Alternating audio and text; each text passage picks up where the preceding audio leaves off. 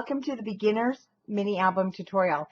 I'm excited to bring this mini album tutorial, especially to those of you who have never created a mini album. So that is a couple of things I want to tell you about the video.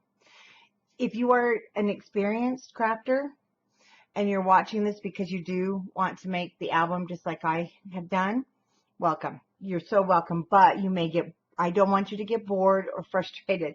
That is why I chose not to do this one live. That way you can fast forward through the parts that you don't need the extra help in.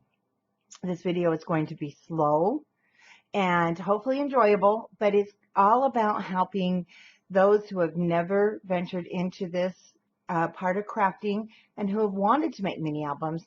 There's a lot of great tutorials out there. So I'm just thankful that you chose mine.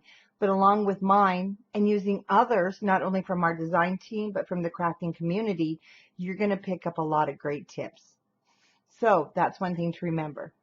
Even though I'm going to show you how I created this album, it's my style of crafting. It's not right and it's not wrong, but it's what works for me. So you are going to find what works for you. And we all have to start somewhere. And it's always starting with basically that first tutorial, or maybe it's not that first tutorial, but it's the tutorial that clicked and really made us think about, wow, I can do this. It just turned that light bulb on. We all have had those moments.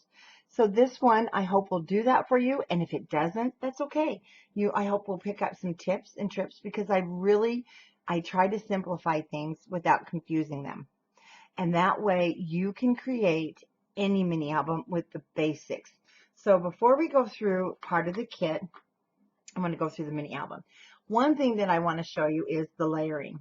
I get a lot of questions that the covers are your hardest part. Layering is fun, and that is why inside of your kit you were given either round or square foam dots. They all work the same, but they give you that layered effect. Then on the spine, again, I've used our foam dots, and you'll have the red. There's 2 black ribbons and a red ribbon in your kit that you can also change different sizes if you don't want to use these. I don't have mine cut, but you'll see that I did use them in other parts. And of course, your really thick one, which, well, it's not super thick.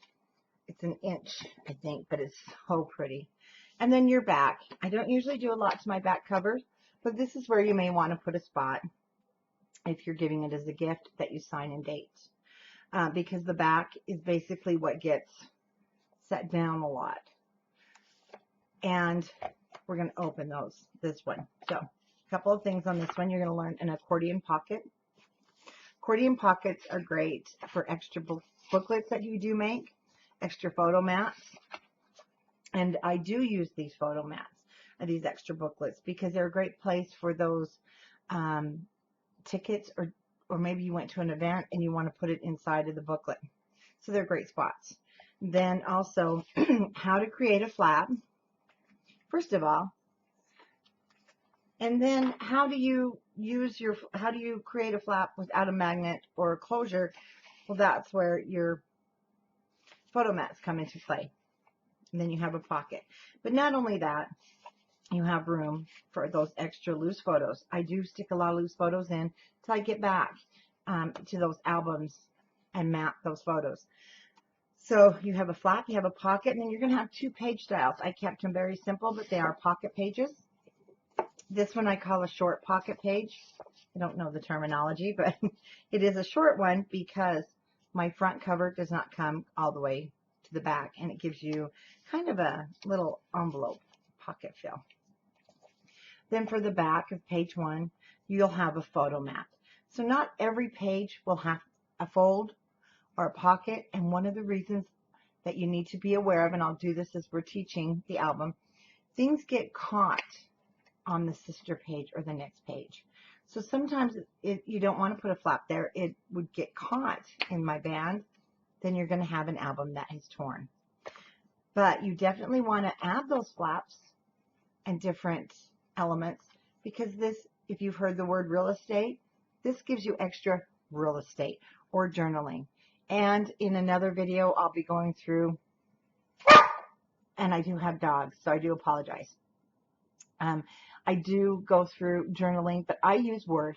I type up my journal spots, and then I add them to my albums. Again, this is now just a full pocket page, full size. So you'll have 2 of those. So we did 2 and 2 on this one. Then you have a flap. And I also did this flap to show you don't always have to have a magnet. As long as you're putting the paper and different stickers on top, especially chipboard elements, are heavy enough to hold that down. Pockets. So we're going to do a pocket now that just sits on top, because they're a really fun place when you're just looking for tuck spots. And I'm sure you heard that word, tuck spots. This is that short page.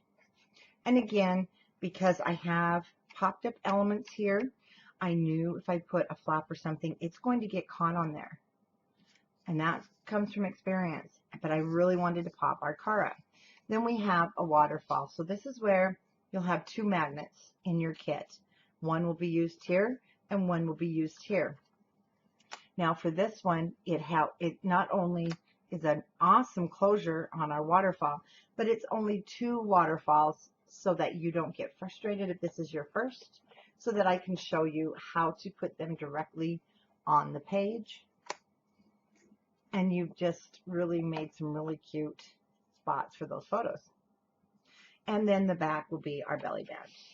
But belly bands don't have to be boring, because again, with those foam dots that are in your kit, we're going to be popping things up again down here, and we're going to be layering to give you a really dressed up belly band. I just love this paper. So excited to use it. And then on our back cover, again, we have things that are popped up. Therefore, they will get caught. So that's things that you need to be aware of when you start designing, if you go to that route, designing your albums. Then we have journaling, if you like, or photo spots. It can be used for anything. And excuse me. This is where I've used the smaller black and white check. I use some of the red right here. Again, you can use them.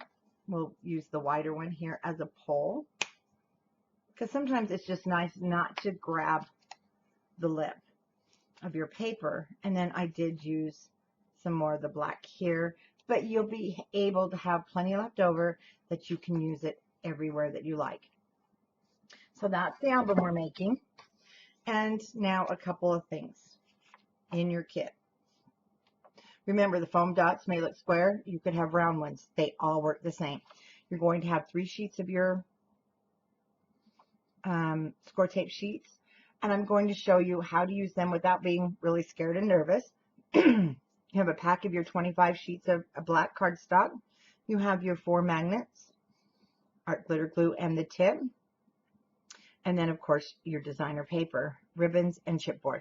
So again, I want to emphasize, we're going to go step by step from putting the glue tip on your bottle. So if this is something you're not interested in, and I am doing a lot of talking here in the beginning, then you can fast forward through. Okay, on the back. So your kit includes, and there's some things you're not going to see because I will bring those out when we get to those parts. But you will have your pre-cut chipboard.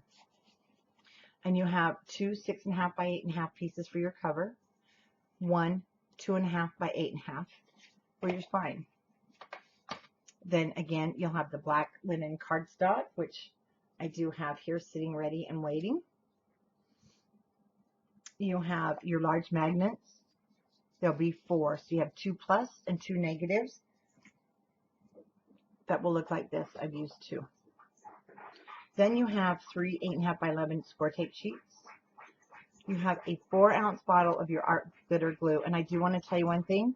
We're going to put the tip on if you haven't already. But if you are in a basement or it's chilly, please take it upstairs and make sure you shake it during the cold months.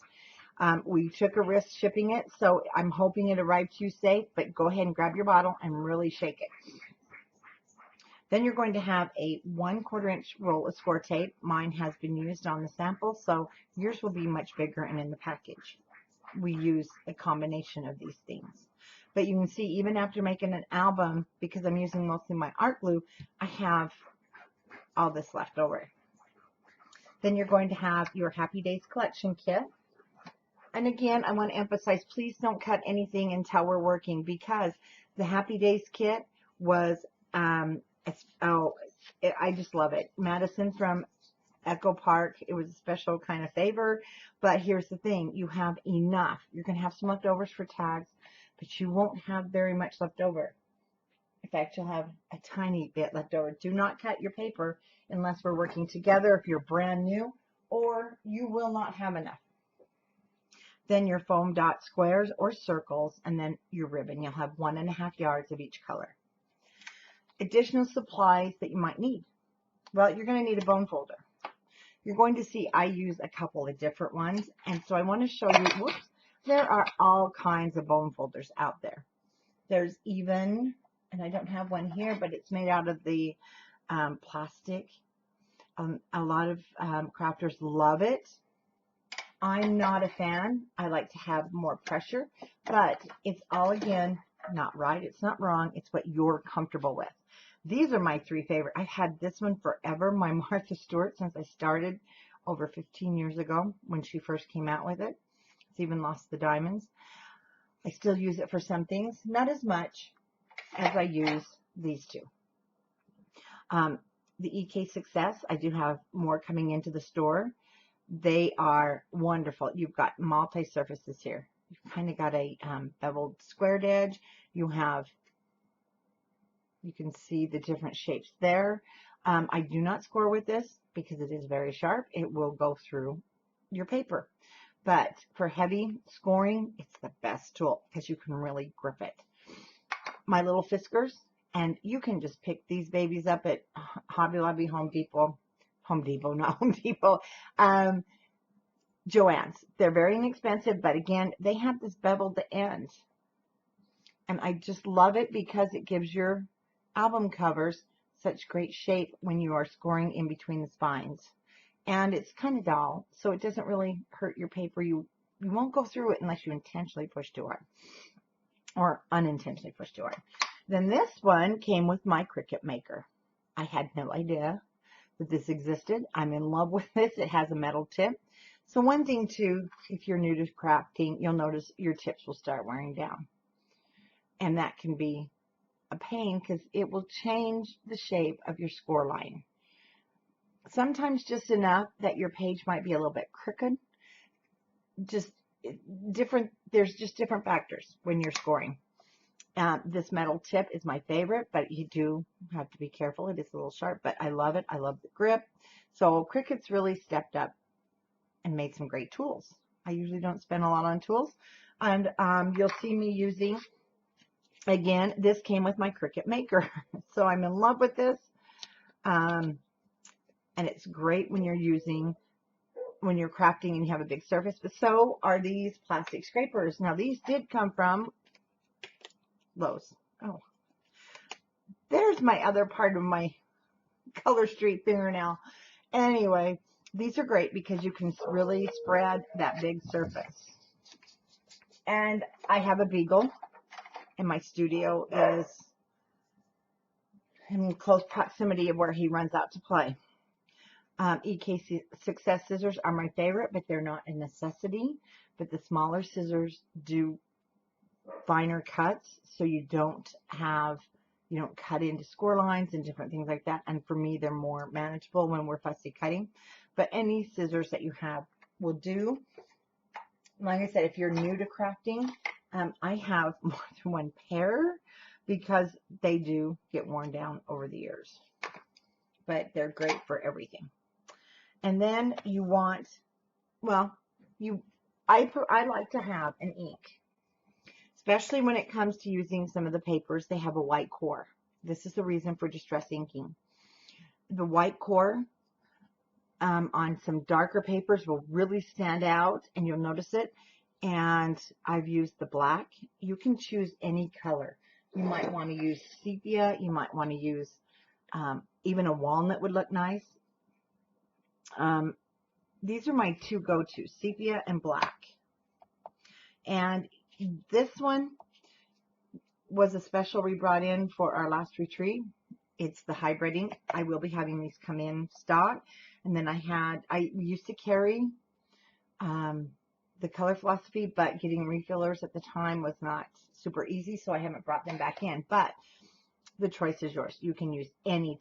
Tim Holtz are great, or you don't have to use any at all. A dauber. These are fabulous. Foam pads, or you can use the new makeup brushes, anything you like. If you're going to be distressing the edges, I will be doing all this with you. So like I said, this will be kind of boring. So I kind of want to break this down. So the first 15 minutes was us talking, and then we're going to go into creating our cover step by step using this, and then we will go into decorating our album and finishing it so that you have an idea of what we're doing. I will be going step by step with each picture. And then on the very back, you also have a guide. And it's going to be on the back of number 9. And we're going to start with picture index number 1. Before we start, though, I want you to grab your glue bottle.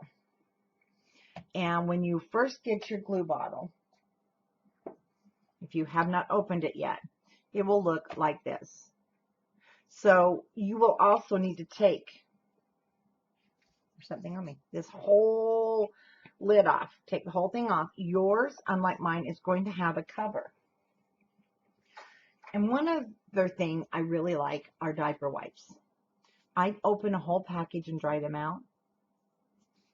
And then they're best cleaning tools, and you can use them over and over again. They last a long time. One package, I buy the Costco brand. I haven't tried any others since Walmart's because I love that there's no lint. There is a little, they are always changing their formula, but you're going to pull that little cap off. Then you're going to just replace that. Take this off, and I do suggest you keep a hold of this. Don't throw it away. You might travel. You might do scrapbook crops. You might go on vacation. You want to take your crafting supplies. This will leak. So when you do that, open your bottle. Put some cellophane over the top or the anything that's going to hold it in. You know, the plastic wrap. Put your lid back on, and then put that black closure on. Now with your tip, before we put it on, I want to show you some cleaning tips. Your pipe cleaners are your best cleaning tools, and I have found being dry is also the best. I used to soak these. Already it's pushing out the top. And then I just bend this in half. You're going to find times that this will gunk up, and it will during our tutorial here. But what I've been doing now is just cleaning this after each project.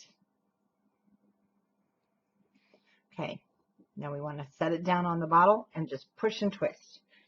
That's all there is to it. Put the pin back in, and now you're ready to go. Okay, one last thing that I'm going to show you that I'll be using, and if you don't have any other chipboard, you can also use a ruler. These are 1-inch strips. I just cut them for my 12 by 12 chipboard. I just cut 2 1-inch strips. I will be using them for my spacers. I love this. And then I just lay my chipboard down, and I know I have 1 inch all the way around. And you'll see more as we cut our cardstock and start doing our covers. Or you can use a ruler. These are so cheap. I mean, they're leftover chipboard, and then you can throw them away. So those are some things that I'll be using. And now we're going to get ready with our tutorial.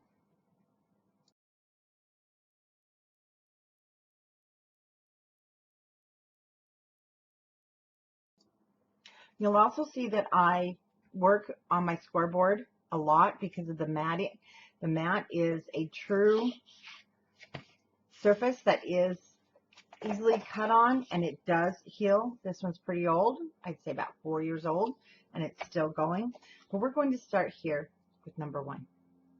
And that is your chipboard covers. You have two 8.5 by 10.5. Your covers are a 1/2 inch wider and a 1/2 inch longer than your mini album page. This way, your pages sit nicely within the cover. They do not hang over the sides or the top or bottom. So that's a good rule of thumb when you start making your own without a tutorial and you're wondering what size should my mini album be. If you want your pages 8 by 8, your mini album cover will be 8.5 by 8.5 as a rule of thumb. Number 2 on your, so I'm going, like I said, I'm going step by step by the numbers. Number 2 and number 3. You want to cut 2 pieces of cardstock that are 8.5 by 11, 8.5 by 10.5, because you want a 1-inch border all around your chipboard for wrapping. My cutter is over to my left. It's very large. It's the Dolly 550, so it won't be in the picture. I'll use my smaller one when we are doing more on the inside. So I'm going to lay this in my cutter. And my first cut, I usually do my small first. So I'm going to cut 8.5, and then I will cut my length at 10.5. So go ahead and cut your cardstock.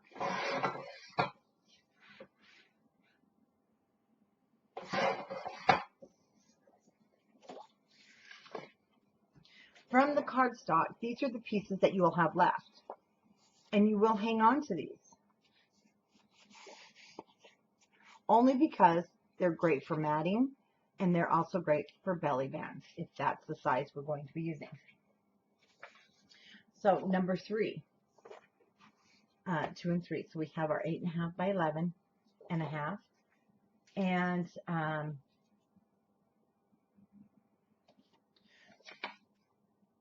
we are going to now add our Scor tape sheets. So I can cut 2 at a time. We're going to take a Scor tape sheet. Again, I'm working on my mat because I'll be cutting. If you don't have a safe surface to cut on, that's okay. You can use your scissors. Now, if you're uncomfortable using this Scor tape sheet for the first time, just fold back a corner. And if you run into some of my old tutorials from years ago, you'll see I taught this even with your Scor tape roll on the roll. What I'm going to do is at this corner, I'm going to lay this corner down. Now, here's the thing. Keep your hand back there so that you can lift it off quickly. Once it's down, it's down.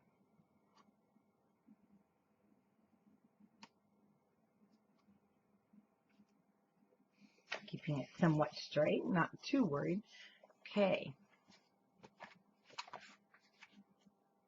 Now, I can comfortably remove the backing, but because this is really sticky, maybe you're not familiar with working with it yet, leave this on, because if anything that this sticky surface touches, it's going to be very hard to get off. So now you can use a box knife. I just picked my Husky box knives up at Lowe's for, I think, $2.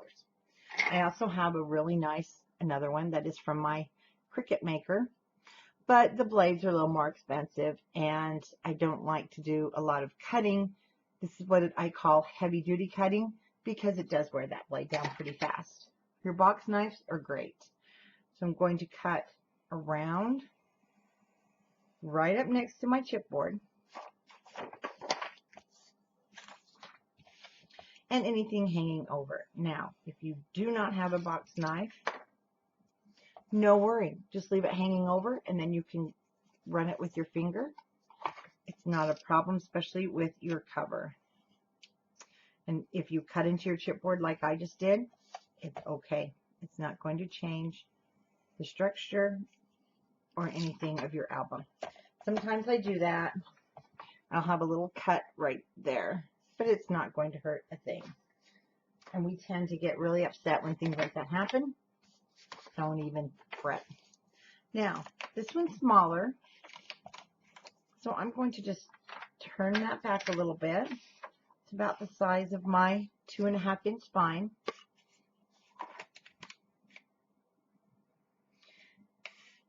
Like I said, this doesn't have to be put on perfect, but it certainly does make your album cover making go a lot faster.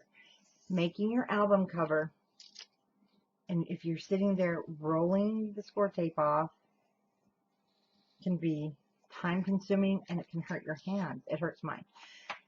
You know, rolling, constant wrist action. Then that can be saved for another time. And I like to use the Scor tape sheets on my covers. I feel it makes a nice, smooth working canvas. Glue is okay, but you will get some streaks. Even though you're going to cover it in paper, this makes such a nice, smooth working surface. Oh, wrong one. Now, we're just going to make sure that's down. We're going to do the second piece. So you'll take your second piece of Scor tape, and again, until you're fully comfortable. When I just ripped mine off, so I am totally comfortable with it, but in the beginning, no, I wasn't. And when you're putting this on, if it buckles or anything, it's okay. If you have any wrinkles in there, it's not going to hurt a thing. Once again, just my corner is attached. Kind of like when you are putting your shelving covers on, if you've ever done that with your contact paper. Now see, I did that on purpose. You see, oh, once it's stuck, see how it sticks? It's pretty tight. So that way you'll see how really tight this stuff is. That means your cover is going to stick very nice. So we will be using this. And if you will have that extra sheet of Scor tape. Basically, I wanted to make sure you had enough in case you had an accident, because they do happen. Okay, we are now covered. We have all three pieces. So that takes us down. We did number 5. When you are comfortable, we remove just the corner. We move number 6. Remove the backing of the Scor tape sheet. Lay the chipboard down on the sticky side. We did, using your scissors or straight edge. Then you can trim it up.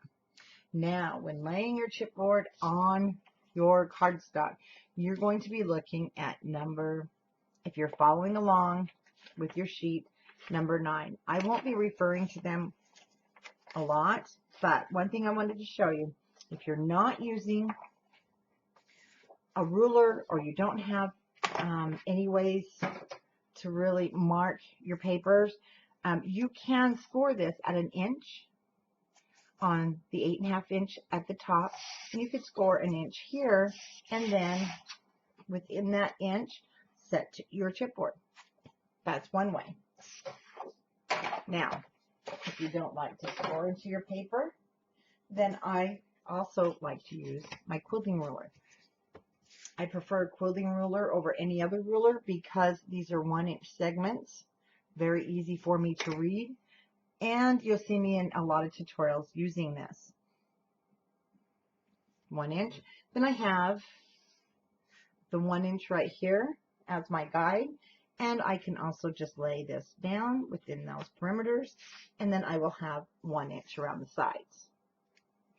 You can also just draw a line. It won't be seen. And you're good to go. The reason you want your chipboard straight, if you wrap your chipboard and it's crooked, say even like so, you're going to possibly get a little bubble there and you're going to be frustrated and it won't look nice. It is going to be off. And the whole idea is you want a professional looking book finish. You want that nice and tight. You want it to look like you really spend a lot of time on it. But once you get used to this, you're going to see how quick it really goes. So I'm going to use my 1 inch strips. Love them. Like I said, When they get worn out, I just throw them away, or you can even use a T-square, a small one. Grabbing your chipboard, and I have to stop myself because I just ripped mine completely off. I know that you may be brand new to your Scor tape sheets, so one thing to notice, oh, that's going to be the wrong side. Okay, so we're not going to do that side. If I rip this all the way off, it doesn't matter.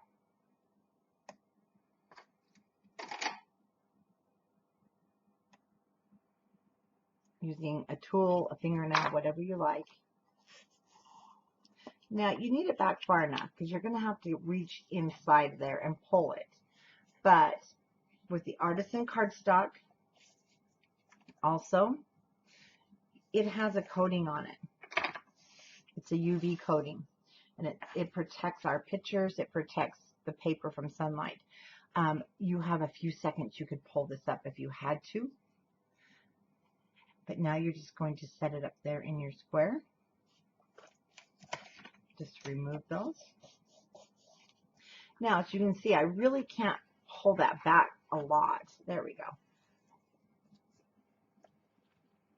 Because I don't want to pull that off very nicely, it comes off. We can throw that in the garbage.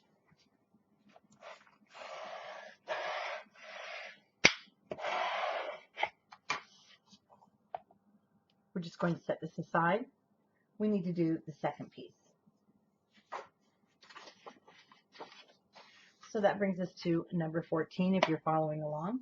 We're laying the chipboard tape side down. And that is on the bottom of page 10. Now when we do the spine, I am going to take the the backing off of my Scor tape all the way so I can show you. I just didn't want to do it on a big piece and frighten you. Sometimes I even get frightened when it's the bigger albums, but using my Scor Pal board, which we do sell at Country Craft Creations, they're wonderful, and this is the mat. And my strips here, I'm pretty confident that it's going to be straight. Gently lift up and get your hand in there. Remove the backing. And no stress. It makes it so easy and actually makes it fun. Okay, number 15. We're now going to fold the chipboard. And I'm going to jump ahead here just a little bit because I do want to put, I do want to have you go ahead and cut the piece of cardstock for the spine before we start wrapping these corners. And it's 2.5 inches. And I'm thinking, did I leave that off? So it's 2.5 inches. Why? We need 1 inch on each side. So 3.5, 4.5. That gives us the 2 inches, and it's still going to be 10.5 inches long. So cut a piece of your cardstock at 4.5. You grab this. On your 12 by 12, I want you to cut 4.5 by 10.5. Now, the second half will be used for the inside on the spine piece. So you'll basically get the full use of this paper.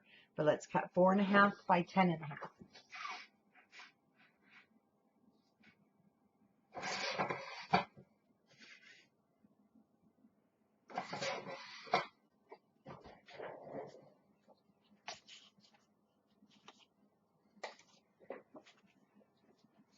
So, like I said, we have jumped ahead just a hair, but we're still within the guides here. I'm just jumping here and adding, I'm going to go ahead and do the spine piece so that everything is ready to go. Again, my 1-inch strips. Like I mentioned, I'm going to remove my whole backing So if you're maybe wanting to try that and you're not nervous now, but it's very sticky, don't drop it. I keep my fingers back there on the sticky at the edge. That way I have something between me and the paper just in case I need to pull really fast. So I'm just going to kind of angle it on its side up to that edge. Just like a puzzle piece. We're done. Okay, let's start with our two big pieces. For this, you do want your scissors.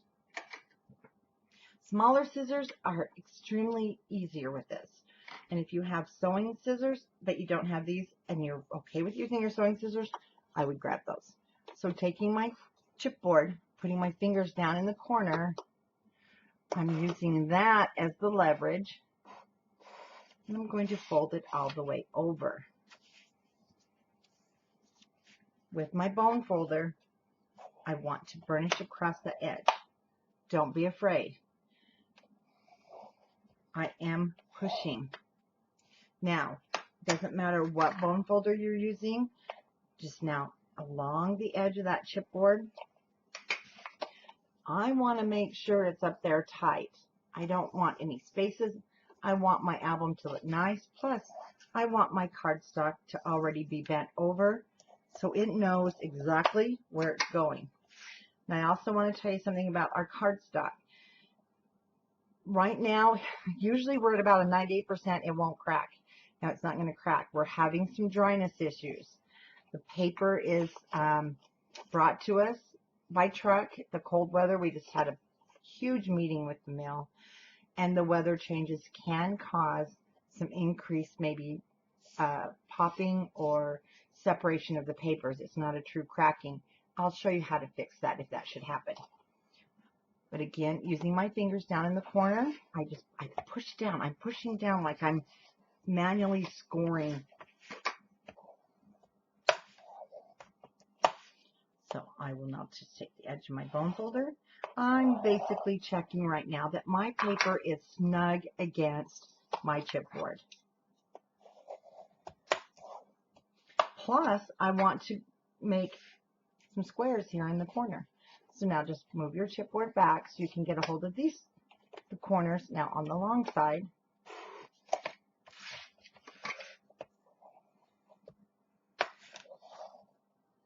Don't be afraid with this linen paper. Don't be crazy, but don't be afraid to score that edge. Once again,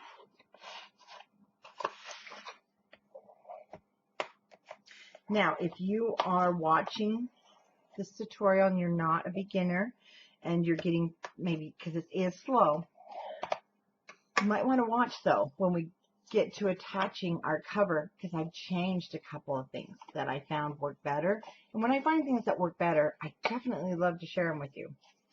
Now on your corners, I'm going to grab a pencil because it shows up on this black paper really well.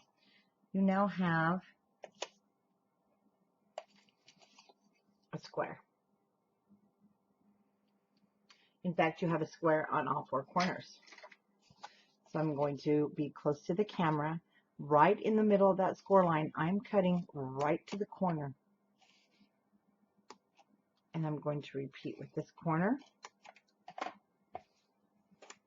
And I've totally cut that square out.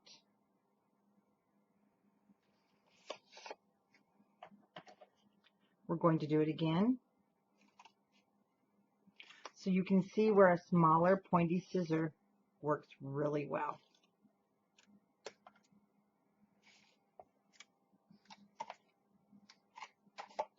Now I'm going to do the top squares.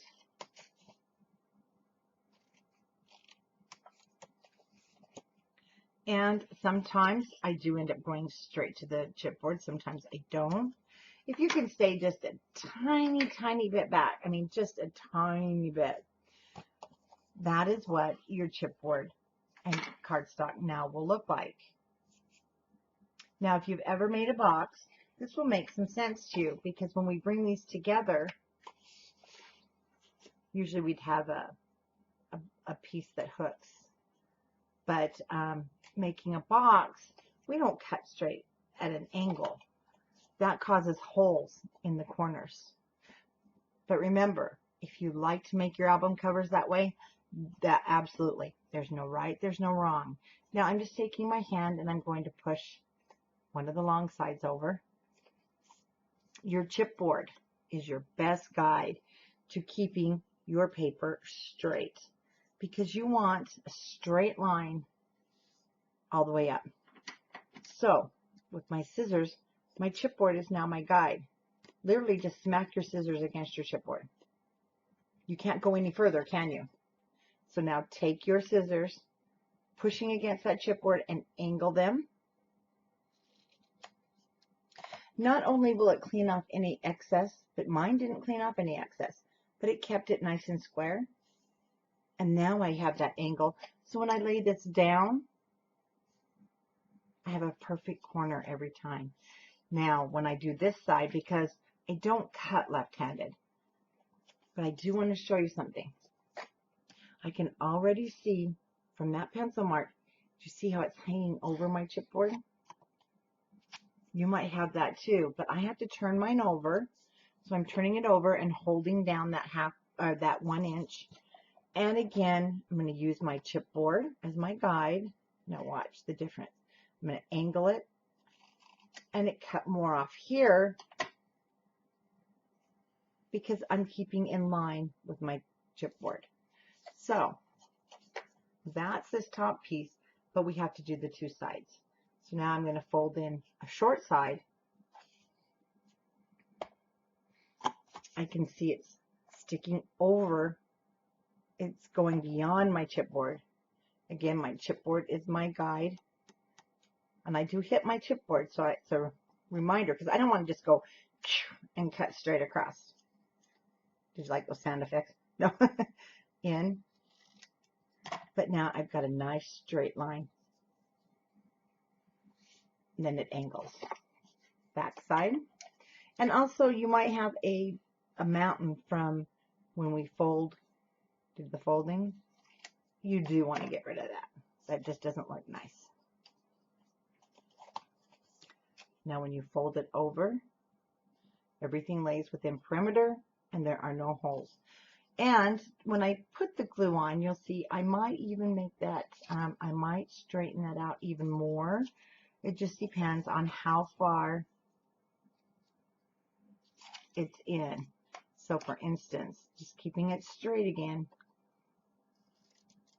but I'm going to take a bigger angle, but see it's still square there because it's that straight line that I created. As long as you keep it, you won't have holes. So let's do this side. Doesn't matter which one you start. I'm starting with the short side folded in.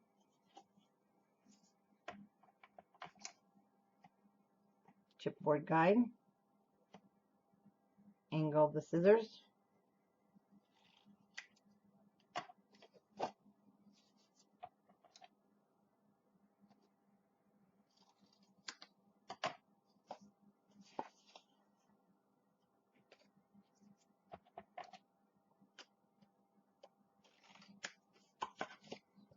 And repeat.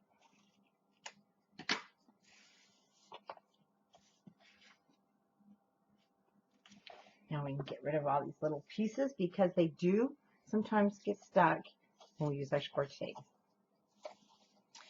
Let's go ahead and do now the prepping for wrapping. One thing that I like to do is use Scor tape. I use Scor tape at the top. I'm going to use Scor tape on the chipboard, but I use art glitter glue here in the center and along the edge of my chipboard. It gives us a nice smooth turn, and it softens the edge so that there's no cracking issues or problems. But also, if you notice, Scor tape is an instant grab, so that helps. But you don't want to get a lot of glue on your Scor tape because it will loosen it. I've seen it happen. It's water-based. It's going to cause some lifting of your Scor tape. So basically, the Scor tape's not there to hold it. the art glitter glue is, because we're going to put it in this space between the Scor tape. And once it's down, the glue is very permanent. Trust me, it's permanent. But this gives us that instant grab and also a little extra hold. And a lot of it is just old habits. This is the way I learned. And I have done it with just art glitter glue. But I do like this. So if this is a step that you want to leave off, by all means. And then even when I make my album covers this way, or I make it the older way, where I have a lot of videos if you'd like to go back to that method where it's all just laid out. It's very hard to get that all in camera, but Scor tape is also a great spacer when you're doing it that way. And I lost my train of thought. It'll come back. Okay, so our Scor tape's down. And when it's down, oh, anyway, you can just use the art glitter glue, but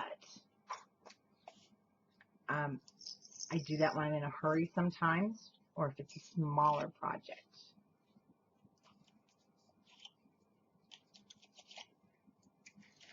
So we're going to remove the backing.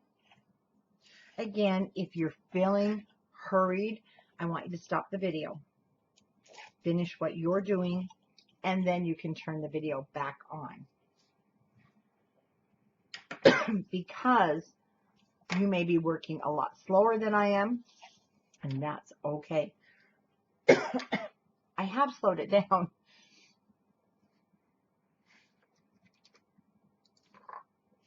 Okay, with my art glitter glue, I'm going to start with my right hand side flat, and I'm applying the glue right along the edge of my chipboard.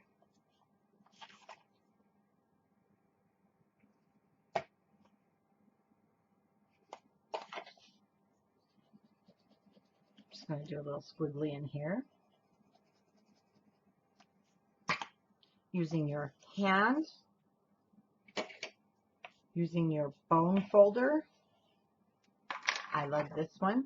Or you can even use your spatula. I am pushing.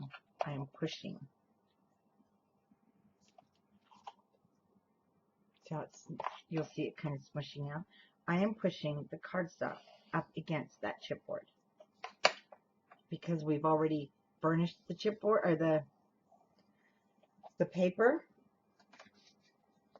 And this is where a dry diaper wipe comes in handy for a lot of reasons. It's smooth. With this, you're going to get oil on your fingers. You're going to have glue on your fingers, possibly. You're going to have glitter. You're crafting.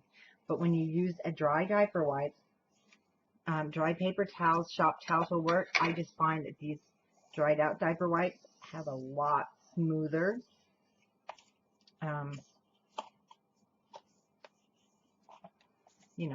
clean up to them. Then I'm going to go ahead and just burnish along that edge again. And now you can see you have a nice, tight, beautiful edge. Let's do this side. And also the diaper wipe is going to pick up any glue that may ooze out.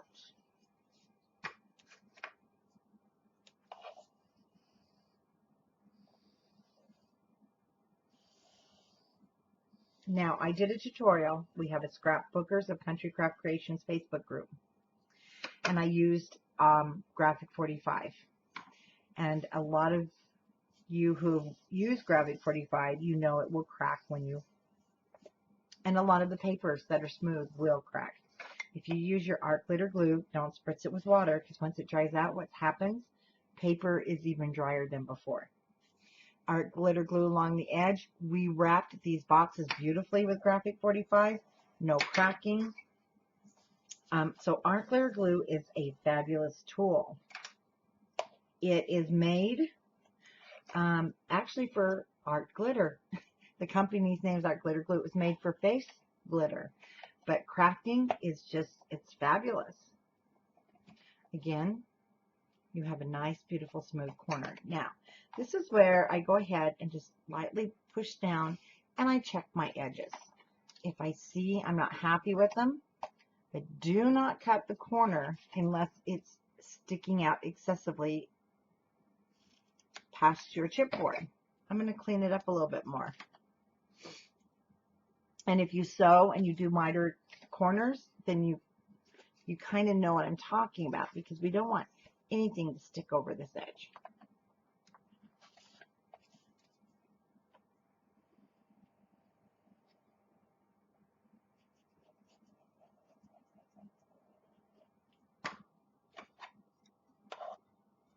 Again, let's push up against that side and down. I have some glue that came out.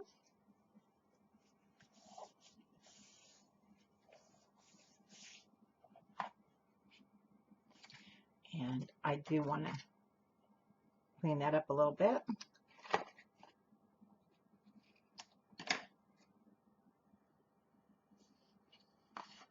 Once you're happy, then you can continue with the art glitter glue and down the center.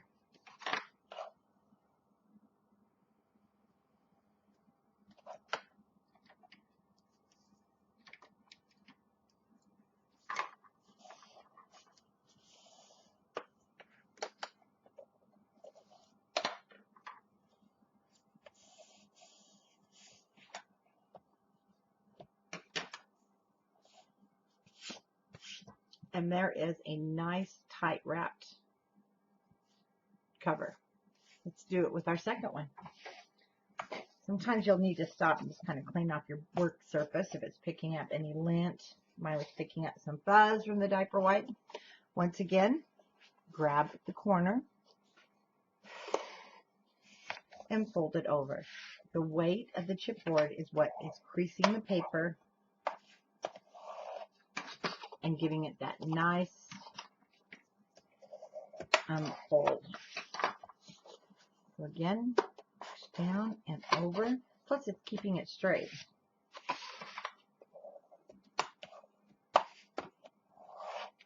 See, if I was to try and just fold this over, you're going to see how different and how hard it can be, and it's not going to be straight. So I always hold it with the chipboard like that, away from me and down. Again, find your comfort zone.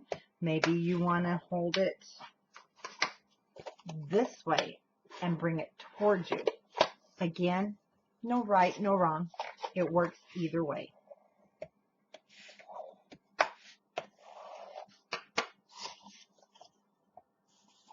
Again, we have those squares that we're going to remove from each corner.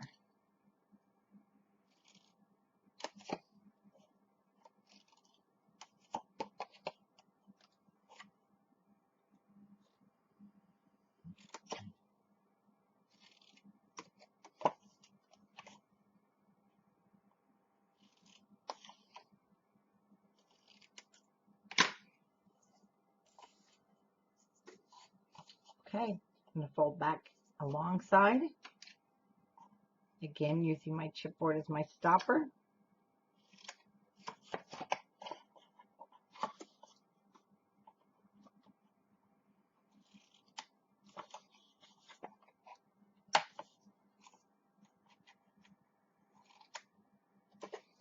Turn mine over. I'm still holding the top down. Okay, I had to go into this corner a little bit because it was sticking way over. Oh, I forgot to cut out a corner.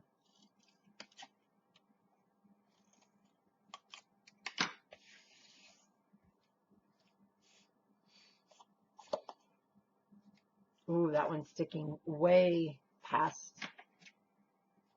the chipboard. But see, it's still left it nice and straight.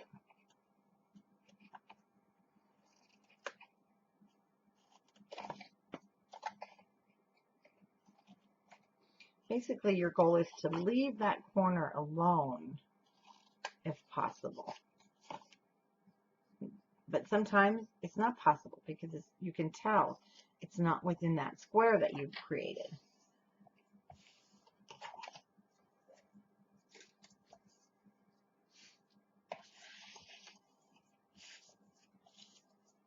Okay, Scor tape.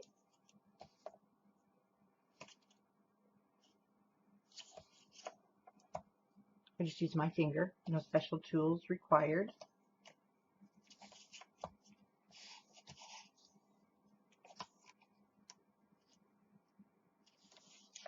So I just put it at the end and pull up. At the end, and sometimes it doesn't work. But that's okay. For me to grab these additional tools or scissors to cut is one more step that takes my time, and it drives me crazy.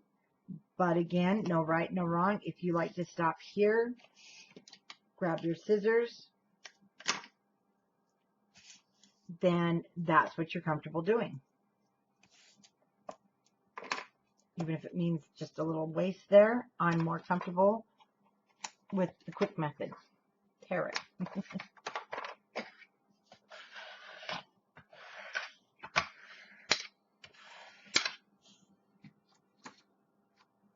Okay, remove the backing.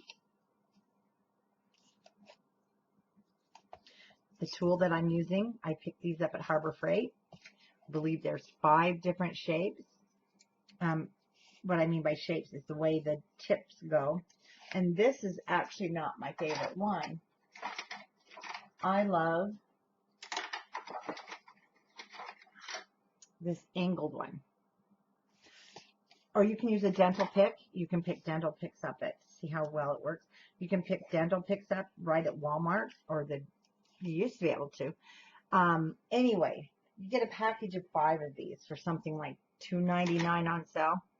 That's why I love them. Okay, I didn't put the pin in, so you may have to clean up the tip of your glue. That's okay. Sometimes you'll have to stop and just put the pin in for a second. And here we go. Along the edge of your chipboard.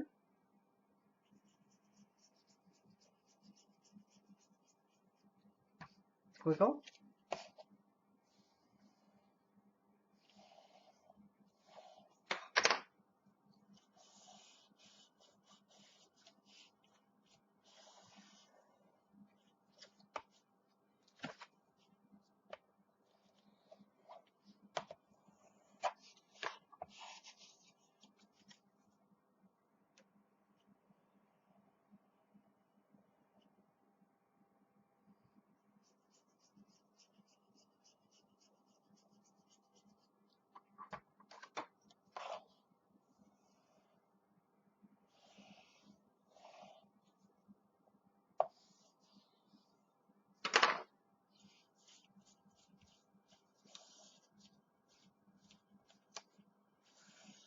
Okay, and I'm just going to double check my fit.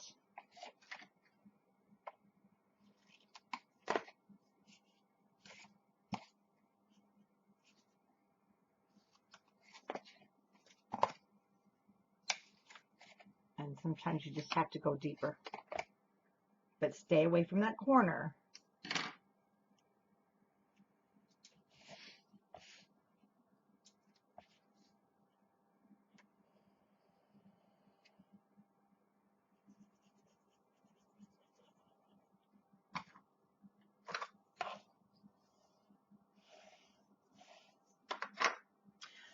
Now you'll notice how easy it will flip over due to the fact you did the scoring, not scoring, but you burnished that edge. And so you're not fighting your cardstock to go over that edge. Now, if you don't have a tool, you can also push up. Or if you don't like to use a tool, go back and forth. You still get somewhat of the same effect. It just kind of has that, it feels good, you know, like you're creating something. You are. I mean, look at this. 2 covers.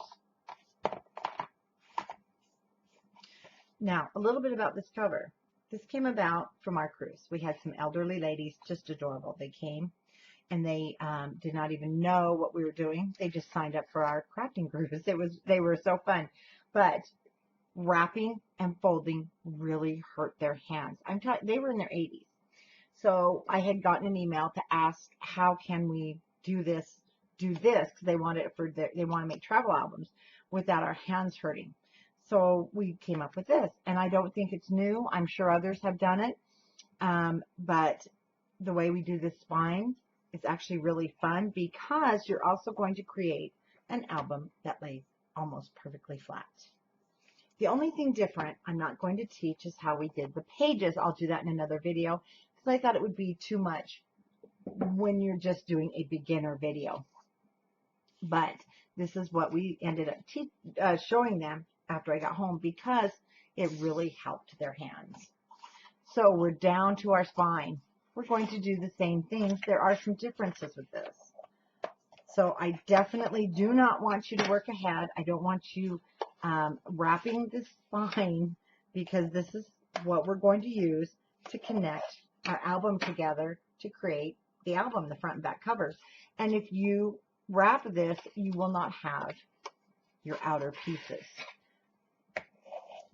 And we need those 1-inch pieces to connect our book together. And we're not cutting out the corners. So on this one, if you've never done it, I would ask that you don't work ahead. So here's something different. I'm turning it over, and I'm going to fold again. And now I'm going to burnish it this way. The reason is we're making a book that opens and closes, opens and closes. I need this to be formed. With the bone folder that's not sharp, I'm holding this up now. And I'm just going to go along that edge, like I'm pushing down. And you'll see now you might get a little bit of that popping, and that's why I'm going to show you what we're going to fix. But it's better to do it now and fix it than after your book's together, because you won't be able to get in there. And like I said, this has to do with the fact we've had some really cold weather. The paper is trucked, so it's unavoidable in the cold weather and no humidity. Right here, you're going to see it. So if you have a fingernail file, you're just going to smooth your edges. And this actually only happens during the winter months. So if you have a heater in your, or space heater, I'd advise that you don't put your paper near it, or you try and run a humidifier. That's what the mill asked us to do. But it's nothing serious. Definitely not like the cracking that you're going to get from other papers. This fingernail file just came from Sally's. It's the coarse 100 grit, so you can also use sandpaper. After all, what is paper? It's wood pulp and other things, of course. But that just smoothed that edge right up. Okay, we're going to open our spine piece. Now, see this square?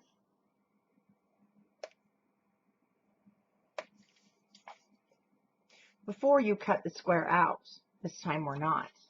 You always want to start here at the top. So from this outer edge to the inner edge, we're going to cut that off. Outer to inner. Before we cut the square out, this time we are not. So I'm going to start over here, and it doesn't have to be perfect. I'm just going to go up to that score line. Turn it around. So here at the top, now you're going to go to the bottom.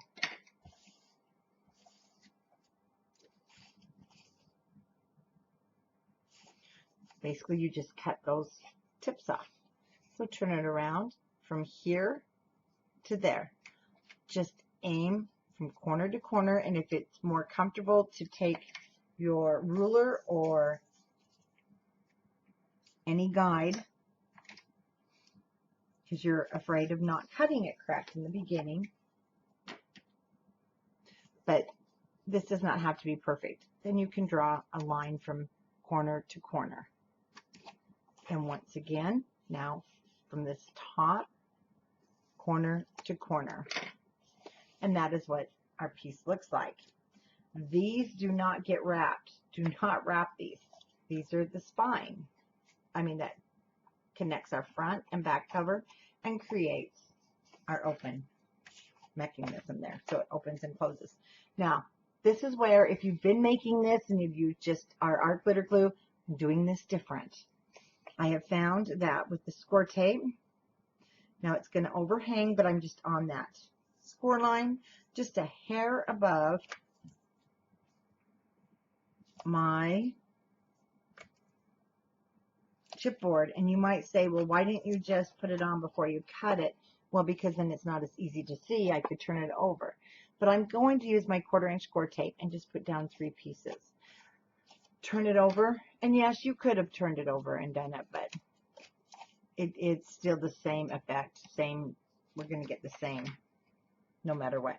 Scor tape is more flexible than our art glitter glue. And I have found that this is actually favorable because of the flexibility of the Scor tape, but we're going to use some art glitter glue right along here again. And it's still going to hold really well because you've added some art glitter glue there.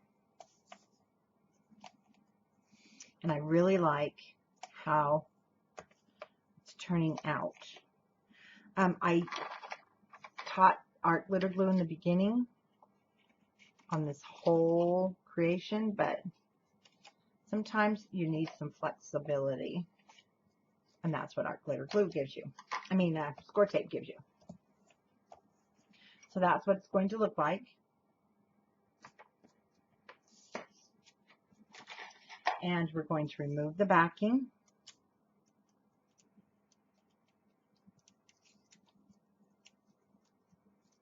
From our Scor tape, and I'm going to remove the backing here.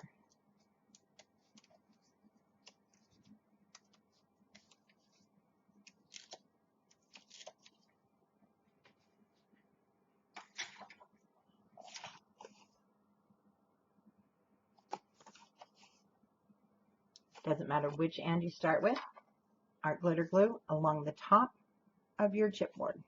Oh, there it's coming.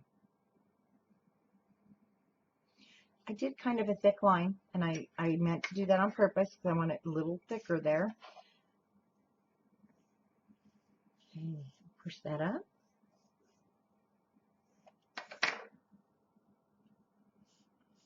That's going down first.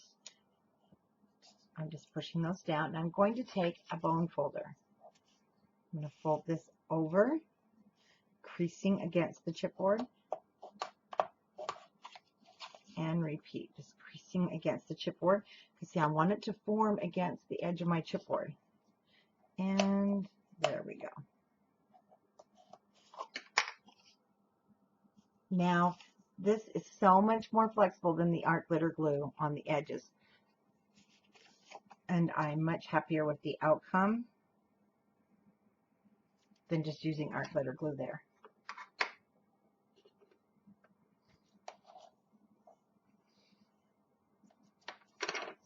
And over.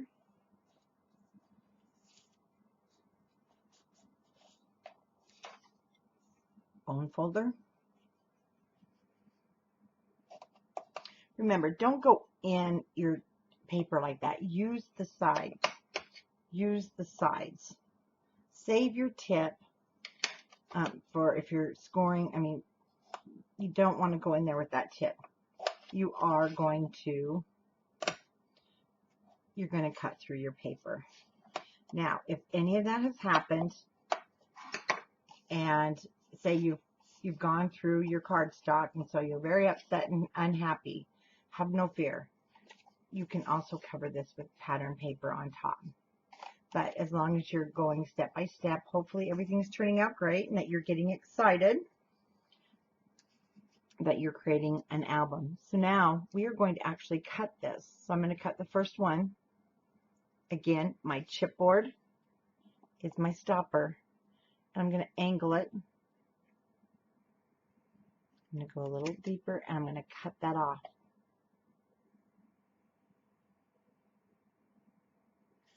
I'm going to turn it over because, again, I'm not left-handed and I don't want to cut. You could cut from there to there, but I like to use the edge of my chipboard as a guide, right up there on the score line, and cut.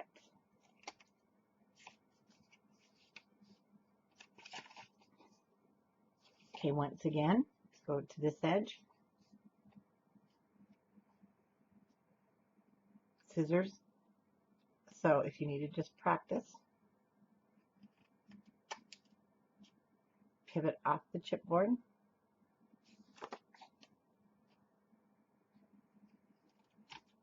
And repeat. Now, if you need to stop the video and rewind it and watch that again, absolutely. Okay, I'm going to turn this over. Make sure everything is stuck down. Okay, let's turn it over and then just gently reform this.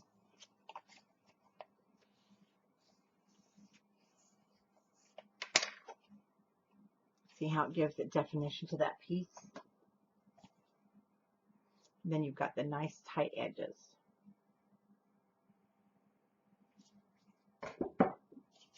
I'm going to move my scoreboard and do clean up any scraps, because if you get it stuck on your, it's going to mess up your binding, it's going to bubble and it's going to show and you're just going to be so unhappy. So it's worth taking a few seconds. And when you see designers that are doing videos and they're cleaning up, there's a reason they don't want it to get stuck in their project. Be patient with them. Because they're teaching you how to do something fabulous. Did you ever think you'd just sit down and make some books of your own? And once you do, I'm telling you, it's an addiction. This is, again, another change. I'm going to put my score tape. So if you've seen my other videos, I used all art glitter glue. And I was okay with the outcome, but not 100%. Now, where this edge of your chipboard is, stay just about 1/8 of an inch. So, also, I've got a little bit of hangover there, 1/8 of an inch. So, you're not comfortable yet, just eyeballing it. What is 1/8 of an inch? On your ruler, mine happens to be 5, 6, 7, 8. So, my ruler here is 1/8 of an inch ruler. There are also 1/16 of an inch rulers. Most of your cutters will be 1/16 of an inch. That means each dash, you count 1, 2, 3, 4. That's your 1/2 inch. So that very first one, because this is 1/8, and you want 1/8, it's that very first one. So if you need to lay this down to get an eyeball view, or you want to lay it down and mark it with a pencil. Now, if you're using a ruler that is 1/16 of an inch, it's going to be 2 dashes. Mine's just 1 because I'm using 1/8 of an inch ruler. For instance, my cutter, so we're just looking at the number 1. My cutter is also 1/8 according to the big line, these thicker lines, or it is a 1/16 according to the half dashes, I call them. So that'd be 1, 2, 3, 4, 5, 6, 7, 8. But now if we count these little tiny half dashes in between, now you're looking at 1/16 of an inch. And that is how you read the different rulers. Or once you're comfortable with crafting and you start eyeballing it, you're just going to know, oh yeah, that is about 1/8 of an inch. It doesn't have to be perfect. It just needs to be pretty close, and it needs to be away from the edge of your chipboard or it will show.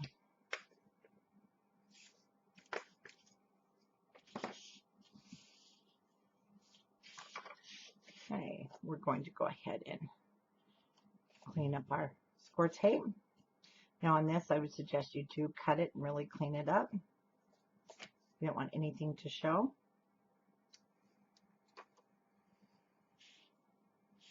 Now this is going to be different, so I'm going to show you.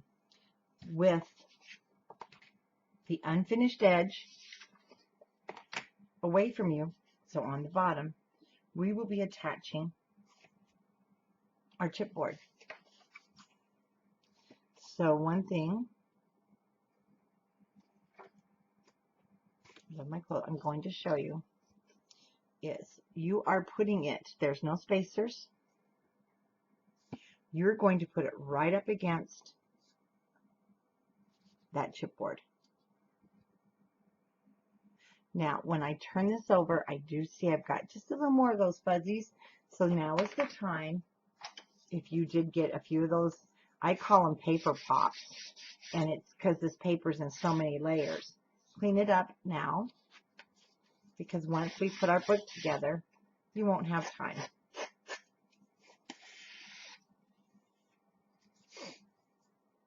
Like I said, that's kind of a frustrating thing that we deal with in the winter.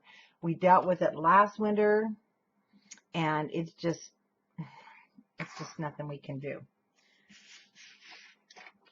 Temperature changes, different changes in humidity, because the paper comes from a mill where there is a lot of humidity, and then it comes down here to us in Utah where it's dry, and it's trucked in the cold. Okay, I removed all the backing.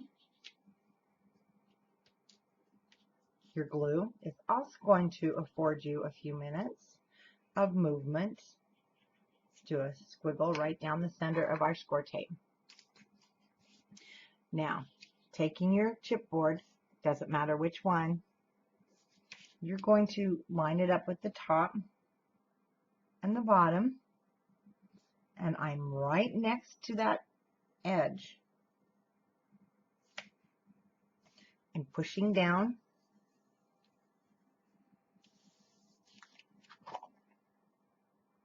and I'm going to turn it over gently so that I can burnish this side.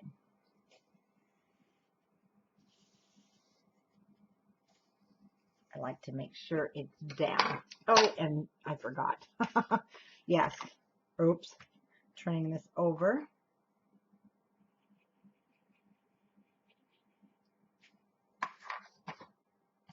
And I will repeat, and I'm going to basically match my chipboard top to bottom.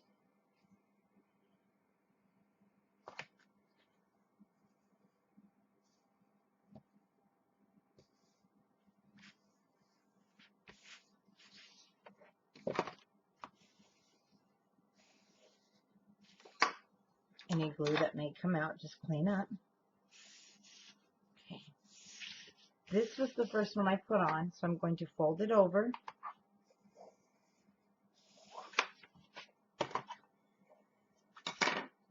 Wow, this one.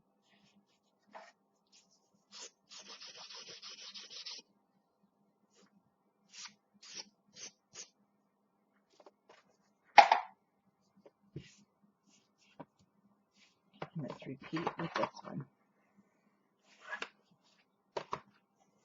Like I said, take the time to just clean up those edges if you need to.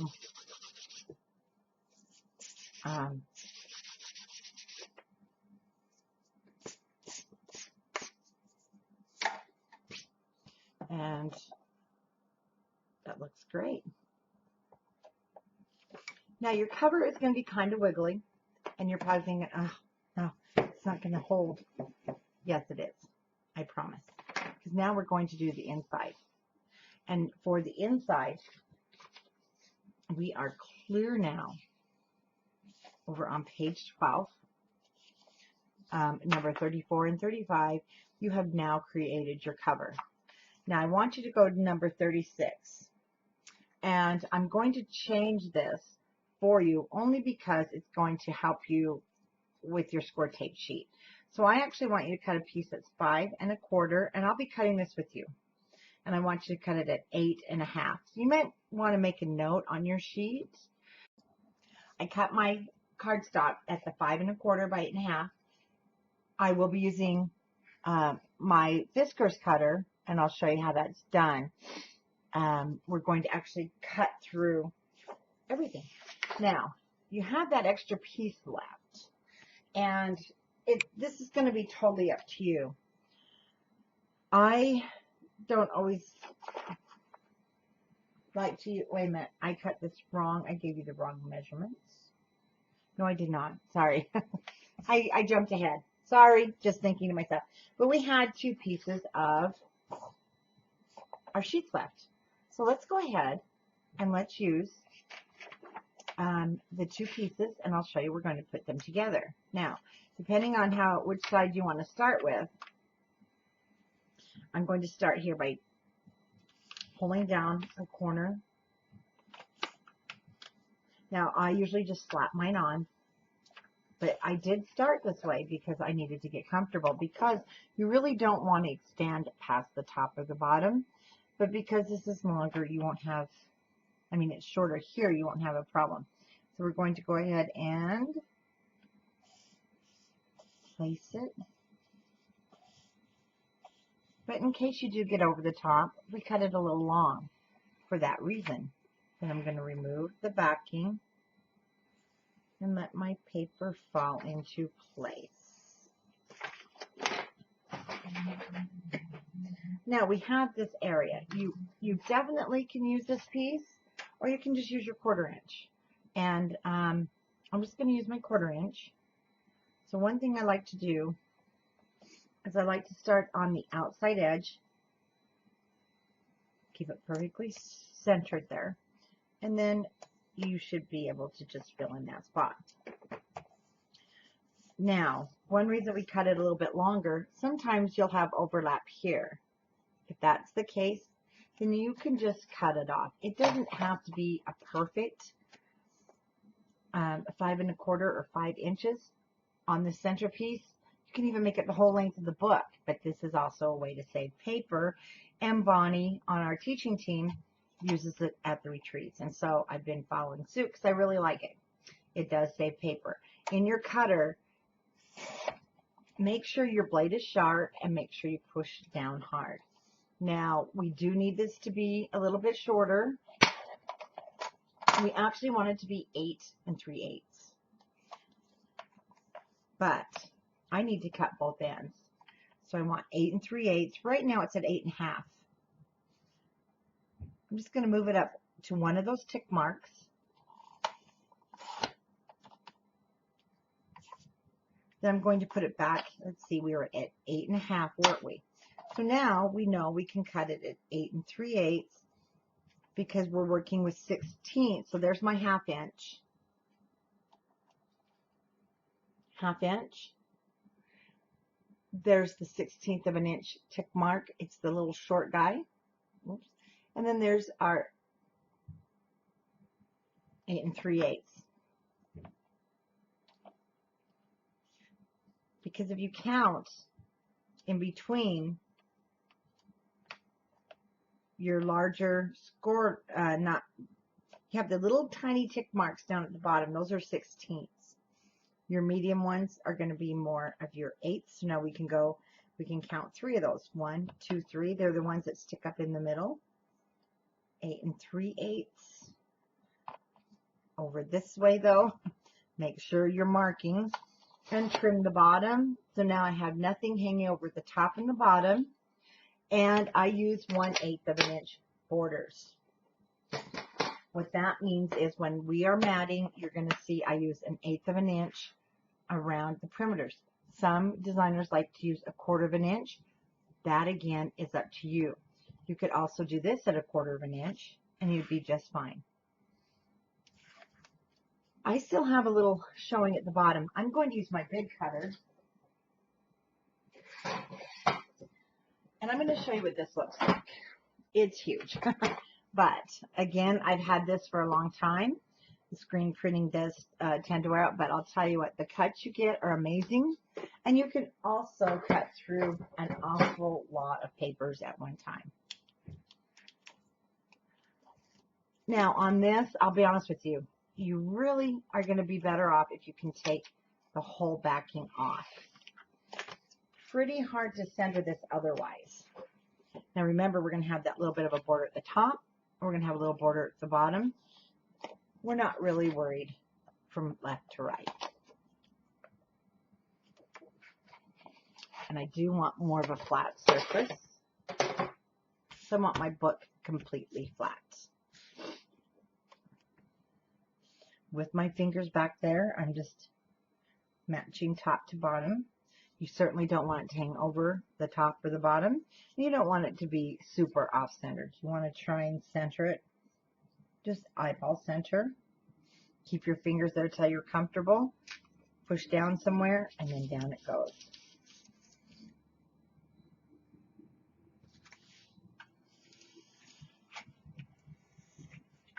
Now, whatever you like to use. You're going to notice it's pretty thick right there because we have that 1 inch space. What we're doing though is we're just going flat. Don't try and form anything. I thought I turned off all my phone notifications. And don't try and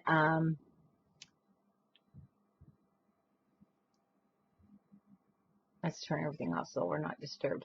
We don't want to form this yet because now, see, this is pretty stiff. Flat surface. You can even just use your hand. Now, we are going to take our finger where the fold is. There. When you lift up, see, you're going there. You'll start seeing it form. This is where this whiskers comes into play. I love this. It has a flat, kind of beveled bottom.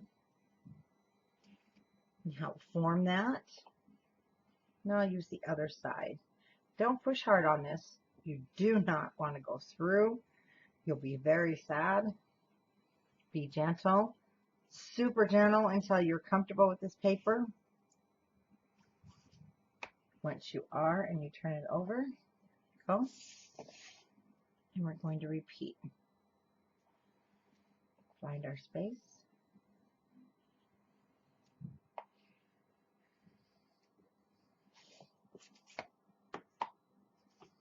Okay. And there is the cover to your mini album. Pretty fun, isn't it? So if you've gotten to this point, you've got to be pretty excited. And now what we're going to do is we're going to create our spine.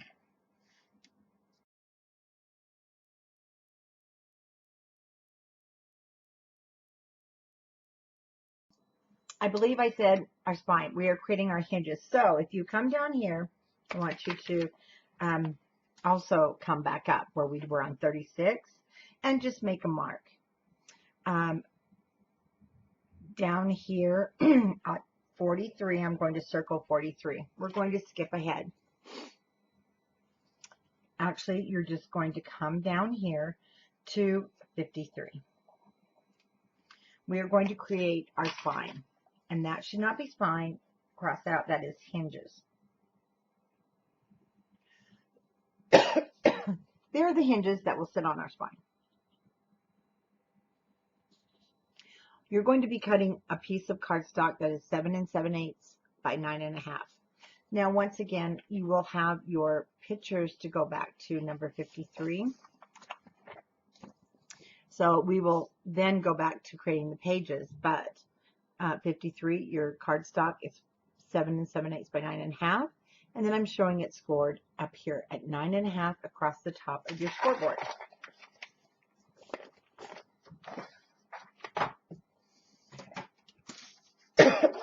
Now, as we get ready to score this, I'm going to show you a couple of things. I do my hinges where I have a 1/4 inch. I call it a 1/4 inch lip at the beginning and a 1/4 inch at the back. And let me grab one of my heavily embellished albums that I did for the December daily. So I will also be doing a 2020 December daily, and I'm still in the process of putting this together. So I do want you to look at the hinges. If you notice something, because I start with a 1/4 inch here, and I have a 1/4 inch back here, I have space. Okay, I have space if I want to really embellish this, because look, I have space between the cover and that page. If I was to take and lay my hinges over this area here. Sometimes you'll see hinges made with wings, or there's a lot of different things called. That puts my pages right up against my book. You may see some of those alligator books. And if you have been following me on Scrapbookers, you know my December daily is thick. Look at this. I've got some super thick embellishments. I've got some super thick cards that are popped up. I have some very, very bulky things in here that tons of Christmas cards and tags. But, for instance, all those bows. But because I started and end with that 1/4 inch, I have now created space for my covers. And that is the reason I do my hinges this way. You, of course, can do them any way you're comfortable. But see, I still have room. I have tons of room between this cover and the back cover. So I may want to go back in after this tutorial. I didn't do it here because you probably don't have the same flowers. Maybe I want to add from my stash some leftover flowers. I can do that now because I have room and it's not going to smash my whole album. And that is the reason I do my hinges this way. Now, another thing, 1/2 inch gussets are a must with our albums today. If you're doing just a journal, you could probably get by with a 1/4 inch. 1/4 inch is not enough to give you room for flaps, embellishments, and different things. Because once you start adding photos, that album bulks up really fast and it gets heavy. You need that 1/2 inch. Now, also, you may want bigger pages, so you really do need that 1/2 inch. But one way that I keep this straight, because when I do 4 hinges, and this is another good rule of thumb, when you do 4 hinges in a book, I know my paper is going to be 9.5. It doesn't matter if my album is 10 by 10, but it has 4 pages. I know I need to cut my paper at 9.5 because this is the way I'm showing how to do it. But if you have different 3 pages or 5 pages, then you, of course, would have a wider paper. My pages are 8 inches wide. 8 inches long. So that means I need a piece of cardstock that is 7 7/8. I want my cardstock to slide into the pages. I don't want to cut any corners. I don't want anything like that showing at the bottom. I want it to slide all the way into that page. And you'll see it'll slide nicely. Once in a blue moon, I have to do some mitering if I've messed up on my measurements here. But let me show you. So here we have a finished page, but it's a pocket page. My hinge is on the left-hand side. Now watch this. So it's going to slide in there. It's going to be just a hair tight. A couple things it's going to do. It's going to create a hinge. Now see, I'm glad I'm testing this.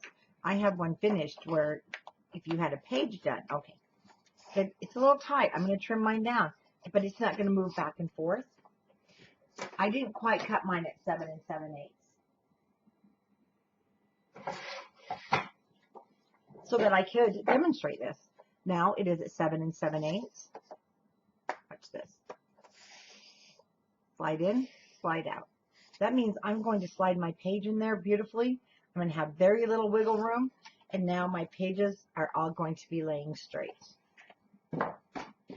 Okay, now you have with the Y's. Now we're going to do the scoring. Another thing I did, you have your scoring right here on number 54. And I always score these last two, and the reason being I got sick and tired of getting down. I'm scoring. Oh my gosh, I forgot my last score mark. So from now on, I know what my last 2 score lines are, and I score those first. And our first score line is at 7.5 and 7 3/4. Now with the artisan cardstock, you may have to go back. You'll know how the paper's doing. Just don't go through it. If you do, you have enough to cut another one. This means this is where I'm going to stop. There's my 1/4 inch. That's what's going to wrap behind. I don't use any tie back or anything extra, and I've never had an album come apart. In fact, I just saw an album that was given as a gift. Someone had mailed to my friend, and it had tie back, and it fell apart. So I fixed it. The whole page came out. So tie back, if you love it, use it. If you don't, that's okay. Don't feel that you have to run out and use it, because I'm not sold on it. So 7 1/2, 7 3/4.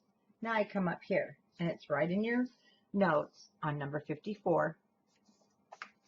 Now I know this is backwards, but I always like to know where I'm going to end.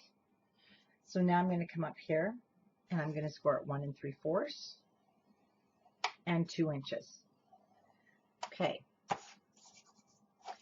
If my hinges need to be longer because I have more pages, of course, your ending is going to change. My beginning never does.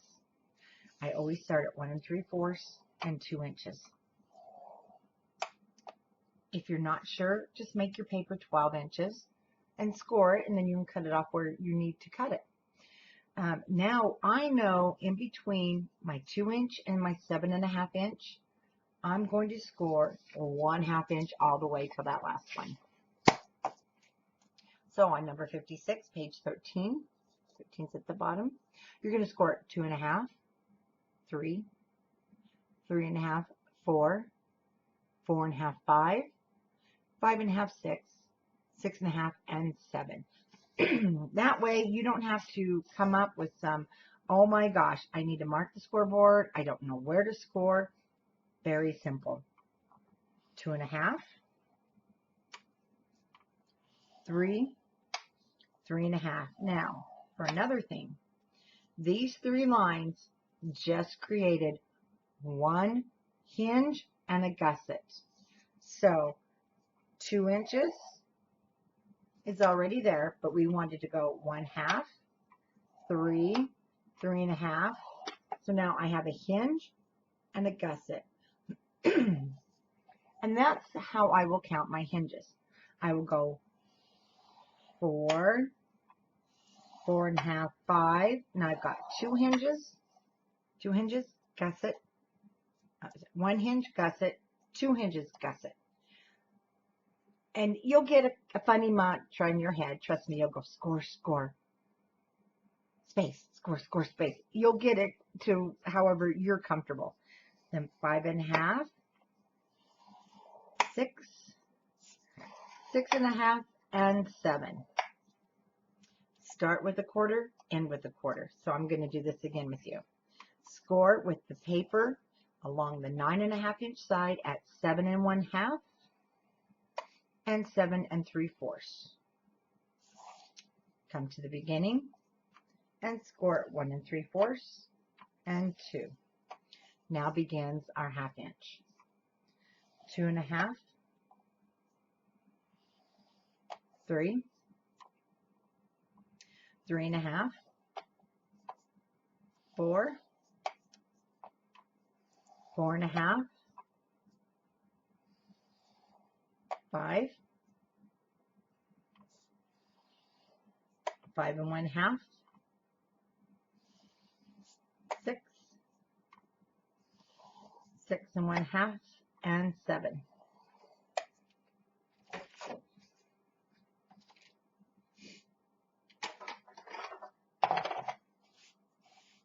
You know, I was using a blade, and I shouldn't have used the blade on my scoreboard. I'll have to clean that up. Yes, the razor blade. Okay, we have a 1/4 inch on each end. These can be little boogers with this heavier paper to score. So don't go like this trying to shape them, because it's not going to work. Use the weight of your paper like we did with our chipboard. There's that first 1/4 inch. Pushing back on your paper, form it, burnish it. 1/4 inch is right there. And now leave it. We're going to do the opposite end. Same thing. Kind of using your fingers to push where you want that to go. Okay, beginning and end. We have a 1/4 inch there and a 1/4 inch there, and it's wrapped to the back. Okay, now you have a score line right next to this one. So I'm going to call this my second score line. You have 1/2 inch, score line, 1/2 inch. We need to pinch those together to create the next, our first set of hinges. So turn this over. Can you see that score line? You've got one that you have not burnished. The next one, you're going to burnish it. Okay, I fold that in half. And I burnish that really well. I pick it up, pinch it, and I'm going to push down. See, when you push down on the score line to be where that 1/4 inch is, run your thumb in there. Then you're not trying to create a straight 1/4 inch edge. Trust me, it'll drive you nuts trying to.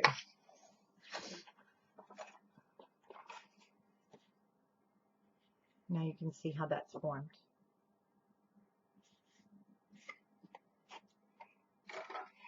Okay, we have our first hinge. We have those two are pinched together. And if you are just new to this, one thing that I did when I was beginning, I made my hinges and just stapled them. And then I kept going, so I had a visual. You'll find what works for you. Clothespins, sometimes I do grab my clothespins because I've missed a gusset. So this next one is, we've pinched together. This next one's a gusset. We leave that alone. Then we come over to 2 more 1/2 inch, so 2 fingers. We're going to pinch that together. I'm going to pinch it so you can see. There we go. But I always turn it over, and I continue forming it by pushing down against the paper because it creates that edge for me. Okay. And I'm going to open it and continue pitching and fold and fold. Again, find what works for you. For me, see how this keeps it straight? I know it's straight because it's laying nicely in that 1/2 inch gusset when I burnish it. And burnishing it is really what you need to do to create a flat. It's just like a box. If you don't burnish it, you don't get a square. If you don't burnish these, you don't get a nice sharp hinge. So we now have a gusset right next to those two that we pinched together. And these next two, we're going to pinch those together. Again, I'm going to pinch them. I'm going to lay it down however it goes the easiest. I'm going to burnish that. Then I'm going to open my paper, pinch them together, and push down against that first score line. I use my thumbnail in there a lot. Then go back and forth and back and forth. Again, if you want to burnish it at this point, I like to, because I like to see that I have a straight line inside of that gusset. When my hinge falls over, okay, we have 3 hinges. So now we have a gusset again. These two are our last two because we have 4 pages. And remember, we have a 1/4 inch score line there that we're going to be forming just like we did the first time. So just push it down. There we go, until it takes shape.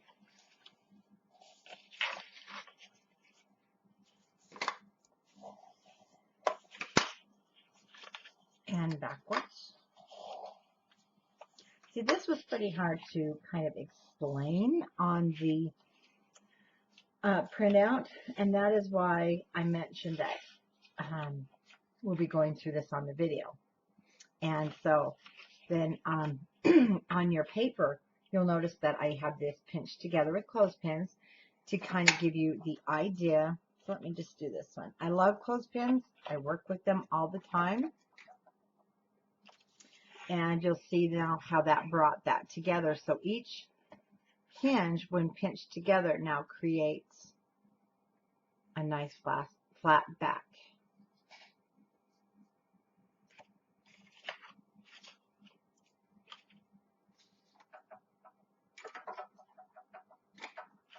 Now I'm going to turn this over, and I'm going to pull it open. You'll notice it's like an accordion now, and it looks like this on the side. So when I lay this down, inside here, I will be using my art glitter glue. I love glue for my hinges. I know it's permanent. Excuse me. I know it's permanent, and my hinges are going to be strong. And I'm just putting the glue tip right down in that crease, right in that crease, and then up on the sides. Don't get crazy with your glue. Okay, and I flatten mine a little bit, fold it over. Don't worry about, you could smash these and you're not going to damage your hinges, so don't be frightened of your paper. Again, let's really burnish that. You might have glue come out. That's why I like to keep a dry wipe of something, preferably the diaper wipes. Okay, pick this up, and once again, back and forth and back and forth. There's your first hinge.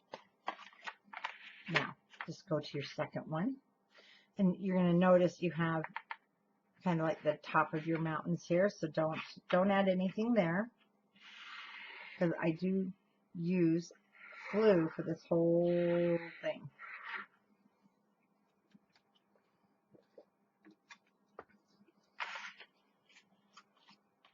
Now, if you like to use Scor tape,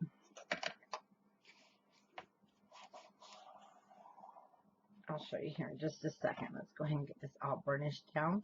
And because it's important, you want to get this all burnished and smashed together while your glue is wet. Okay, and then I'm going to fold back and just push down on that first hinge. It'll go flat. So if you are one that likes to use your glue, I mean Scor tape, I would have Scor tape at the top of these. Then I'd have Scor tape here. I would skip one, Scor tape,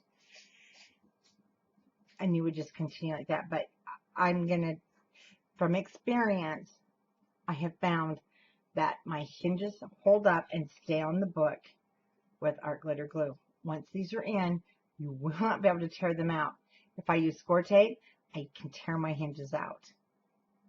Scor tape's great, but on some areas, ever since this has come into my life for years, this is what I use. But you use what you like. My thoughts are, I'm creating something that I want to last, so I'm going to do everything possible, well, to use everything that is going to help the creation last for a long time.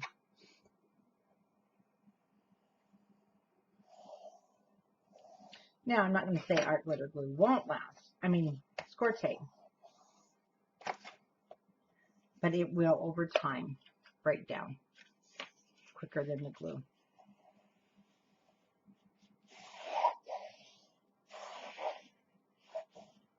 Okay, see, I really burnish them. I'm smashing them. Don't be afraid.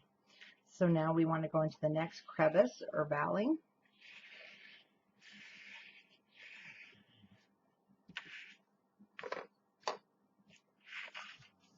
Fold that over.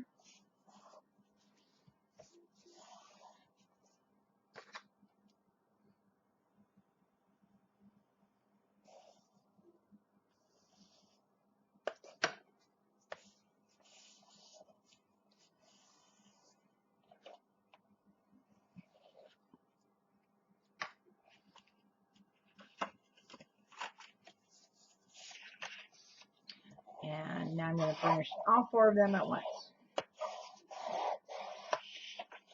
One way, then we're going to burnish them the other way. Taking the time to do this now.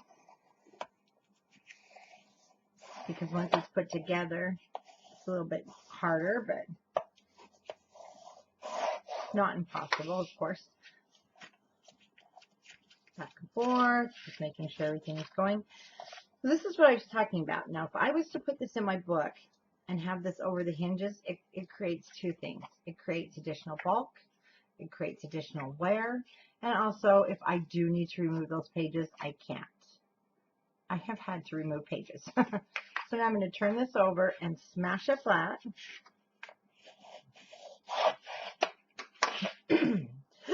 And I have the hiccups. I'm so sorry. I've been trying to keep them as quiet as possible. That's why you hear me breathe before I talk. Fold this over. Remember, you need to create that 1/4 inch that stays. So flatten that down. So adding my adhesive, staying about 1/8 of an inch from that score line. Push down again. Make sure you have that 1/4 inch.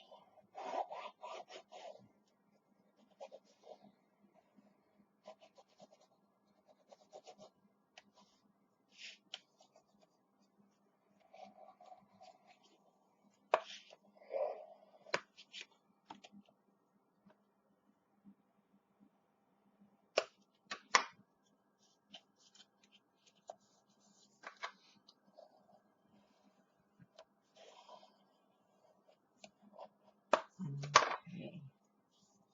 There's that 1/4 inch. We're going to do the same thing to the opposite end, or the other side.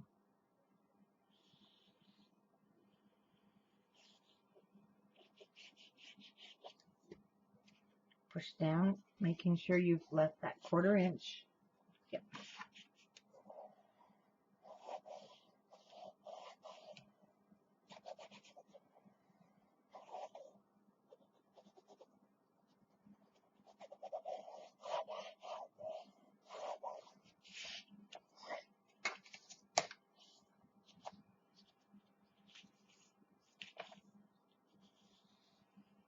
Okay.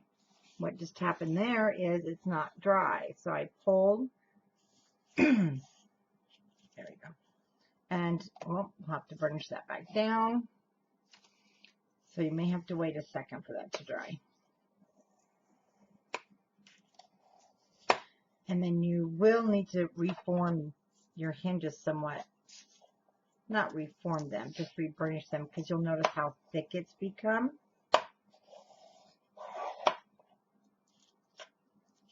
And whoops. Need to form that edge better. Using something that won't go through. There we go. My cardstock.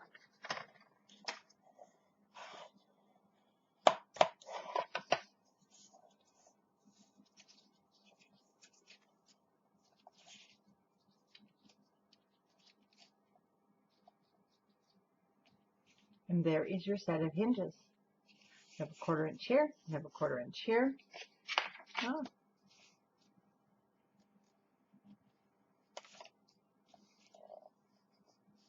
Just need to. There we go. The glue wasn't quite drying, so the paper, you can tell. Now, most of this you're not going to see. And you've done all that beautiful work just to hide it. But that's what our pages will sit on. Now, in your album, but sometimes I choose not to add decorator paper, designer paper to that center, but I did on this album. And so we will be doing that before we put our hinges down. So we won't put our hinges down quite yet. We'll just set them with our book. Now we're going to move on to doing our pages. And when you're doing the pages, that's where we're going to jump back up, I believe, to number 43.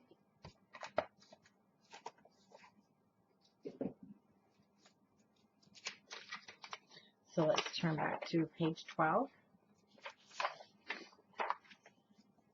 creating your pages.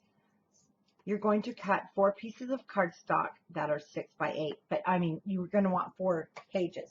But you do not need to cut. You do not need to cut 4 pieces of cardstock. You only need 2. What I do, I cut mine at the length of 8 inches. And then I will cut at 6 inches. So in your cutter at 8 inches, make your first cut and then cut it in half. So 8 is your first cut and then 6.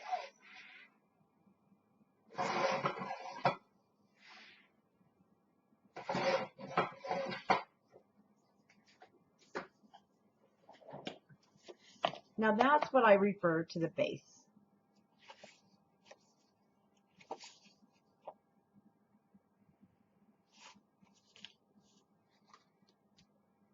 Then you're going to want 2 pieces that are 9 inches by 6 inches.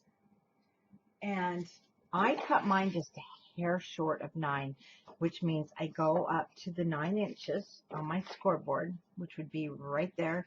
And then I just push back to the left a hair, just a hair. So I'm going to take 1 piece of my cardstock. I'm going to put it in my cutter and cut it 9 inches. And again, I'll cut it in half at 6.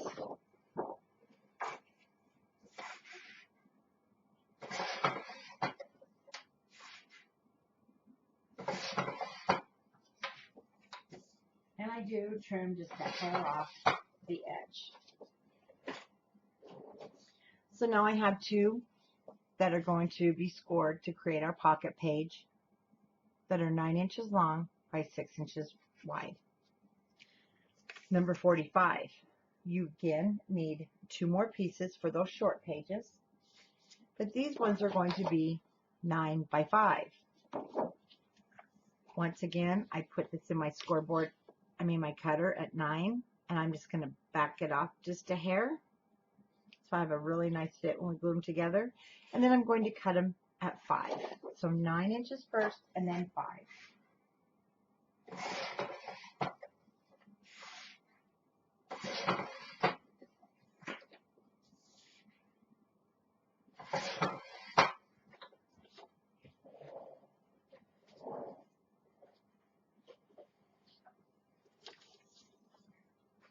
We have the 9-inch pieces,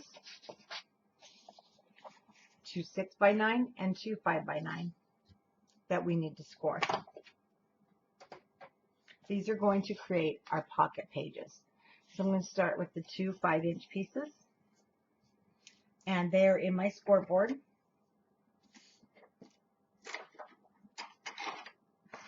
Moving a few things. With the 9-inch at the top, and I'm going to score it 1/2 inch. Now, if you did cut yours a hair short, I don't like to score down here because I know it's not a true 1/2 inch.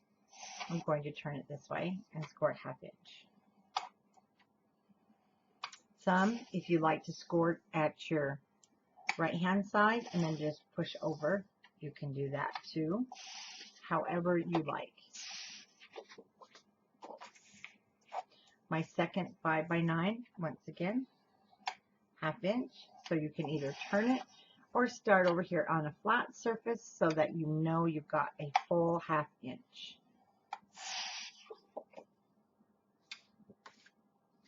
Now we will repeat with our 6-inch by 9-inch pieces with the 9-inch across the top. Score it 1/2 and 1/2.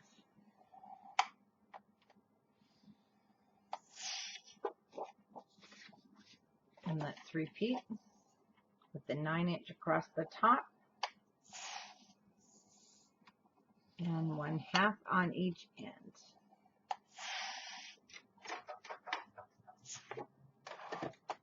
Now we're going to go ahead and fold up our score lines and burnish those.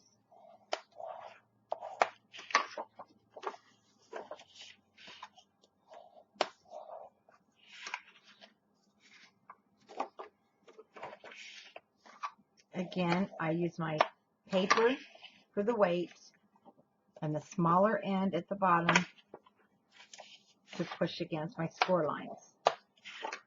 Very seldom. Once in a while, though, I will form it this way. Again, if yours are straight, you do it however you like. I feel that this keeps my paper a lot straighter for me.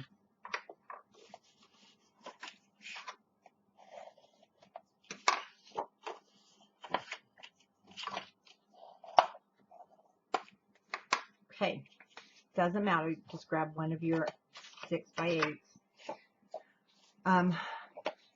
Your 5x9 is now 5x8. And one thing I do, I always set it down and I make sure it's a nice fit. Because if it's not, and it's hanging over, you could definitely trim it, or you can actually trim the base, but you do want it to be a nice square fit. I'm just going to miter the corners only because magnetic scissors, it gets rid of that pesky corner when I add my matting, so it just slides in a little bit easier. It's not a you have to, but I only do the top. I don't do the back because it's just going to go onto our hinges. So I'm going to leave my 1/2 inches. They're folded to the back. I'm going to turn it over and I'm going to add my art glitter glue. So my mitered corner is going to be at the top. However you're comfortable, I pick mine up. And this is where, if you need a little extra help, you take your clothespin if you have one, and then you can lay it down and really straighten it up on there.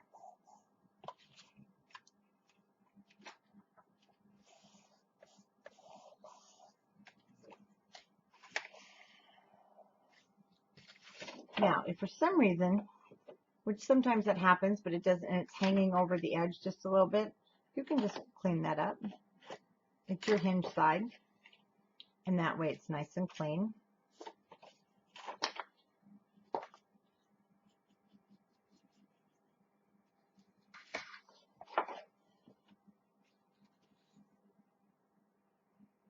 Once again, lay it down.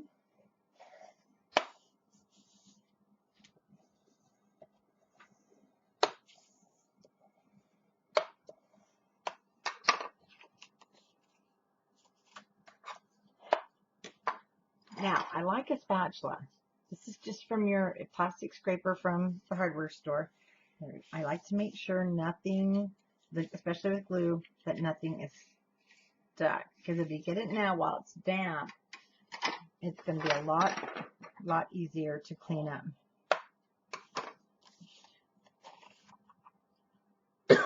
So this is the pocket page that is going to sit right on our hinge. Now, should slide on nice and easy. Because this is a beginner's album, a lot of times I will do all my decorating before I put my pages on the hinges.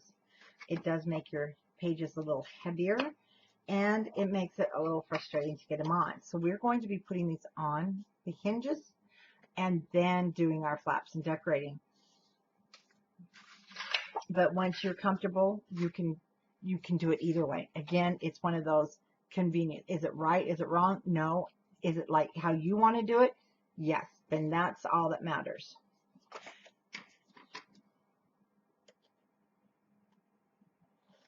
It's all in your comfort level.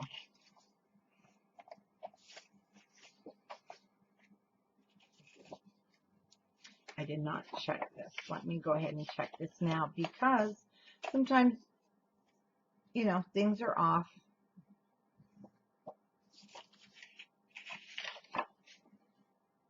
Now, once again, I have the non-mitered edge to the bottom, or to my left-hand side, which is our hinge where it's going to connect. So I'm just holding that corner for just a minute. art glitter glue doesn't give you a lot of time because it does dry so quickly, but it does give you a few minutes. Then we can clean that up.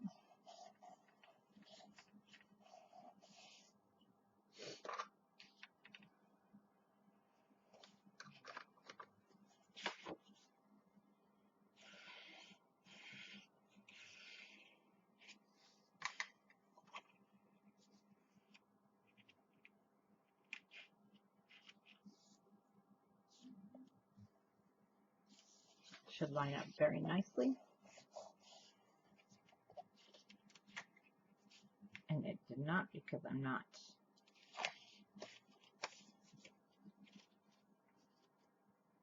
There we go. Now, say you have a little bulge like that and you're like, oh, I don't like that. It's okay. Grab your bone folder and push your paper and just kind of do a, I'm pushing pretty hard. There we go. Because I want it flat. I don't want it to pooch. There we go. So sometimes it's just like working the bubbles out of your screensaver that you just put on your new phone, right? Just work it out. Yes, I have marks, but you're not going to see that with your matting. Oops, make sure nothing is glued down, which that very well could be because I've got a spot of glue.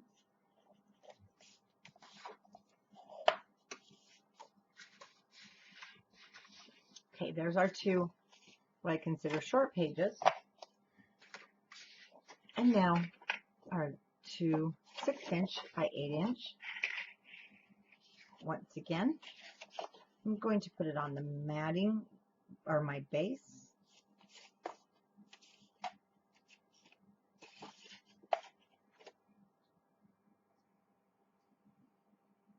And we're okay.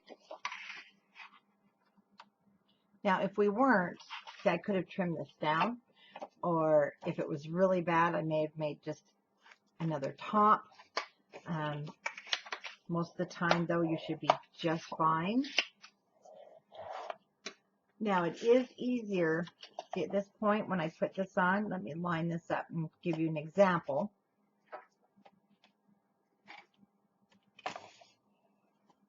Say this was hanging over like so. There you go. And you want to take a razor blade and clean it up. Well, you better have a pretty steady hand. You might go through your fold here, and then you're not going to be happy. What are you doing? I don't know. I accidentally, oh, so I have them all going that way. I'm going to have to start with the bottom instead of the top. Here's the, I like to have this finished edge on the top. Does it really matter? Well, no, it's just one of those things. You'll also have yours. Now, I also like to do my albums where I bring the hinge over the back, and I hide that with our pattern paper. It's a different sizing, but it does give you less room inside, but it does make for a really nice finished looking page. And I do that when I don't want to have an insert, because then I glue my edges shut. And I do have some tutorials like that on my bigger albums. You'll find when you're making very, very large albums that they take a lot of cardstock. So sometimes you want to leave off those center, the pullouts. And I'm going to be honest with you. This one does not have them, and I'll tell you why. It gets tight. And if you try to push it back in, you really can't put a lot of pictures on there because it's going to ruin your pictures. Now, see, mine, I don't know if you can tell, is off. And it does have to do with how I put that side on.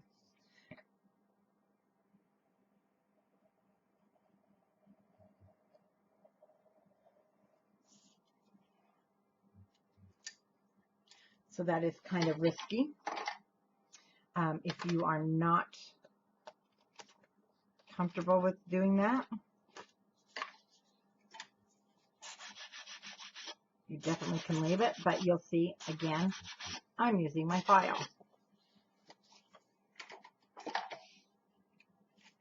Check the inside. Nothing stuck. We're good.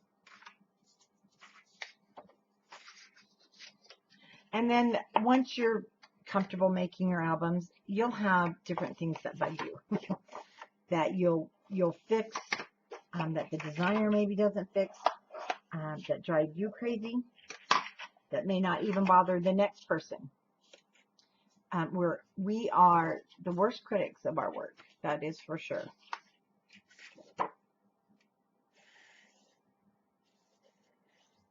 But you probably are the only person that notices it.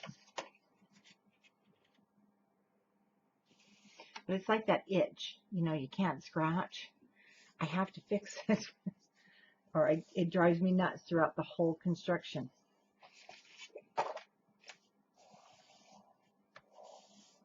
Now, also, at this point,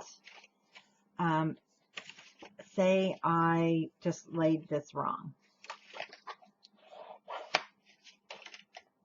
And it's not, but say it was. And I've got an extra lot hanging over. Well, I can now just fix that. Put it in your cutter and trim a little piece off and then lay this back down and I'm good to go.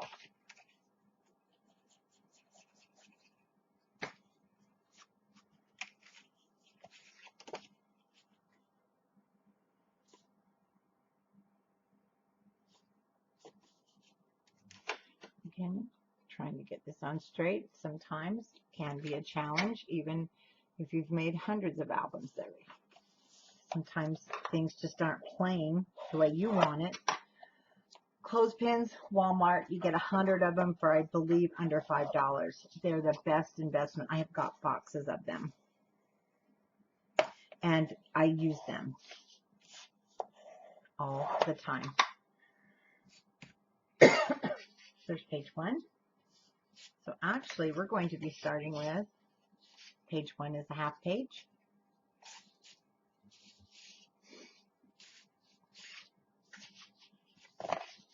Page 1, we'll start back here. It's going to be the full page because that's going to have our waterfall. Page 2, page 3, and page 4. Now we're at the point where you can get out your, we can get out the pretty paper. So we just finished up with number 57. Now on 58, 59, it just continues down, showing you how to now place your spine hinges into your spine. But now we're going to move on to the pattern paper. So you're going to want the pattern paper because we're going to be doing some of the insides, and we will be doing the matting also as we go along, but we will be putting our pages into our book. So go ahead and get your pattern paper.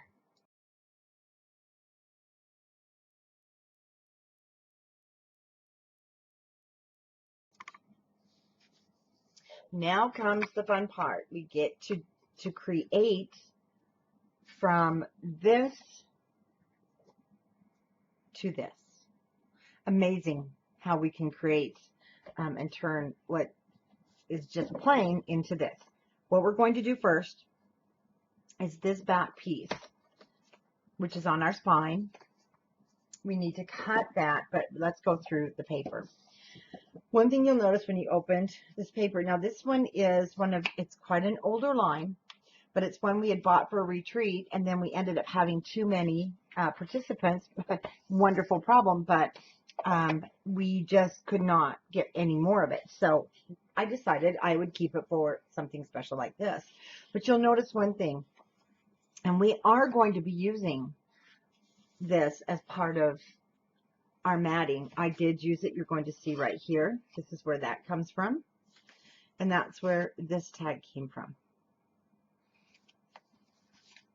Don't ever think that there's things on your paper pad like this that you can't use, because you definitely can. You can even fussy cut different items. But on the back is where they used to print the cut aparts. A lot of things have changed. But I like to take this one and just set it aside.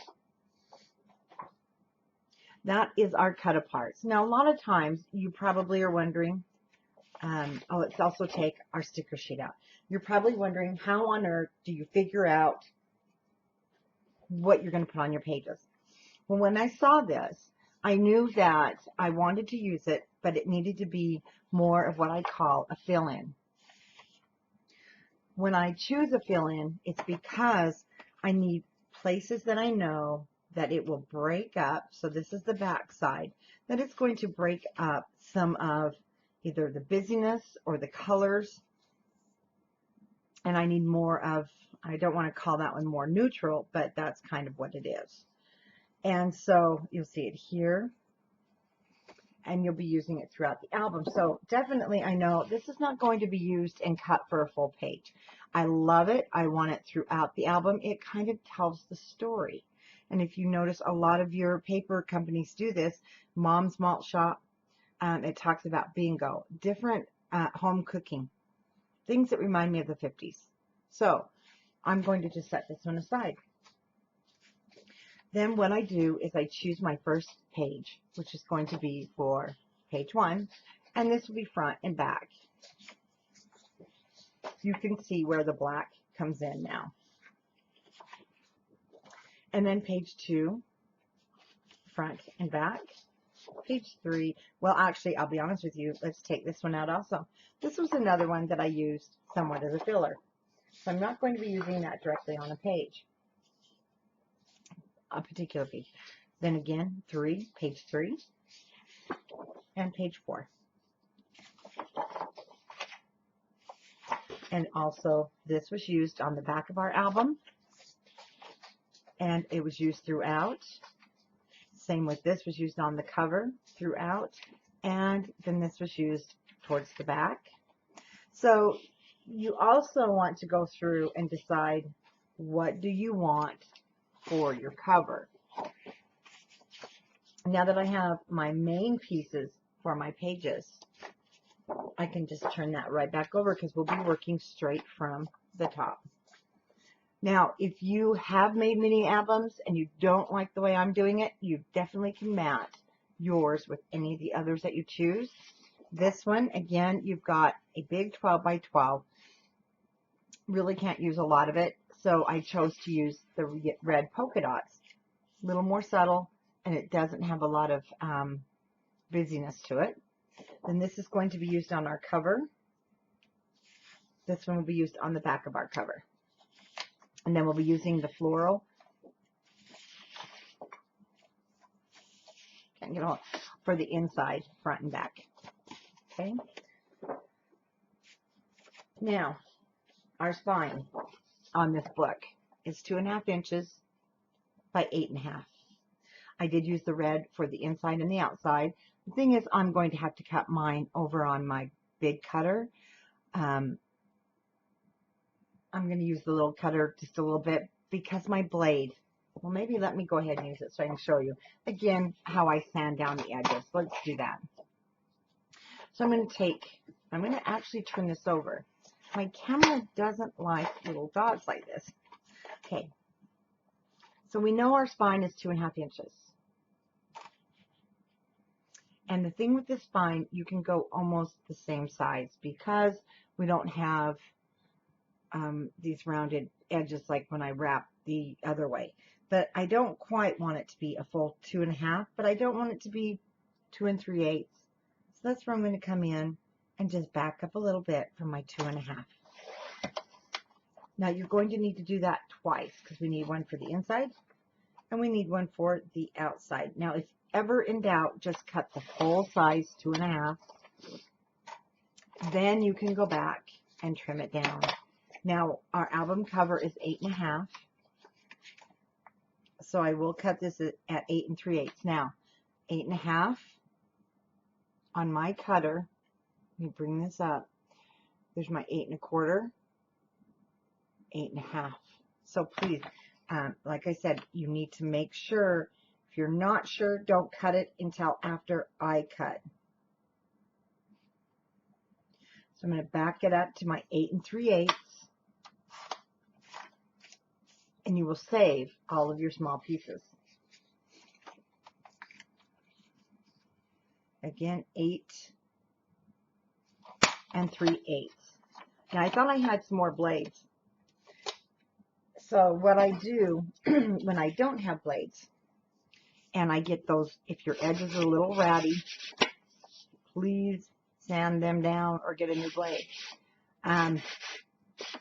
There's nothing worse than giving away a project and the edges are all raggedy because your blades weren't sharp. It does happen. I know sometimes we just can't run out and get them, but that's why I have my dolly. But yet my dolly won't cut these little tiny pieces straight on because it's such a large cutter. Now I'm going to check my fit before we move on. One thing I'm checking for is, will my album close, or do I have paper in the seam? You do not want paper in the closing areas. That looks good. So that will be the inside piece. Now on the outside, this should fit nicely right in between. And this is where, now I want to get my ink, my distress ink, whatever inks you're using, or maybe you're not using any, but now you can see that white core. And also this dresses it up and gives it a finished look. Again, there's no right and there's no wrong way. You just want to cover up that white edge. And then we're going to repeat with the inside piece.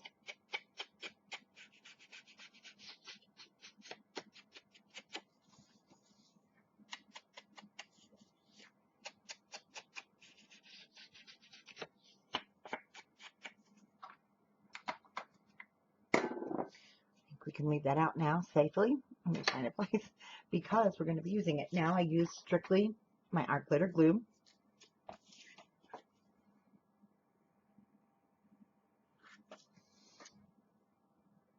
So it's time now to get that to open.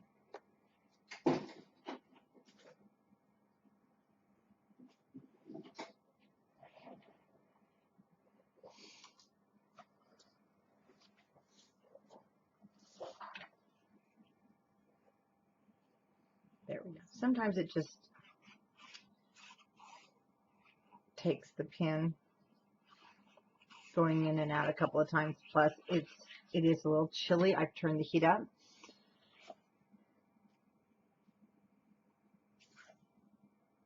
Okay, I just want to center that inside of there. And I like to go around the edge. The reason I go around the edge, think of glue as your peanut butter jelly sandwich, or your paper. You're making your peanut butter jelly sandwich. And you're putting that peanut butter around the edge so you can keep all that good jelly in the center, right? So if you do that and go around those edges, you won't have the glue oozing out. As a general rule, you won't have it oozing out. And then also, I want you to notice you're working on your album flat. It's so nice to work on your album flat than to have this. So take a second piece. Just center that. You'll have that 1/8 of an inch top and bottom.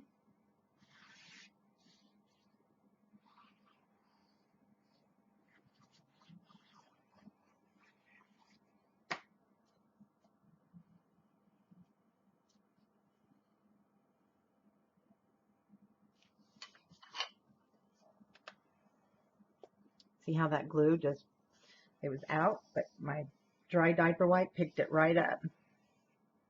So once again, let's go around the edges.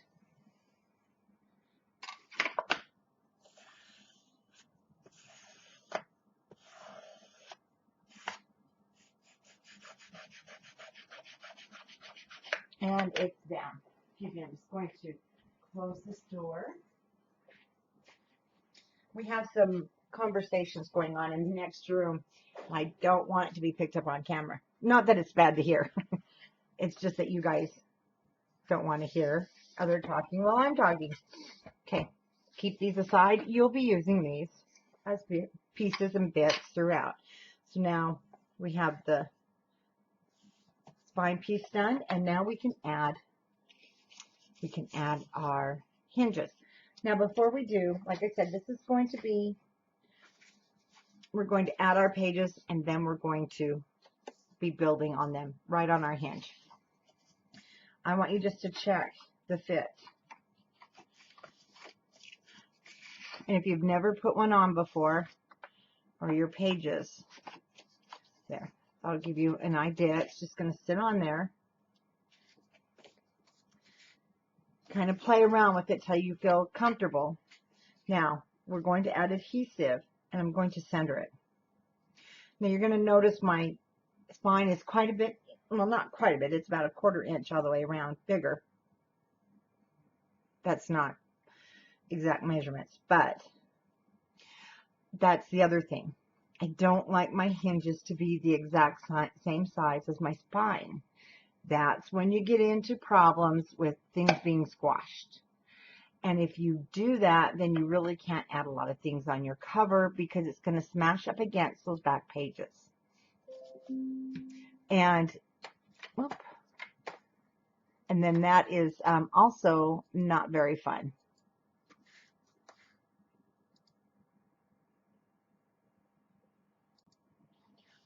Sorry about that little pause between the dog barking. My notification's on, but we're all taking care of. Okay, back to our spine. Doesn't matter either which one's up or down, but you just want to center this. Now, if you're not comfortable eyeballing,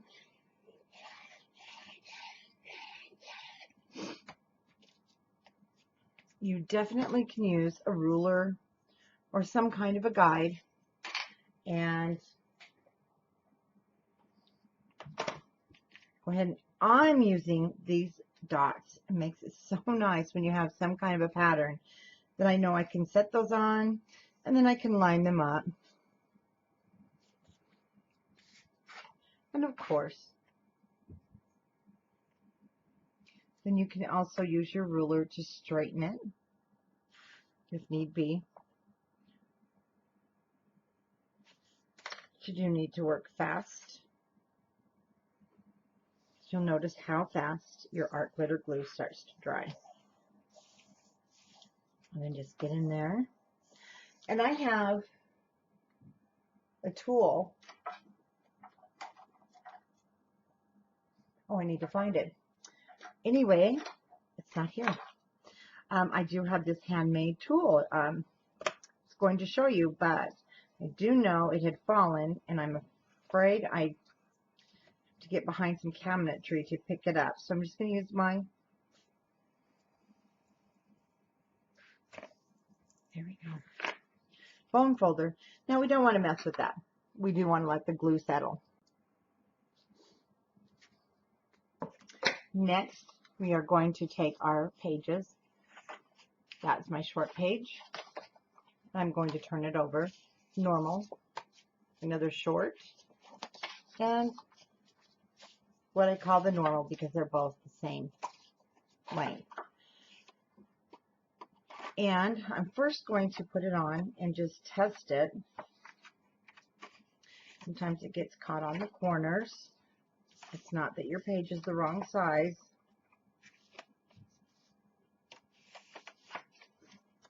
Now you'll notice it doesn't have a lot of room to move up and down, but I just want you to get the feel. And also, I want you to look at your hinges. Sometimes the glue didn't quite get down at the end in between when we were forming, you know, the back sides, and that's important. And if that's the case, let's go ahead and add some adhesive. So this is like quality checking our hinges that they're together. And that's the beauty about the art glitter glue. If you have any little spaces, kind of like plugging up those holes. You can do it now before the page is on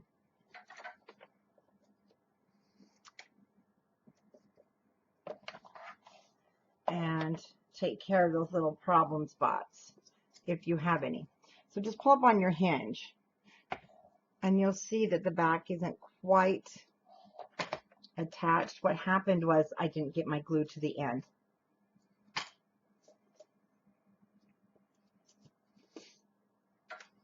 Again, clothespins fit perfect in those little spots.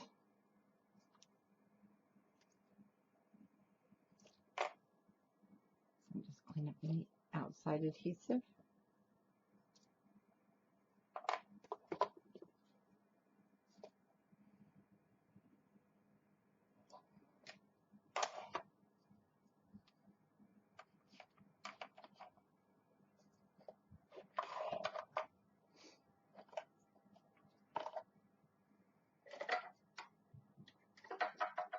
Now,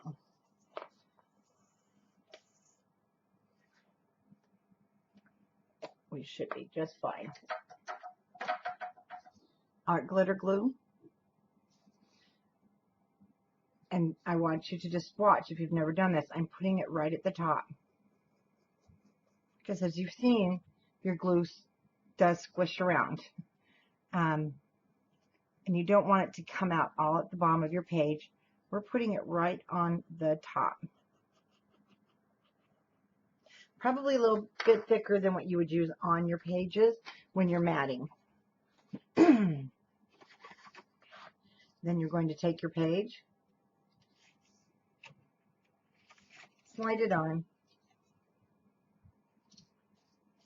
lay it down. It's going to pop open a little bit, which is good. Then, excuse me, it's going to be this automatic spacing between, see where the hinge is? So it's not right there at the bottom. And if you've never used art glitter glue, you'll see it starts to kind of flake once it's been on your fingers. Take your bone folder and don't be afraid to push along that hinge.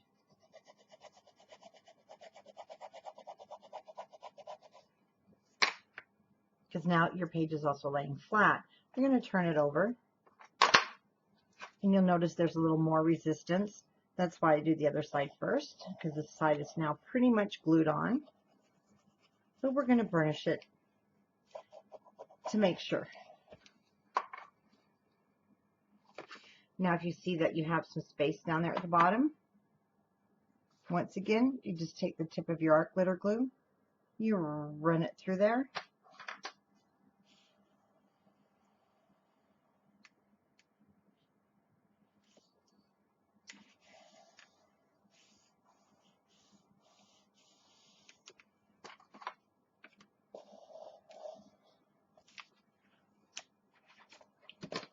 And again, check this edge.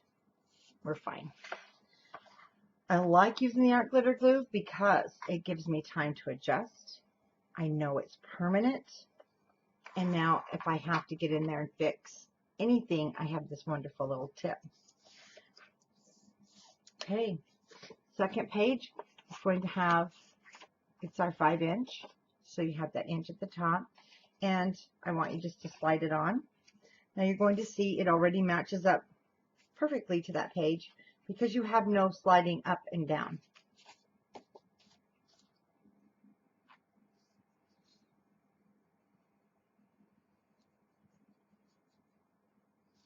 Adhesive on both sides.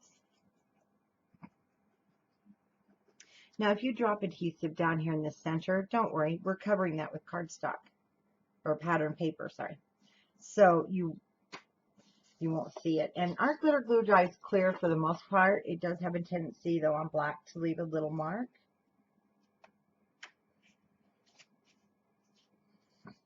Okay, I'm going to lay that down because I want to make sure my pages are perfectly straight. Enough that glue. You can also use your thumb, which I like to do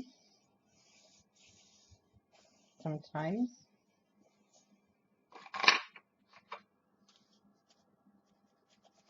Bone folder in there and really move that glue around. Now let's flip this over.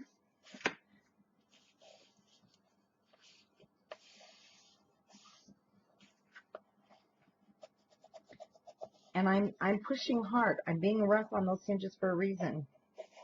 I want them to be flexible and see pretty much lay where I put them, not where they think they need to be.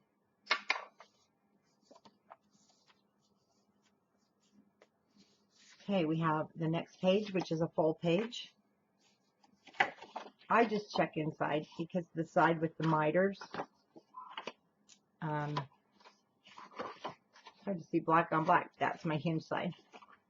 The miter is out here in the front.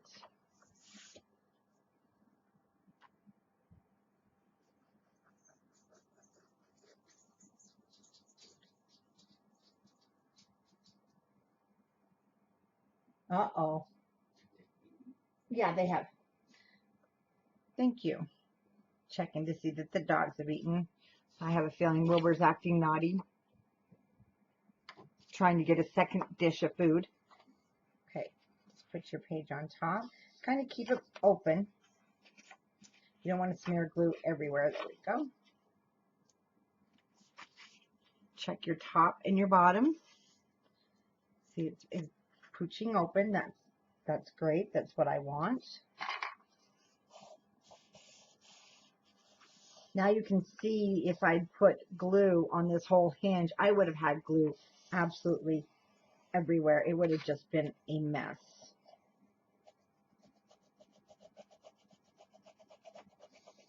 So again, I'm being a little firm. I really want to get that glue smeared around. And now this side.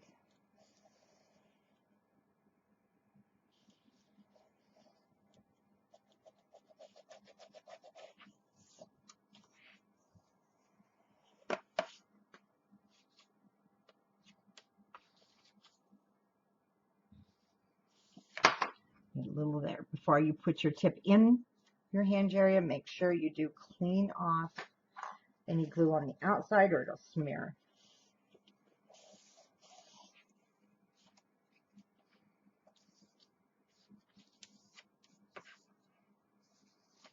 That's really well. Our first page.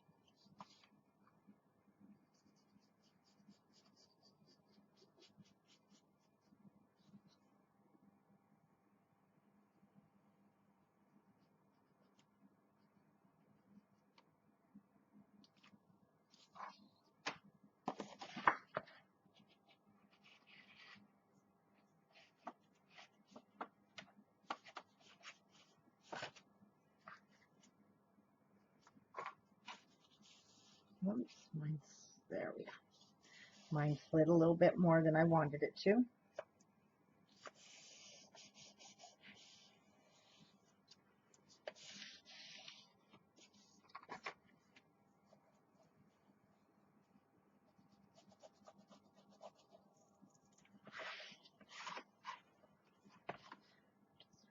Making sure that is down. I think I may need to add a little adhesive.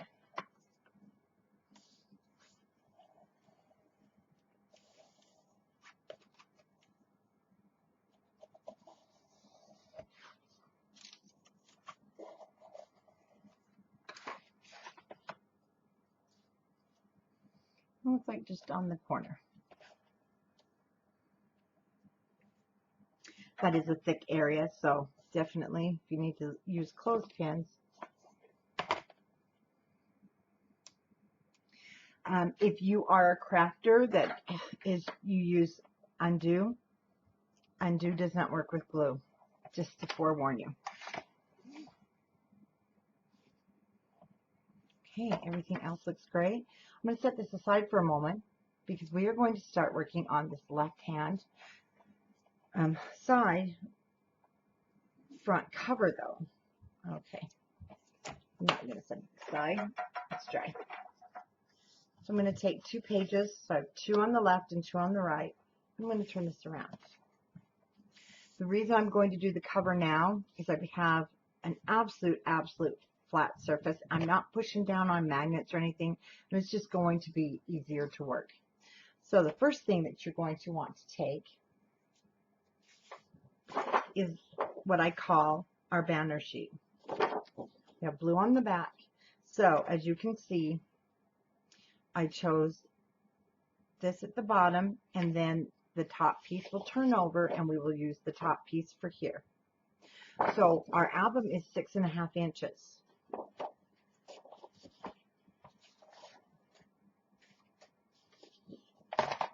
Let's go ahead and cut the bottom off, which is just your bottom cutter.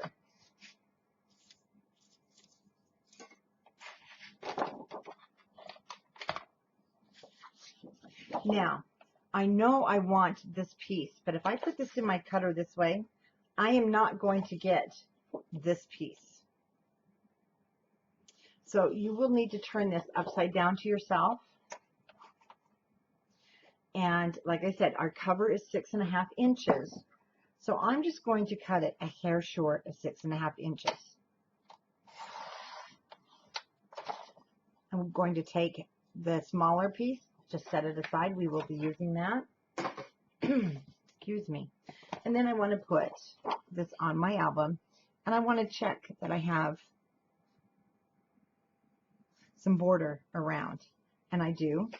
So now we're going to cut the bottom. So it's 6.5 by 8.5. And I knew I wanted what I call the bingo numbers, and they are going to be 4,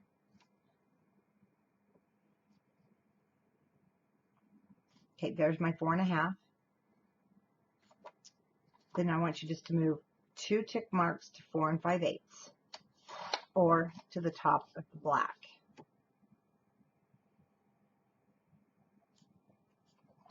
Now, how I figure this out without putting it down on my album cover, like I mentioned, is 8.5. So I'm going to put this down here. I use now either a ruler. I use this as my cover. I know I need to go to there. So I'm putting that at 8.5. And that tells me now I need a 4-inch piece. So I'm going to leave a little space in between, like I've done here. There's just a little tiny space. So now I will turn this over, and I'm going to cut a 4-inch piece.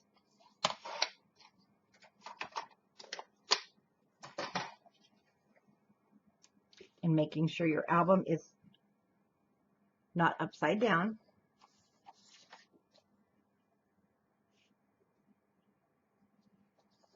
And then I'm going to place my 4-inch here, and I'm going to check it. And it looks like, yes, I do want to go ahead and trim it.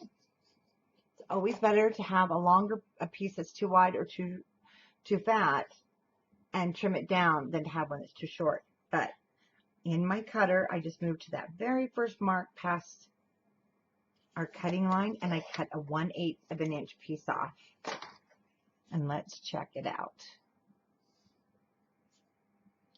Now I already know I want this full amount here. And we're going to cut another 1/8 of an inch piece off. This is how I do my matting. And you'll see it in the tutorials. I'll just cut a 1/8 of an inch piece off until I get it, because you don't want to waste your paper. And then we already know that these two guys are the exact same width because we cut it from the same strip. I like it. It looks good. So now we can go ahead and clean up any edges if you need from your cutter blade.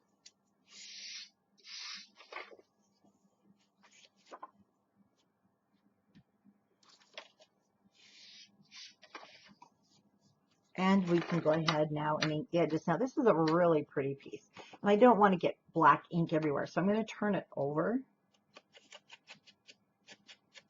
And the reason that I didn't go all the way with that is when you want to add your own embellishments to the top,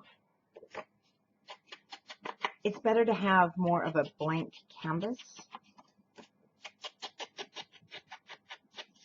That would detract from what I was doing. And also now I don't have a lot of black smeared onto the front side. I wanted to keep it more clean. So think of your album cover as your palette. And I'm going to put this bottom piece down first. When I do sections like this, I always take the more ornate or the more decorated and I put it down because it's a lot of times harder to trim away a pattern or design that's already there without messing up the look you're going for. And it's easier if I have to take more off to take it off the solid or the plain color that you're using. Again, let's seal up those edges. And then let's smear that glue around. As long as you smear the glue, you're going to have a nice flat surface. It's like wallpapering. If you've ever wallpapered. I had a mother that wallpapered every room in the house. And so I had that space there. So it makes it look like there are two pieces, which is what I want. This is also a good technique if you're creating your album and you got to the end and you forgot your cover or an important piece, then you can piece together, kind of like quilting. It doesn't have to be one solid sheet.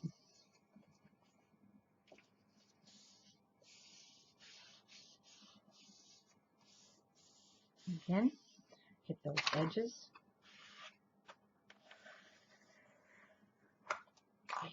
Now, the back, like I mentioned earlier, the back does not need to be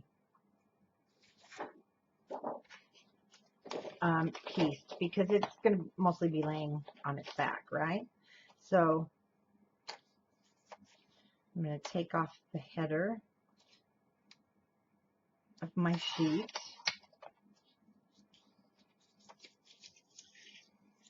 And I want the pattern to go this way. If I wanted it to go this way, I would cut the other side of the paper, but I want it to go this way. It's also kind of directional. And again, I'm just cutting it a little wider than 6 3/8. And then I'm going to cut it to 8 3/8.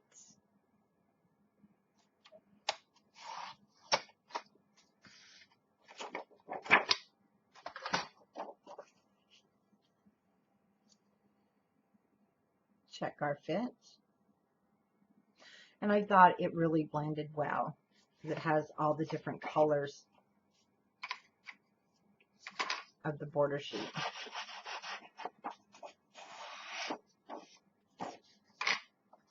Okay. Go around that edge. If you're using distress ink,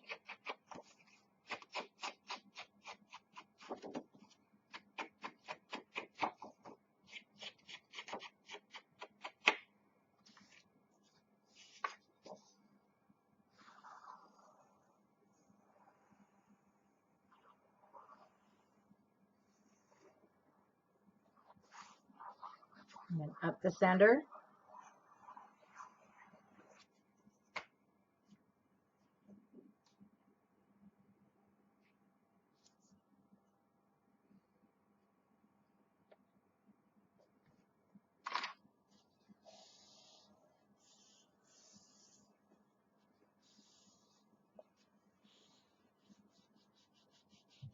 Clean up any excess glue that may have come out.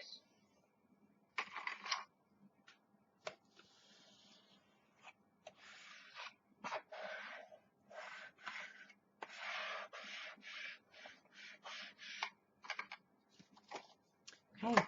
Whoops. What are we stuck on here? Uh-oh.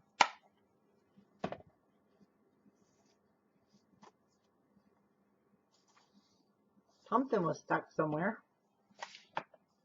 Oh, it was stuck on this lip. Okay. Kind of nervous there. Yeah, see, it's getting stuck on that lip. That's a good example why you don't use things that are popped up on a flat page. Even just that lip here. See, it's getting stuck. That's okay. We're going to work on that now. First thing we're going to do is our accordion pocket in the front of our album. And the nice thing about an accordion pocket is it gives you lots of extra room just for those loose items. And it also add some dimension. And when you do an accordion pocket, just grab my stack of papers here. One thing to remember with an accordion pocket is that you have 3 score lines on each side. Sorry, I've got to get the cutting. But I must have put it in here with all of my stuff.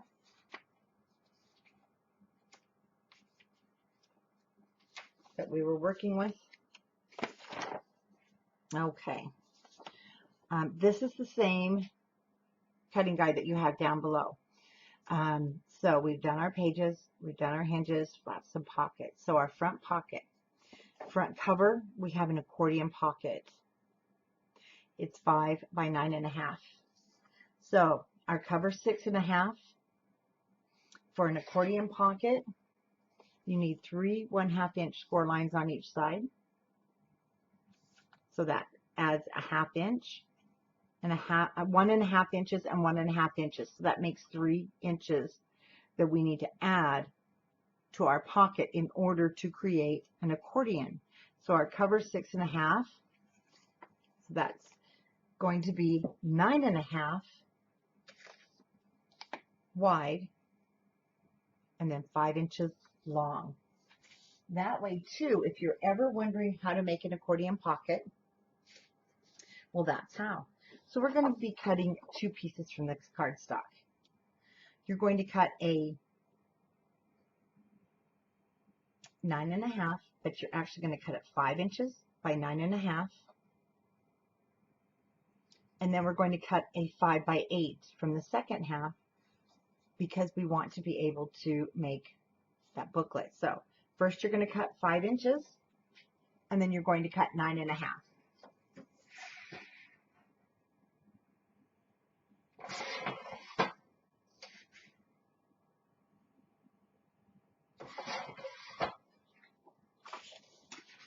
Now,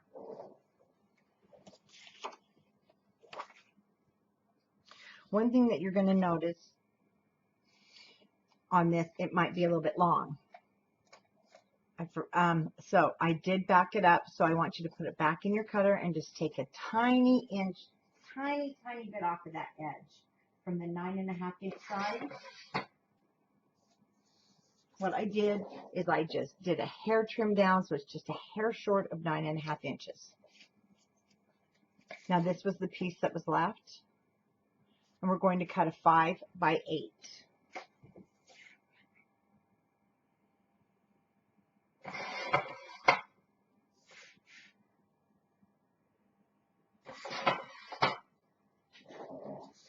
I apologize. This is the booklet for the back of our book.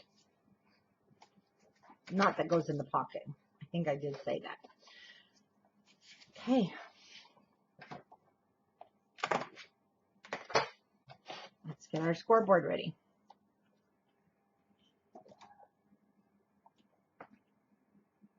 And then with our scoring tool,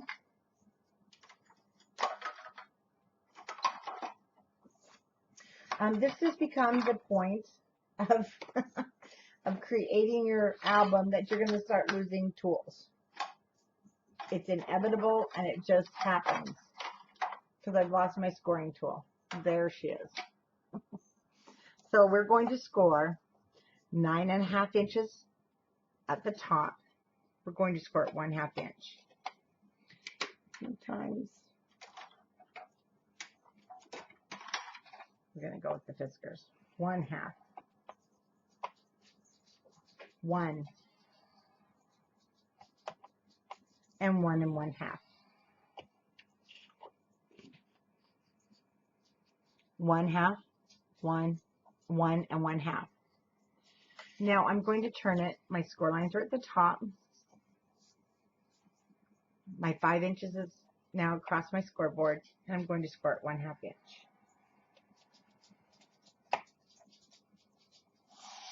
Excuse me, Wilbur? No.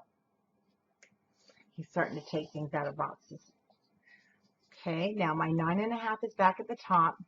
My score lines are to the right, and I'm now going to score it 1/2. 1 and 1 1/2. That's our accordion pocket for the front. Our 5 by 8 inch piece, that's going to be the booklet on the back. We're going to turn it so that the 8 inches is across the top and score it 4.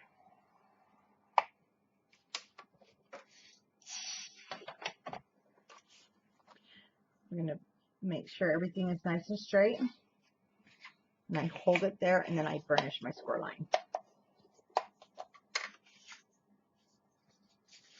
Okay, now on this piece, we are going to mark this out for you. We're going to angle that. We're going to remove.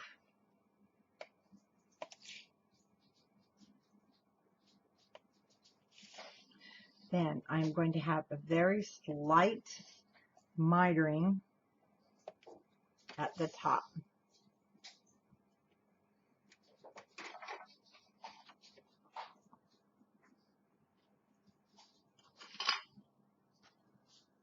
I want you to miter right here in the center. And you're going to take those 3 off.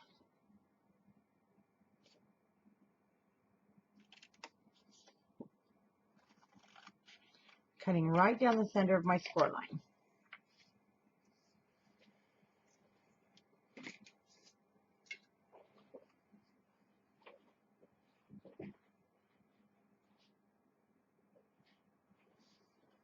If you have a beagle, you get these funny feelings he's doing something he shouldn't.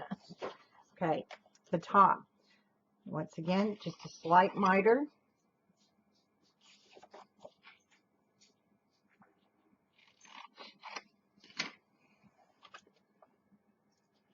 Now this bottom, well actually these 3, we're going to fold them all in, every single one of them. So I want you to fold these to the back. And you might see some excess. We're going to clean that up. That's not a worry right now. We're going to, with the score lines folded to the back, we're going to lay this down on our cover. You're going to put it right out to the edge. So we want to make sure it's going to close and we're not in the way of our hinge. If you are, then we're going to need to fix this. And it's easy to fix.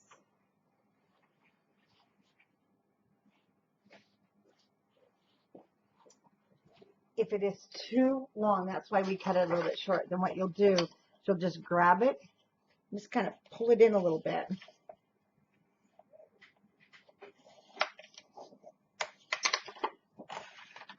If you feel that you need to.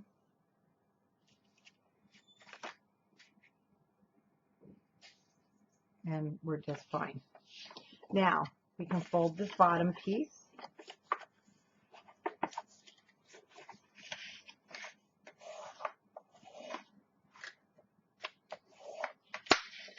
This is where, just like we did on the cover, we want it to be straight. Now this looks really straight because you're looking for a straight line from where we have folded this down. We're good. Now check this side. I'm not good because I can see part of the score lines right there, and I need that straight line. Remember our straight lines? Now I'm also going to do slight miter, just slight. I'm going to keep that straight and just slightly miter that edge off. I'm going to fold that in on both sides, and again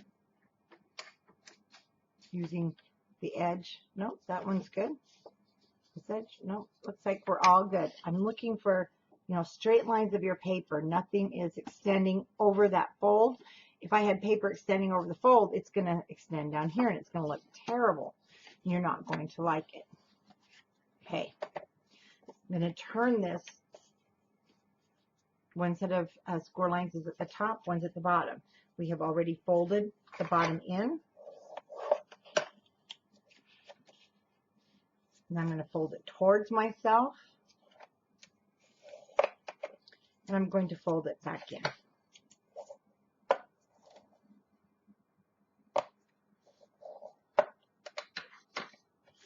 Okay. Fold all 3 score lines into the center. Fold the second one towards myself and the third one away from myself. Now this is where your clothespins or whatever you have to hold things down will work great. On this little pocket, I am going to be, let me show you, in between the first fold there, I'm going to put a little dot of glue.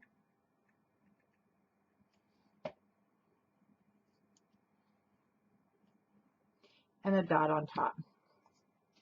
Then I'm going to close it. Don't worry if it's come out. It's going to be the back side.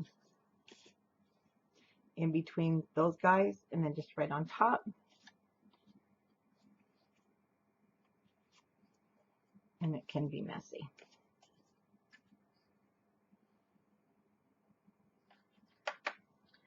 While that's drying for just a moment, let's look what we're going to use for the matting. Remember that floral? We are going to use some of the red. And then these, yeah, gone brain dead. The stripes. And the stripes I took down as far as I could go because of, I like to cover those score lines. But we're going to be doing some of the red because then it tied this all together.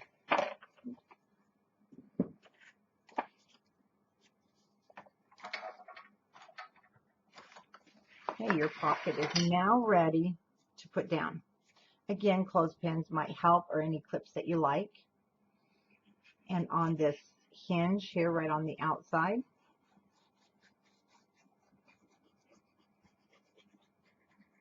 we will add the art glitter glue. And I'm going to put it even with this corner and the edge. Again, this is where your clothespins, or if you have any clamps. Okay, I'm going to bring it to this edge.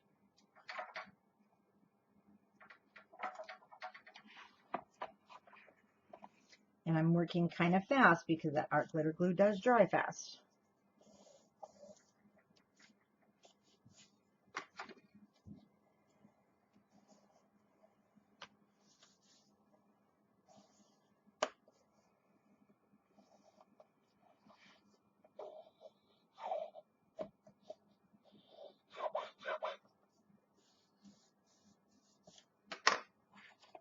So I can move this over, especially those bulky edges on your cover. So now I can get down in here.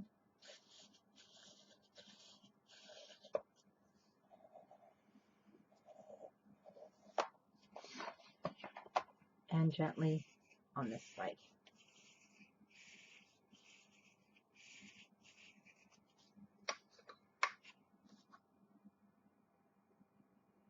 Okay, our pocket was 5 inches. We've scored up a 1/2 inch, so now our pocket is 4.5 inches. And I'm going to now cut this full length piece right here. We're going to cut it just like we did for the cover.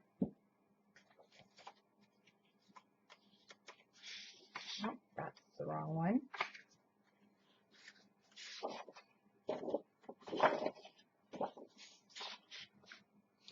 And I am going to use my larger cutter, but this is 6.5 inches. But you definitely are going to make this a true 6 3/8 all the way down.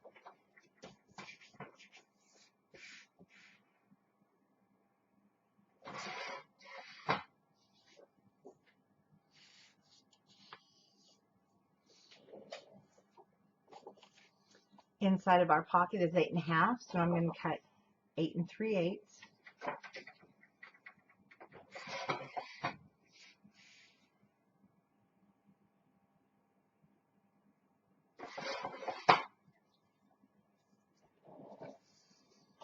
And that left us with about a 3 3/4 of an inch piece for the bottom. Let me take these off.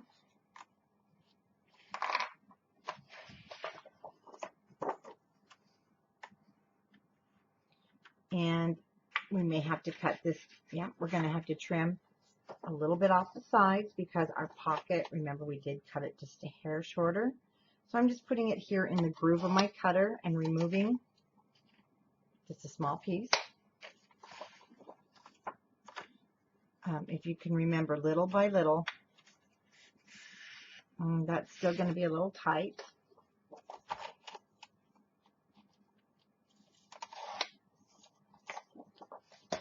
There we go. It's a pretty nice fit.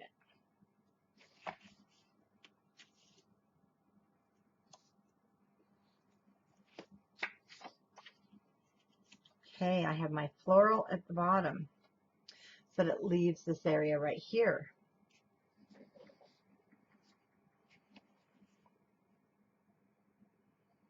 Again, clips, clothespins are a great marker.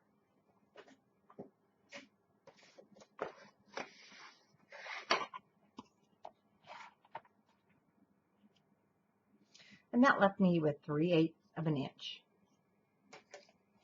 3/4 of an inch. Not 3/8, 3/4, sorry. Okay, so I don't believe we had another long one. We're going to actually take, oh, we don't need those guys on there anymore. We're not drawing. We're going to take this piece.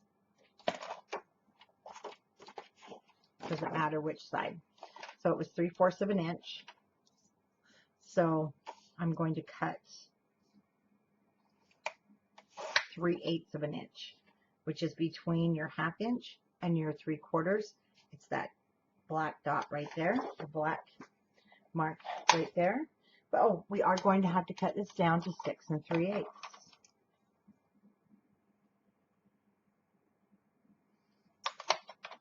We want it to match.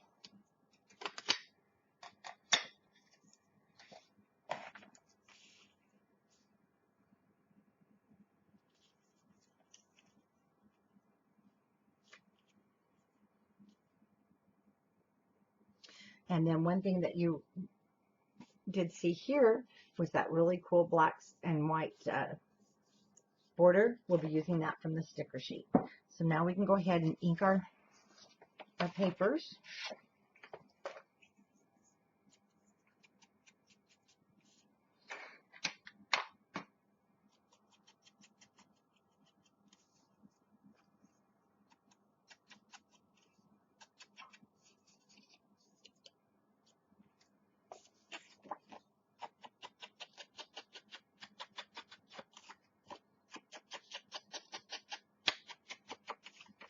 Again, I don't want a lot of ink on that side because it's a little more solid and the ink will look more messy if I smear it on the paper. Not too worried about the bottom. Now I'm going to tell you, I'm doing my book kind of upside down because putting paper in pockets with either score tape or glue can definitely be tricky. It went in beautifully just now while you tried it, but the minute you add your adhesive, trust me, it's not going to want to go in. It's kind of like we need a shoehorn in there, but then again, it'll get all over the glue. So I'm going to turn this over, lift open my pocket, and well, nope, I can see it's a little off. Oh, I shouldn't have messed with it. Okay, there we go.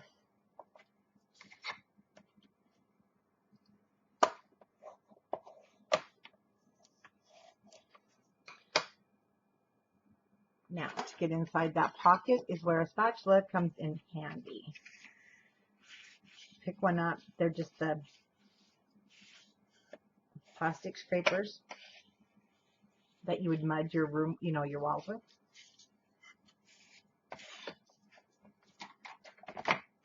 They are great for pockets.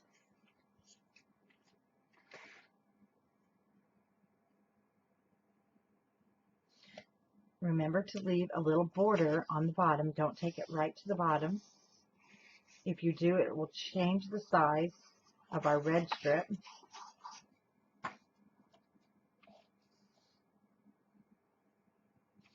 And then you'll have a little bit of a border on the outside.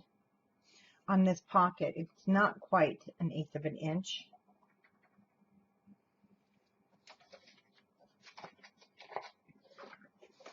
I lost my...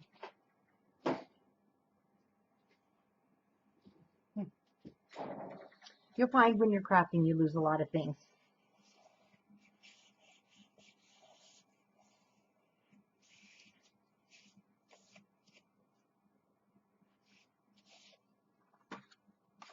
Now let's spread the glue.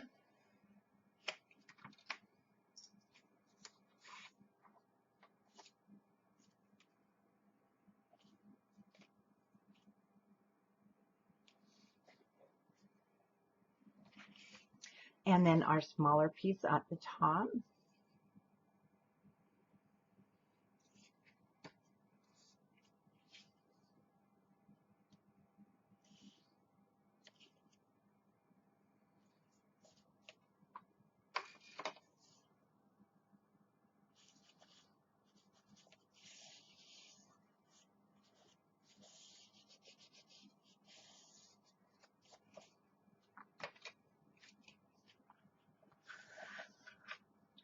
Now you want your sticker sheet. Then also one thing I want to tell you with the sticker sheets, I always use glue. Now, a couple of things. You can put this into your cutter. You can cut it 6 3/8. I like to just put it on. I use my scissors, and again, your paper has a little edge that will allow you to use it as a guide. So you can do it that way. If you're going to put it into your cutter, just hold it up until you're ready to cut it. Place it at 6 3/8 and cut. But I want to show you the other way. And then you will keep the other side.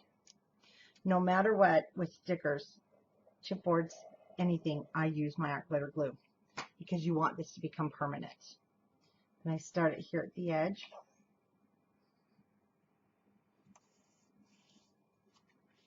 I need to turn that heater off. Oof. Now, using my scissors and the edge of the paper, I'm just laying it on the edge of the paper, so I'm just pushing up against it, basically, so I can cut that straight off. Then we're going to replace our sticker. And let's see if I need to straighten that up. Just a hair. And we're good.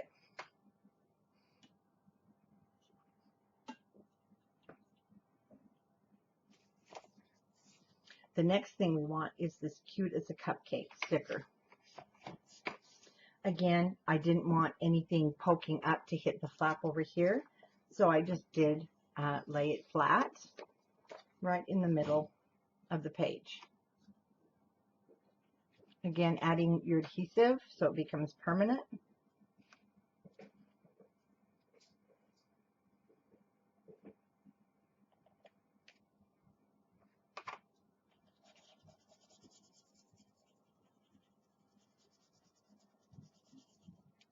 And now the sticker is permanent.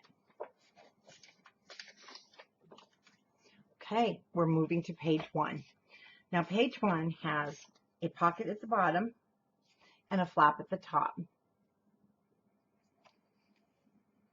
Again, our flap is 5 by 5. Not again, I never gave it to you, did I? I mean, again, we'll be using the breakup. I'm going to call this kind of a breakup paper because it does break up a lot of the pattern that would look just totally crazy if you didn't. So with your black cardstock, this is page 1 front.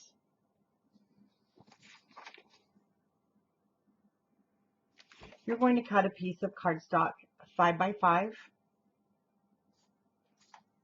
And then you have a ton of scraps. You have all of these scraps. You're going to measure one. Hopefully you'll have one pretty close to 3 1/4. If not, we'll cut one.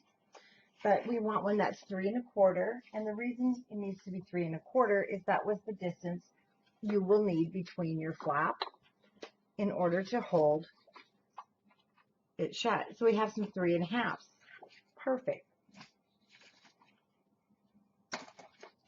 I'm going to first cut this at 6 inches.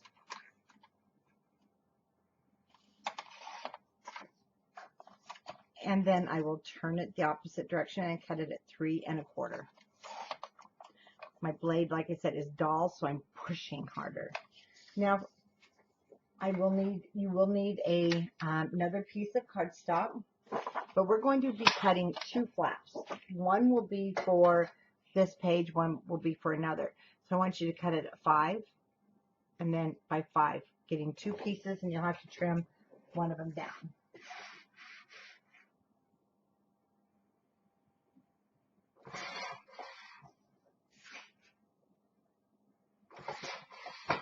And we will save the second one for another page.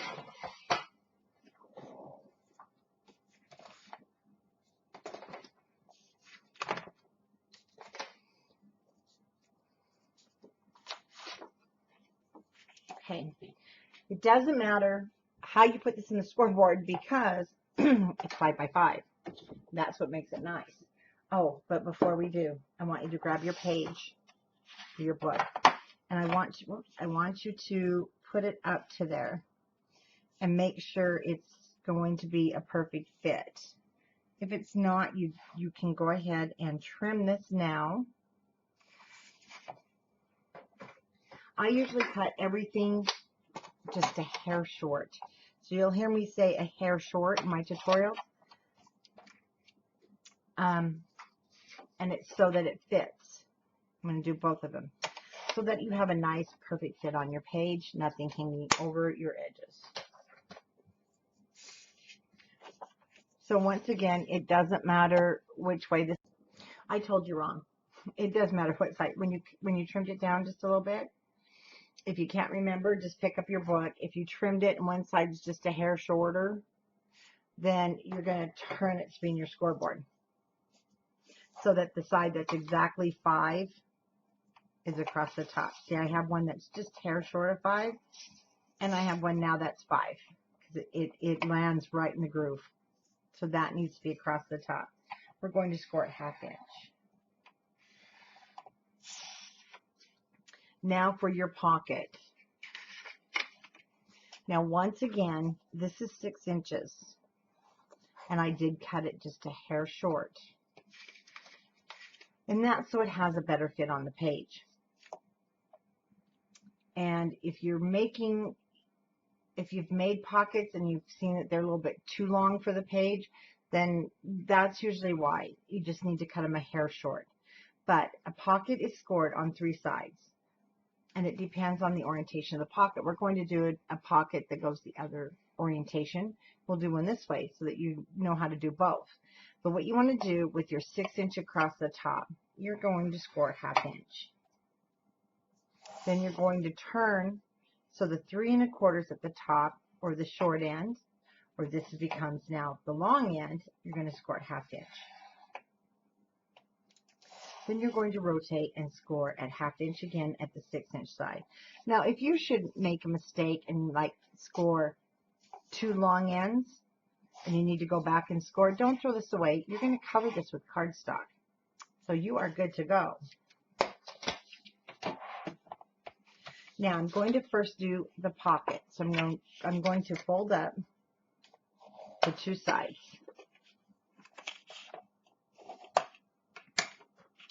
Then on my page, I'm going to make sure it's fitting nice and tight. I don't want it hanging over. I want it to be squared on my page. We're looking good. Now I can fold up the bottom. Again, if you're already familiar with making your pockets, then you definitely may have your own way of mitering your corners and cutting. So I just mitered the top here a hair, just to make it easier to slide the paper down. Now on these guys, we're not cutting out that corner. We're going to cut across. When cutting across, you don't want to cut into the score line where it intersects. Otherwise, you could have a hole in your page. So I'm going to cut just right below it. So I've left the score line intact. So I'll repeat on the opposite side. And then I'm going to fold these in and make sure if anything touches, then I trim it so that it's nice and flat and there's no bulk. Nope. See, now this one, they're overlapping, which actually would be okay, but from the score line, you're just going to clean that up, trim it down a little. You might have to do both sides. Okay. Once you have it so you like the fit, I'm going to grab the book. Now remember, you have where you've a line here where you've put your page on, so stay to the inside of that line. Let's see how that's not laying super flat. I need to burnish this more. Smooth out any bumps. That's better. Everything's laying flat.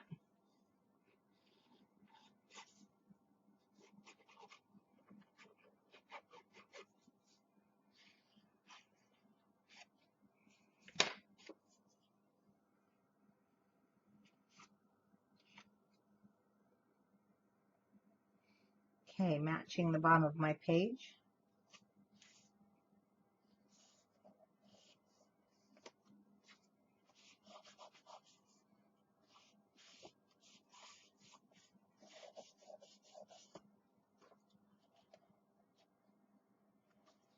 One thing we are going to do before we put the flap on is mat it, because it's a lot easier to mat this than it is to mat it if it's hanging over the edge. So we are going to mat the flap first before we put it onto our album. Go ahead and fold up that edge, and we are going to miter the corner. The main thing again is to not cut into the score line and keep it square so that you don't have any holes or areas that it looks like it's not quite connected to the page. If you've ever had that happen, then you know what I mean. It's kind of hard to explain, but if you cut into the corner and don't leave it square so it will square up on your paper, that's when you start getting things that look like holes and spaces where you don't want them. Okay, let's go ahead and do the matting.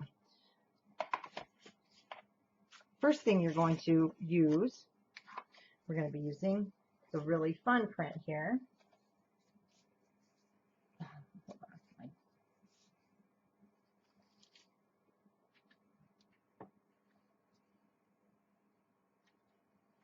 My book has decided,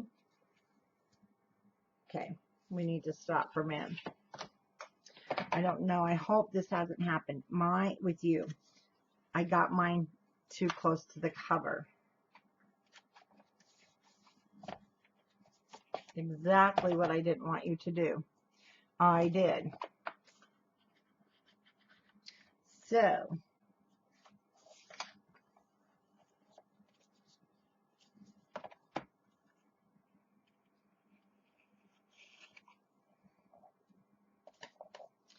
I am gluing mine down.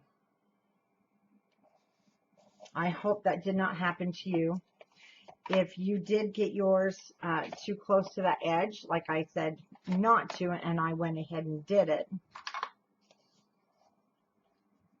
and it's kind of good so you have an idea just in case it happened to you. That's why we like to stay away from that fold here. I didn't. I got a little too close.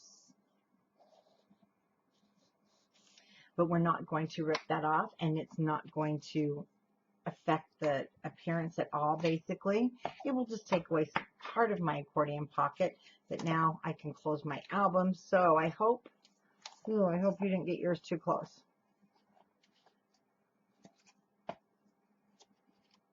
Perfect now. Now it's perfect. Just my pages are sticking to that back lip. So what happened is I have mine sticking out too far into this fold. And if you want, and if that did happen, and you want them to match, which is kind of sucky because then it takes away your accordion pocket, but it's kind of a learning for me to follow my own rules. I still have my pocket. It's just going to be a tight pocket now. But now my album will close. Okay, so if that did happen to you and you need to do what I just did, go ahead and get that fixed before we move on so you don't have any damage to your album. And in paper crafting, things like this happen. And when they do, it's never the end of the world. So don't get upset with yourself or with the designer, because you know, things happen. But also, it's paper. Things are easily fixed. Even though it's not quite as expandable, it's okay. It still serves its purpose, and it still looks nice. That's what's important. Page 1. We need to grab that yellow piece. Like I mentioned, if you are veering off course, please, please, please do make sure that you are going to use colors. You're going to cut them the exact same way, or you might run out of paper. Now, the one thing, we are going to cut the matting, but we're not going to lay down this back matting, because if you do, then you won't get your flap on. You will have this 1/2 inch showing, and you may not like that. So this is 5 inches. We're not counting the pocket here. This is 5 inches. So I'm going to cut a strip at 4 7/8.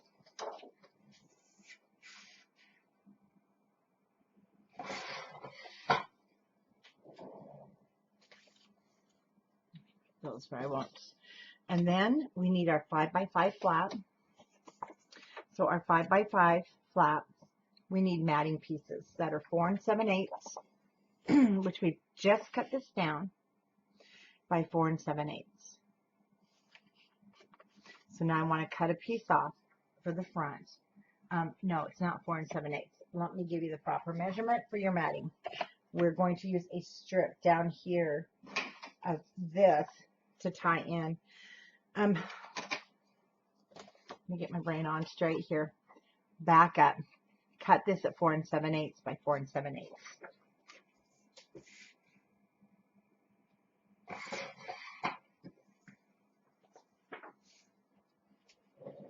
This piece that is left over, this is going to fit down into your pocket. We will cut the piece off the edge on the end, but actually you don't have to if you don't want to. So that's going to fit perfectly on the inside. If it's going down in the pocket, it's not hurting anything. Sometimes I'll just leave it on. This is 4 7/8 by 4 7/8. It's too long, but that's exactly what we want because we need a piece for the bottom. Now our pocket, though, with the 1/2 inch folded up, it's 4 1/2. And I want my 4 7/8 to kind of match up from where I cut it. I'm going to turn it. And I'm now going to cut this down to 4 3/8. I want this piece at the bottom of my pocket. Now I'm going to move this up because we're going to cut the actual length of the piece of matting that I want. And I'm going to cut this at 3 7/8. Hang on to those pieces. So now it becomes 3 7/8 by 4 7/8. Yes, you could have done that from the beginning, but then you wouldn't have your matting pieces.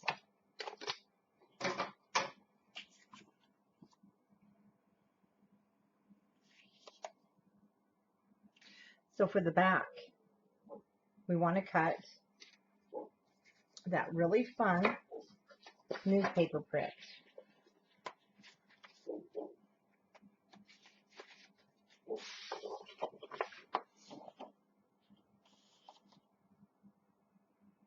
Isn't it cute? What I'm going to do, because I know my pocket, your pocket is 2 3/4 of an inch, but we're going to cut our matting at 2 1/4, and it's also going to help us save paper. So I'm going to cut this at 2 1/4.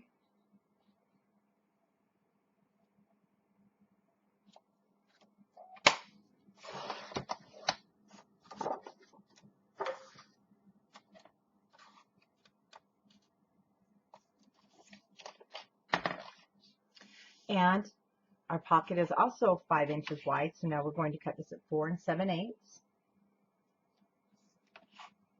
Make sure your arm is open all the way if you're using a cutter similar to mine.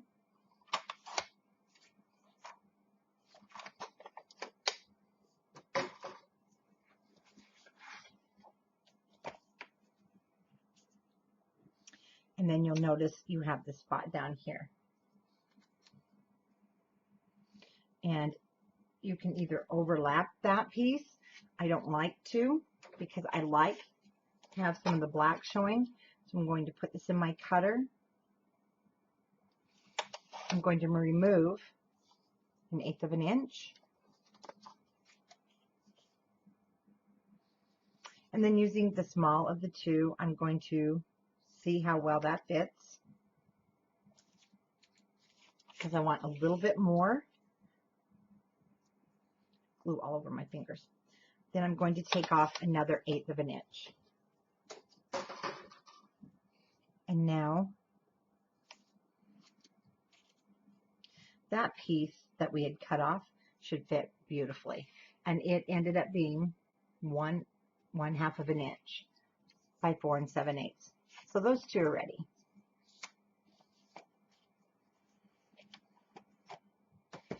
And we're going to go ahead and mat.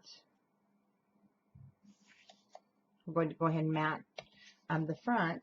Now when you lay this down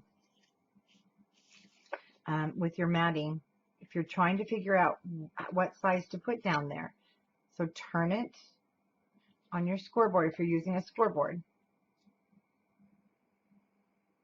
Because let's be real, there's times measurements don't even, our brain doesn't grab them real quick, if you know what I mean. And it is 3/4 of an inch, or no, it's 5/8 of an inch. So I know that I'm going to just want, from this little guy, 1/2 of an inch.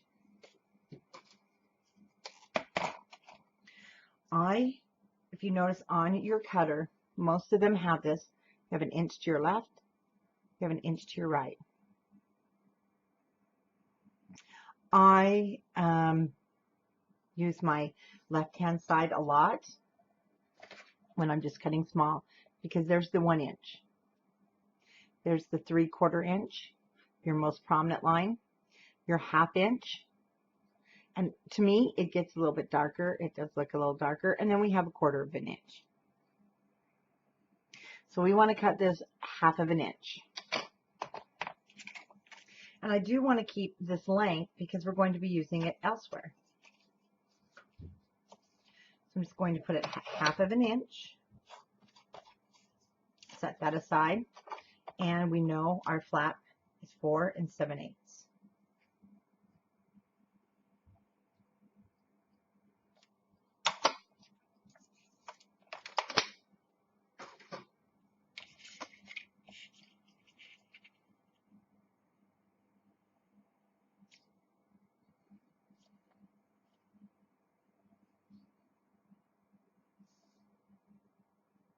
Now for the back. With our newsprint, 4 7/8 by 4 3/8.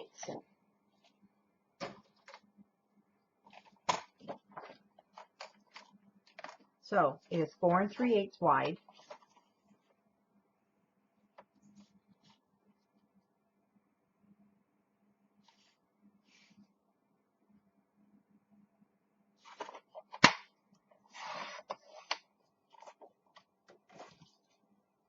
And then it is 4 7/8. 4 3/8 by 4 7/8.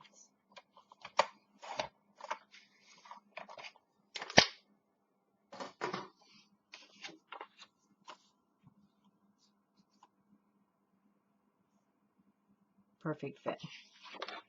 We have all the pieces, we have all the parts, and this piece ended up being 7 3/4. I'm not going to cut by 4 7/8. I am going to ink on the back side so I don't mess up the yellow front. And there's no need to do the bottom. It's going inside of our pocket. Once again, I'll turn it over. Keep the smearing off the front.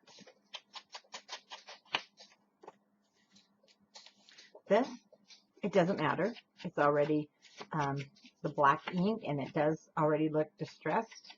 I mean, it's older, so having a little more distressing only adds to it. Now, those little tiny pieces, it's totally up to you. I am going to ink the black piece, and I did not ink my yellow pieces.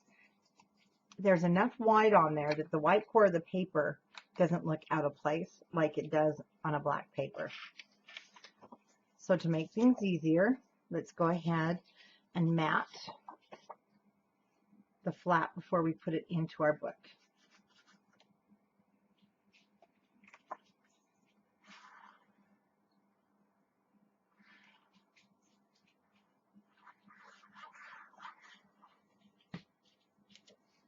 Score line, you need to stay below it, of course, because that's what's going to attach this flap into our book. So while we're talking about where we're matting, let me talk to you about this 1/2 inch. This is also another area where a lot of crafters tend to get confused. So where do I score? Where do I score for a flap? The standard is 1/2 inch, no matter what. Now I take that back. On large albums, I will do 3/4 or a full inch. Depends on how heavy of a page I'm making. But most of your basic albums, you're going to just score 1/2 inch. And this way, your flap now, with this hinge, this is what you're going to attach to your page. Your flap can open to the side. It can open to the top. You can put one on the other side. And you can put one at the bottom.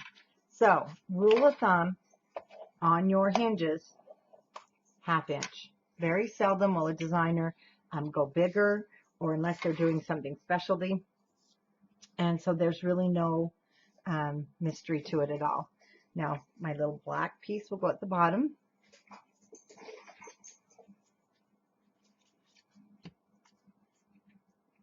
And I want to line up my edges so that it's a straight line.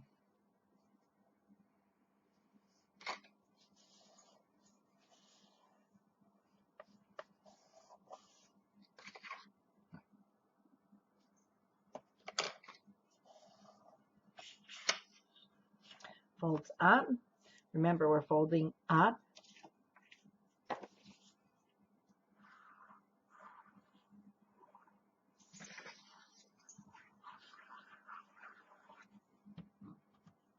So you want this going the correct direction. You wouldn't want it upside down. So make sure that it is in the right direction that you're reading it.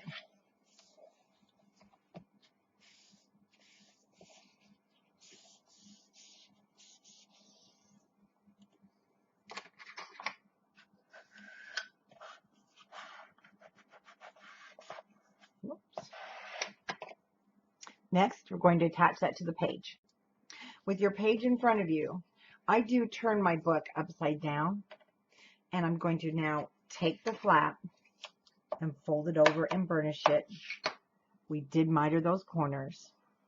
And the reason I work on it upside down, this is closer to me, and now I can really see where I'm putting it. And I want to put it over closest to this edge. We don't want the problems that I had there. Add my adhesive, matching to the top of the page and to the sides. Now just hold it down for a moment so it catches, and then you can go in and really burnish that down.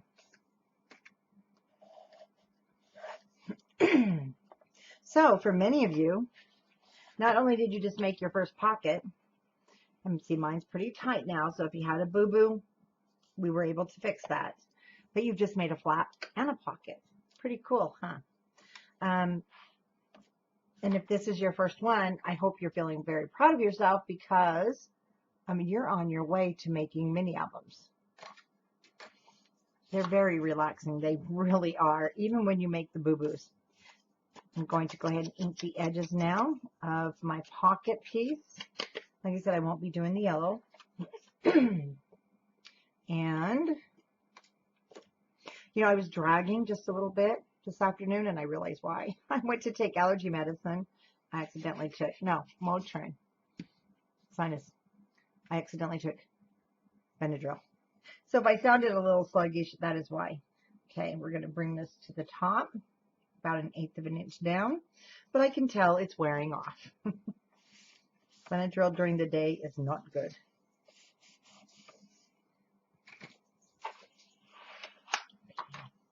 And that piece of yellow for the bottom.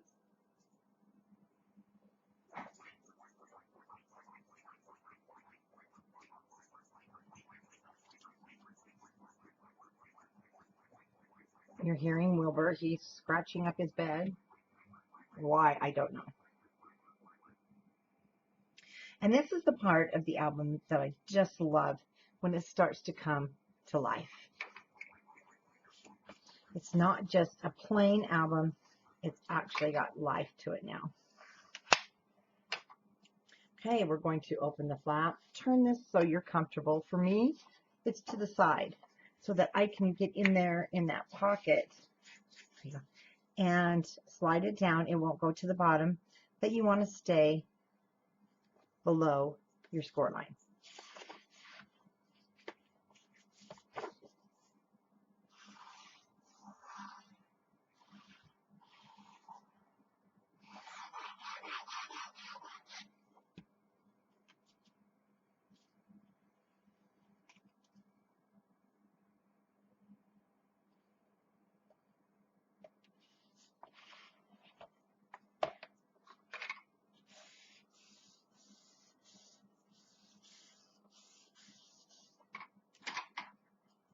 And then if you have your bone folder, or you happen to own a spatula, you can get down in there, make sure you didn't accidentally glue anything shut. Then I do reburnish right there. And now what we want to do, first of all, some of these will go back and get these pieces as we're cutting. And our cut aparts. The same with our cut aparts, but if you want to cut those now, you definitely can. And I want to show you what I did. Turn this over.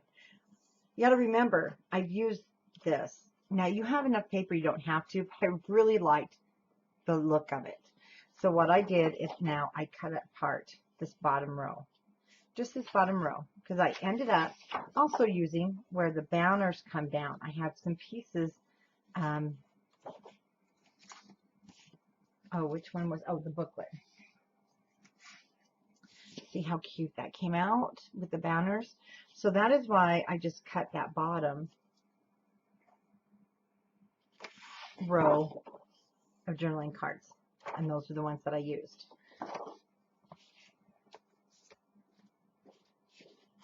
And what we're going to do is cut them and put them in our album so that when we go back with our scraps and we start cutting our mats, it'll be there. Glue off.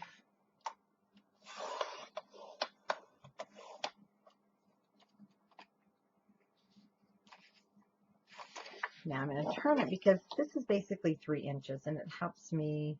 So I know 3 inches is a hangover on my board. No, it's 4 inches, sorry. They're 3 inches wide.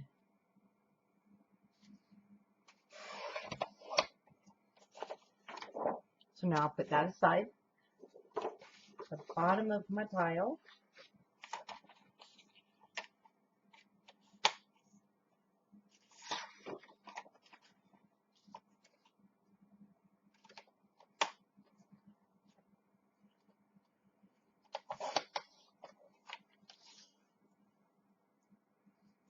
Just before my 3 inches. Sometimes well, this one we cut out, so I'm not too worried about some of that overlapping of the other color from the card.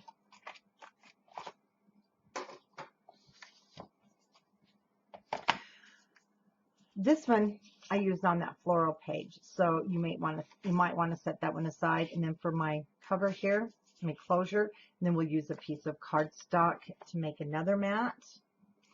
And then I also want you to grab your sticker sheet. Love this gumball.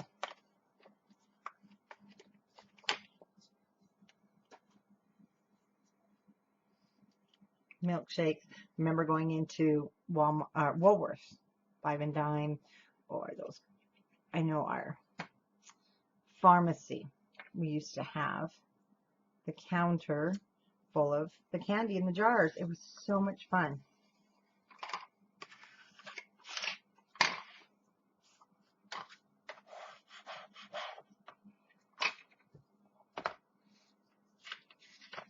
I'm going to put those in there to hold my flap. Now, we need to mat this inside piece. And I used the other side of that yellow. And there's no reason to mat that whole inside. This is 1 inch, so I'm going to cut off 2 inches.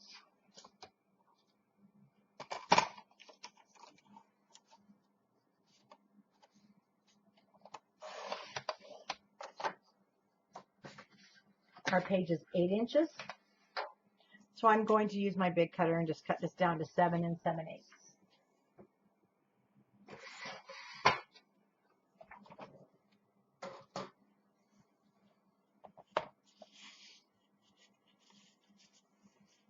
Definitely check our fit. And one thing that I like to do is put another piece of cardstock behind there, because sometimes it's hard to see when black is touching black.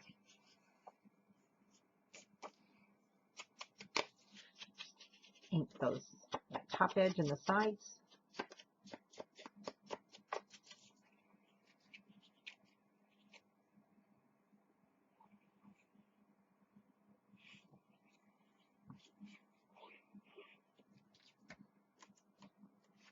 Oops, pulling that open.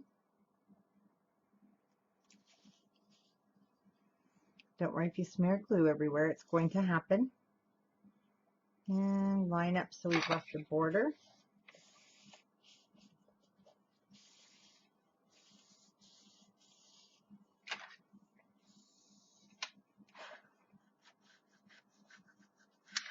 We will go back at the end and do the inserts.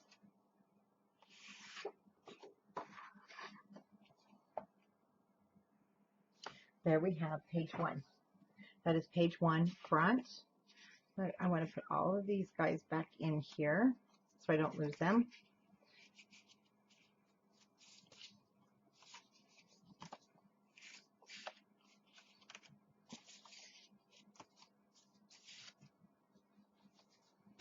The back. So remember I mentioned we're going to continue on with our cardstock that matches the front.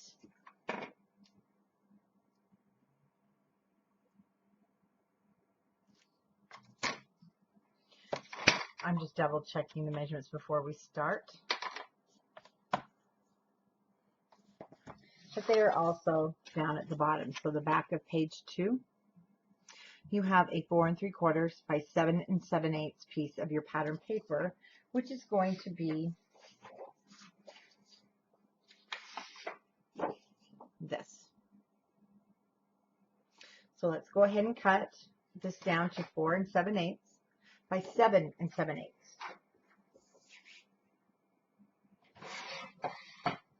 Now it should be just barely 4 7/8.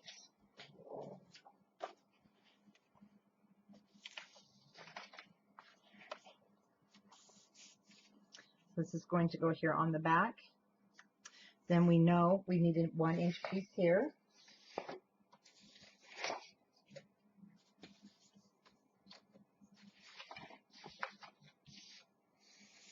And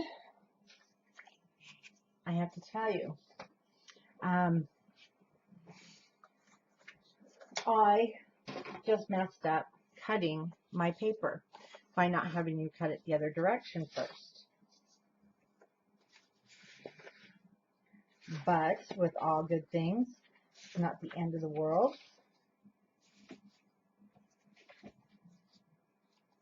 See our newsprint?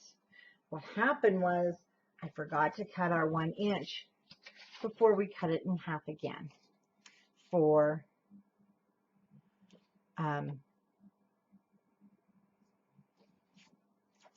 our pocket.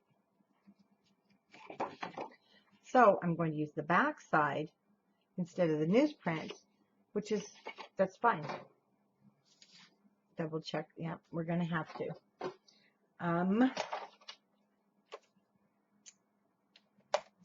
That'll give us a little variance in our book. And I'm going to cut this at 7 7/8.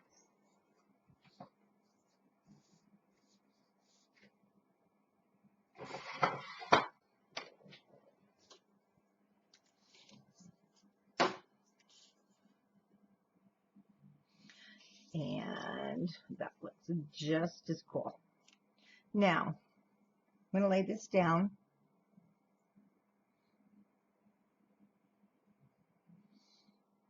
Make sure everything's how it's supposed to be.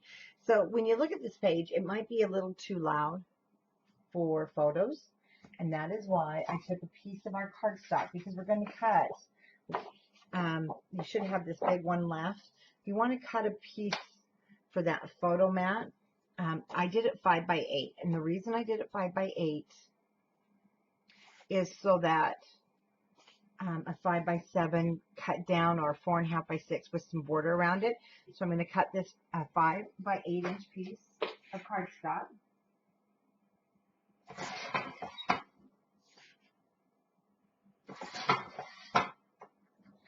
And if you have a corner rounder or a decal, anything that you want to do your corner with,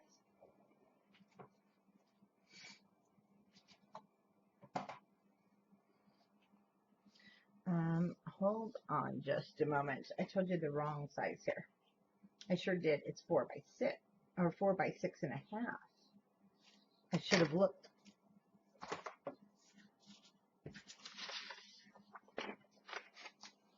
I was looking up here, 5 by 8 photo card. It's not a 5 by 8. It's 4 by 6 1/2. That makes more sense for cutting down your 4 by 6. Plus, it won't fit in that spot. There we go.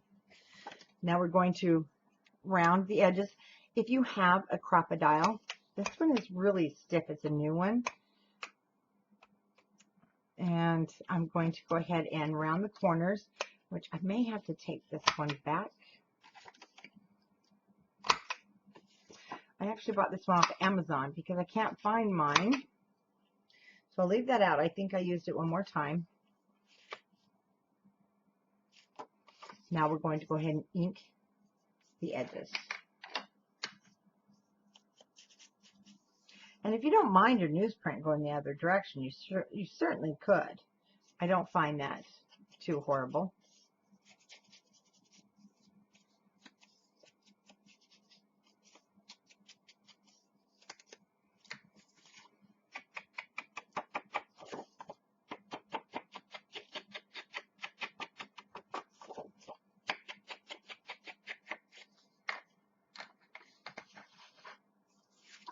First goes down the big piece.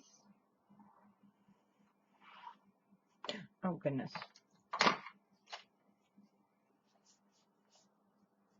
Easy clean. I need to stay on the paper.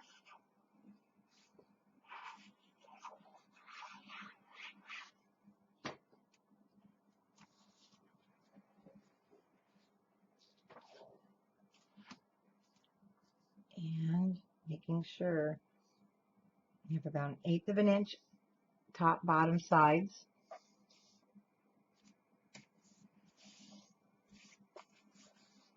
See, my hands are now covered in glue.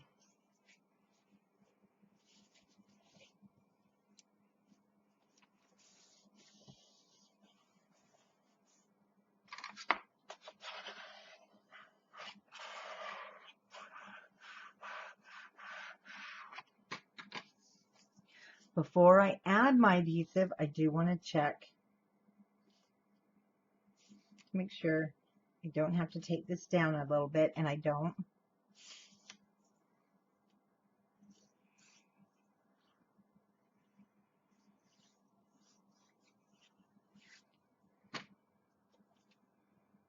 And I'm leaving just a tiny space between the yellow and my little 1-inch border. I like the flowers too.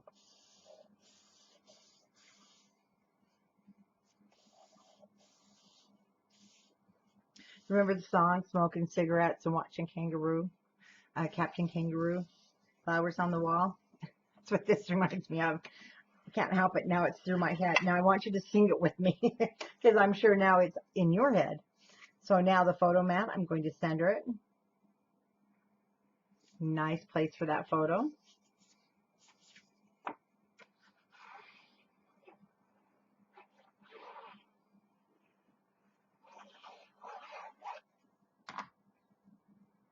And once again, I keep my fingers back there and I kind of move it around till I'm happy with how it looks.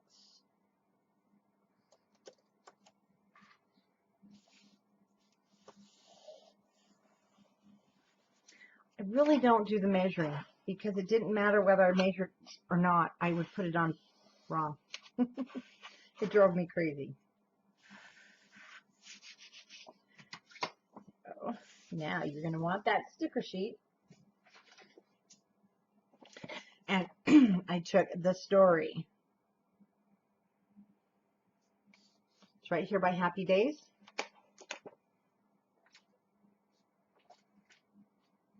Art glue.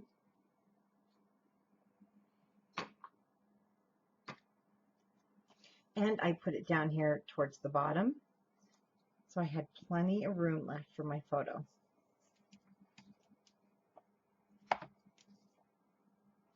It's coming together nicely. Okay, the front of page 1.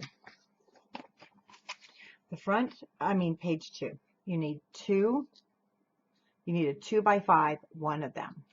Now, get into your scraps here as I reach over.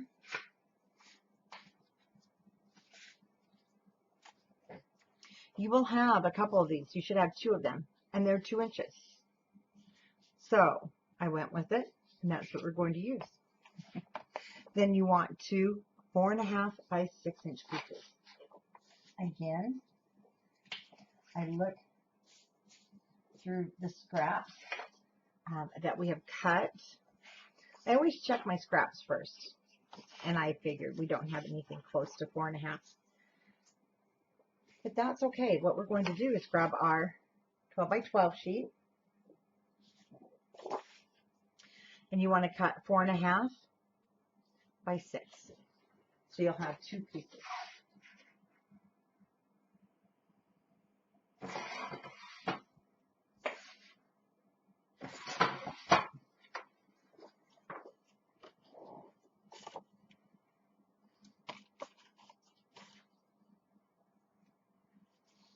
So on the 4.5 inch side, my chair every time I move over, you'll hear it pop down, and it's driving me nuts. Then I'm not sitting up. I got to readjust my seat. My seat's getting old. It's getting time for a new one. And it keeps dropping. Have you ever had one of those seats that do it? So every once in a while, you're going to hear it pop when I move over to my cutter. I move, and it pops because it's, well, I'm pushing down too hard on it, probably, on that side. And then I have to readjust. Okay, on the 4.5 inch side, we're going to score each one 1/2 inch.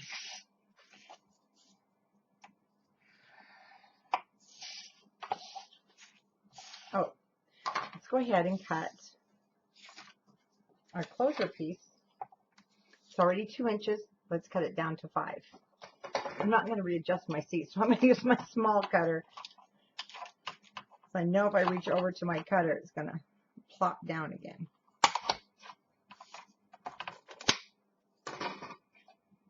We're going to score on the 5 inch side at 1/2 inch.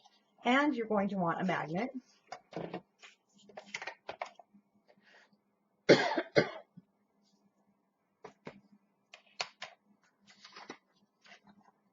And we are going to use our next sheet, which is the polka dots and the stripes.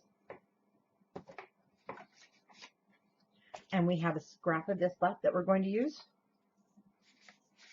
We have quite a bit of it. And mine may not totally match because it started with the number 9, and that's okay because it just has to do with the way I cut it for the cover.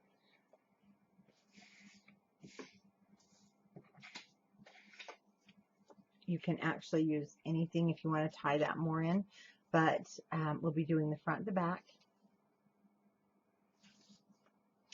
This piece right here, remember the back of this one, but we're not going to mat these till last because I believe we use, oh, I guess we didn't use that somewhere. So we can go ahead, we're going to mat those. Then we're going to use the stripes for the back side here.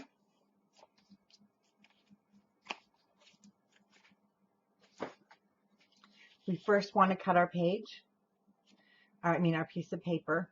We're going to cut down here at 5 7/8 by 7 7/8. All right, come on, chair. I'll take my whole chair with me. Good thing it rolls. There we go. If I roll it, we don't have that problem. I just have fear one day this chair's just going to fall to the bottom. Okay, we're going to cut 7 7/8. I'm trying not to move too far because I don't want it to go anywhere. Yay, I made it. So this is my 12 inch. This is what I have left. And I'm going to now cut it to fit the front of my first piece of 4.5, which is now 4 inches. When we fold that back, it becomes 4 inches. So now our matting is 3 7/8 by 5 7/8. The chair.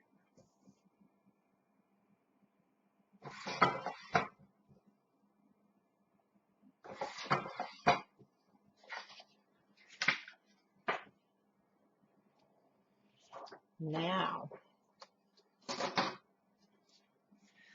I know for this flap in the back, this is our other 5 by 5, but it becomes 5 by 4.5. So I'm going to go ahead and now cut the piece that I want for there. Oh wait, no, I'm not. No, let's not jump ahead. Let's stay right where we are.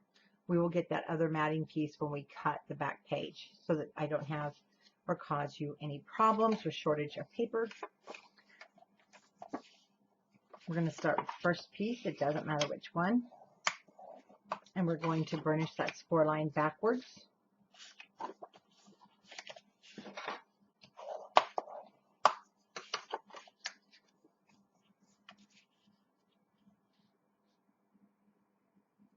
Looks great.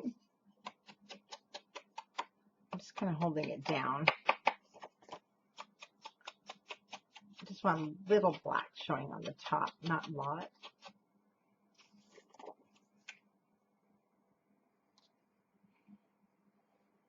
I just noticed the matting on my prototype. I didn't get the corner.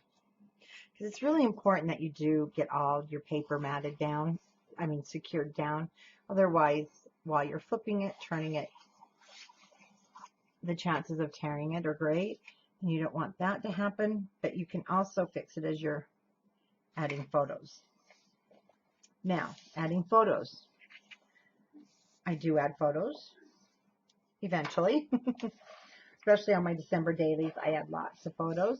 I print them off right on my computer printer, yes, on paper, and they look just fine. For instance, that is just printer paper, computer paper, not special paper, not photo paper, just a heavy, really nice, bright white paper, and then I adhere it with my art glitter glue. So, if you're giving this for a guest, that's what you'll do. But if you're doing this as your first album, you're going to probably want to keep it so you can look back and see how far you came. Now we're going to miter this corner from the Scor line. We always keep our first album. It's exciting to see how you progress. Now what's going to happen is this is going to sit right on top. Right on top. So we're going to add our adhesive.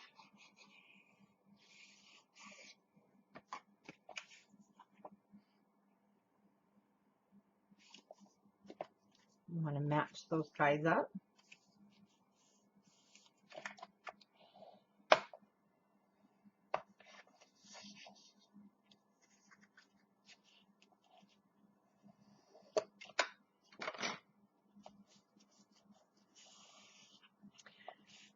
And we're going to cut another piece that fits on the inside there. Excuse me again.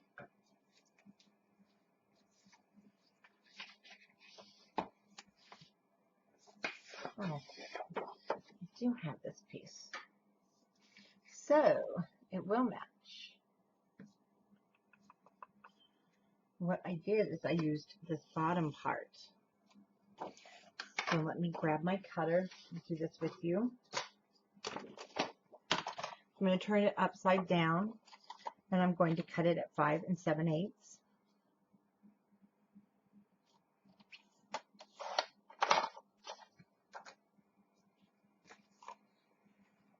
Now you can decide which end you want to cut from, because it needs to be 3 7/8. When you lay your arm down, then you're going to see what you're cutting off.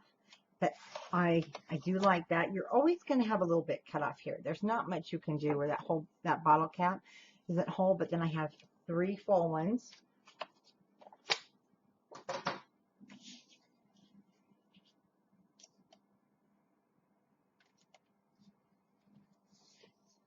And then I do need to check one spot. I do want to go ahead and cut. It just seems like I've used it somewhere else, and I guess I haven't. I just didn't want to mess up our books.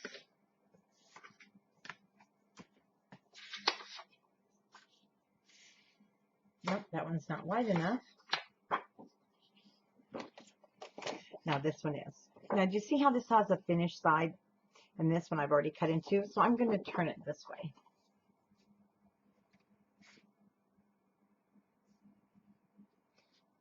It's one last look. 3 7/8.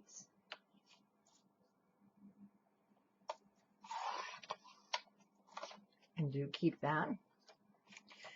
And we need 5 7/8. So if you want to take that bottom off, well, you kind of risk. What I'm going to do is cut it at 6. And then I'm going to turn it around so I can cut off more of that bottom. I'm going to put it at 5 7/8. I always check that this arm is straight, because if it's not, you may have some paper that is not cut straight. Make sure that's latched. So let's cut off some more of the bottom. At least I got rid of some of that white border.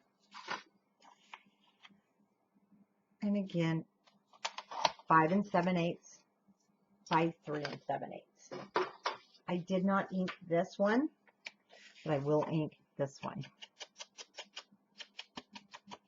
And you don't always have to put your dauber back into the ink, especially with black, you'll notice, or a new ink pad, because you'll notice there's plenty of ink on there.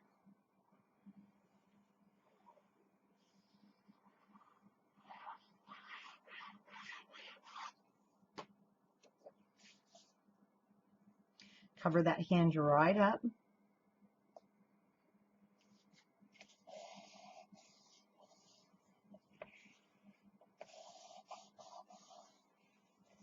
Close up that edge.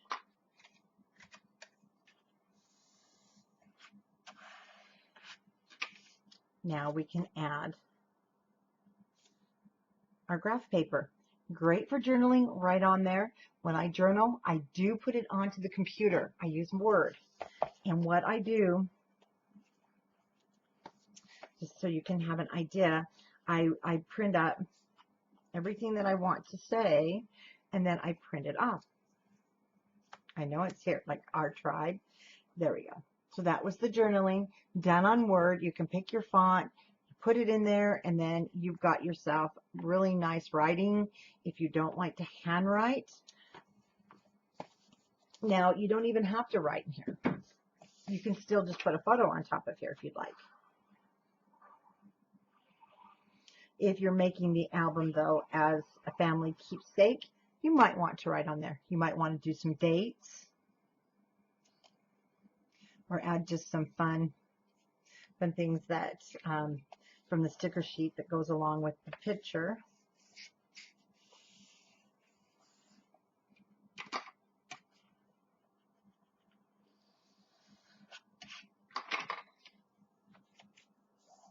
Open our 1/2 inch. Again, you don't have to use the same side of paper that I'm using. If you prefer the diamonds, you can definitely use those. Now you can also fill in, if you have any plain cardstock in your stash that coordinates well, you can use that for your matting.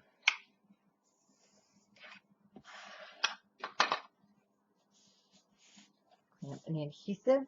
Now, this is sitting in the middle of a page, so I'm not worried about that. Oh, you know what I just did? I got ahead of myself. We forgot the magnets. So this is another great learning spot, but not one that I really wanted to do. I don't believe I just did this. I was being so careful, but that's okay. Oh, wait a minute. No, I'm fine. I freaked myself out. Sorry. No, we're all good. I just wanted to see if you were awake. Oh my goodness. Magnet goes on the base. That's why we're not matting the base. If you want this centered, then all you have to do is measure your page. It's 8 inches. Make a mark at 4 inches. Your booklet, 6 inches, so you'll make a mark at 3 inches. Now, if you sew, then you know what you do is you just take those two pieces or those two markings and you line them up. Then your book is in the center. And that puts me perfectly lined up. Remember, do not go past. You want to stay about 1/8 of an inch above where your album folds. We are going to put this down. Okay. And moving our page works just fine.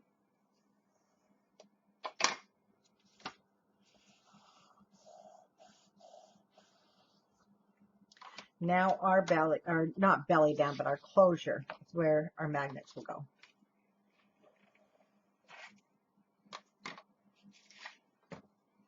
I'm going to fold that in half. Now, we're going to mount this before we put this down.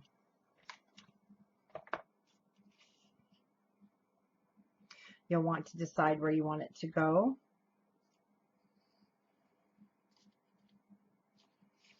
And then using my thumb, I just go a thumb width up, literally just to that, just your thumb. And that's where that's where your magnet's going to go.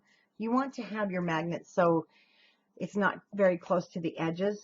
And that's one reason I chose the 2-inch piece. Our magnets are the large.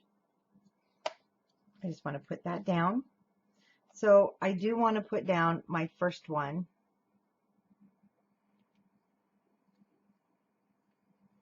Again, just using my thumb.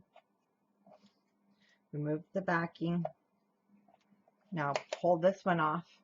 And I'll just set it up here on my magnet because you have a magnet on your scoreboard to keep that safe. Now our band, our closure is 4.5 inches by 2 inches. So looking to see what I want to use, I'm going to use this for the front. And it's 1 7/8 because our band is 2 inches wide. So 1 7/8. I'm going to turn it so the number 1, I want it in on the front, and we're going to cut it at 1 3/8. Now for the back. And the back, I did use this piece right here. I used this piece. So I cut into this. And you know what? I'm not going to this time. Because it's on the back, I just want to keep it basically something that's perfect. The yellow. I know I'm not going to use for anything else. So we're going to cut this at 4 3/8. Now when I cut the yellow, this will happen a little more than once. That may not work. We have too much of that showing. So I'm not happy with that. But I have this.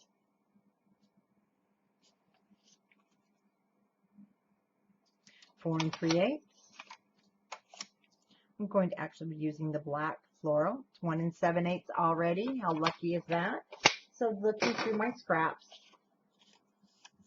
I had a piece that would fit just fine.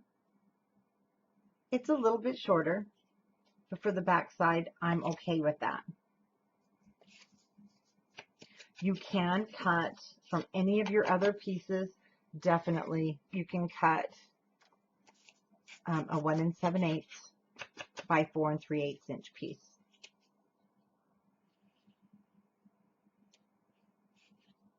I like to not cut into my whole sheets, if possible, until I'm ready to use them for the full page, for fear you may not have enough. So you could even skip this and come back to it if you are absolutely not liking any of your scraps.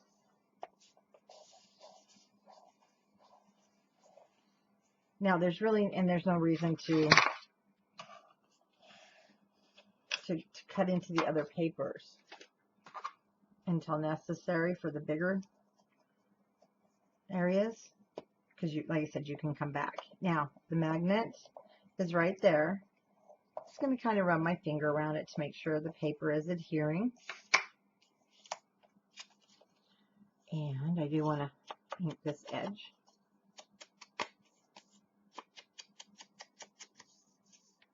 Get rid of that white.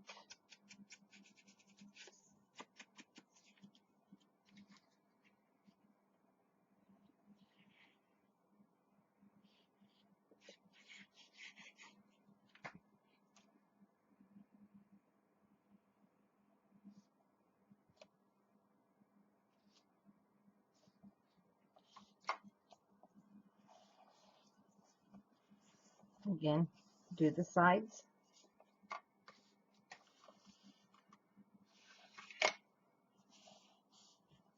So hopefully none of the adhesive gets out.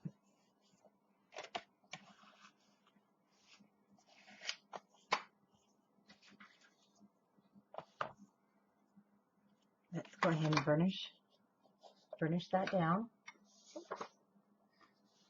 Sorry, I'm just moving my booklet. There we go. Now,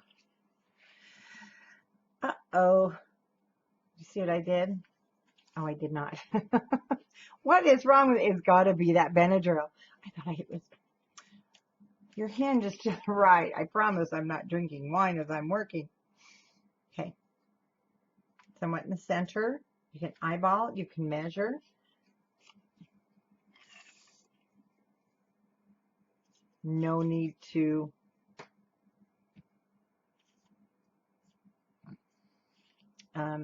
miter anything. And once you see where you want it, put it right up to that edge.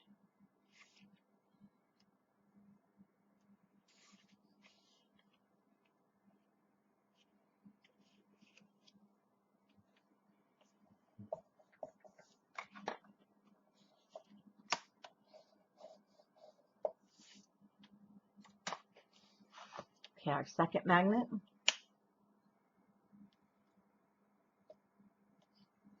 Remove the backing, open your page, kind of slide it up. Yeah, I can lift it up. We're fine. So there we go. Got nervous for nothing.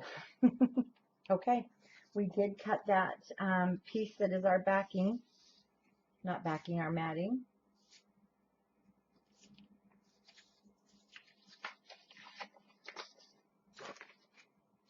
And it's just a matter of finding it.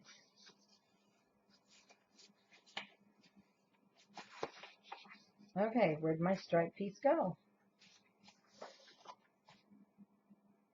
It has the polka dots. There it is. Now, we're going to cut this down 4 7/8 by 7 7/8.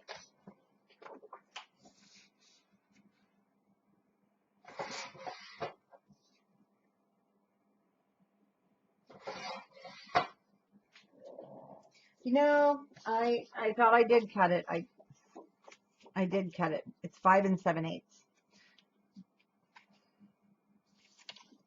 5 7/8 by 7 7/8.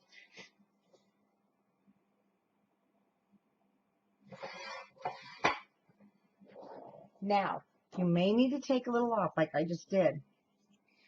I may have to take off a little bit more. See? So I'm going to take off a little bit more, and this is going to put me at just a hair over 5 3/4.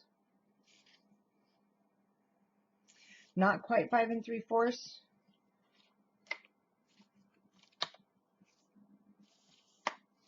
There we go. Because you need to have room for your flaps.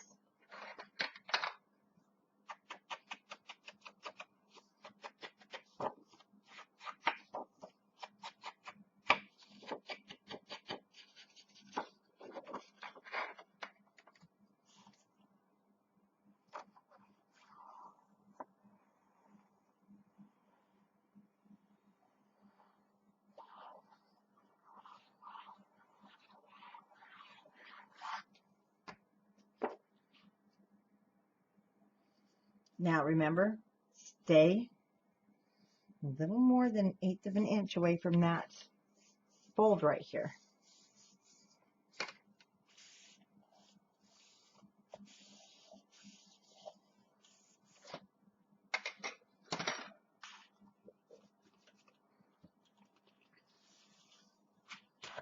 Now, one thing why I don't do a lot of embellishing on the pages, and I've learned this over the years.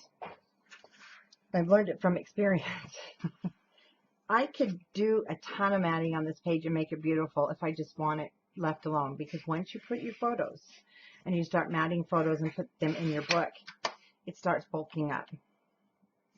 And of course, you don't think about that until you finally want to put something in an album and you're like, whoa. Now my magnets aren't closing, so I save those spots for photos. And I try and just do my embellishing on the outside, not the inside. So there's your second page. We're going to do the back now of that page, and that's where we're going to use the second flap that we cut.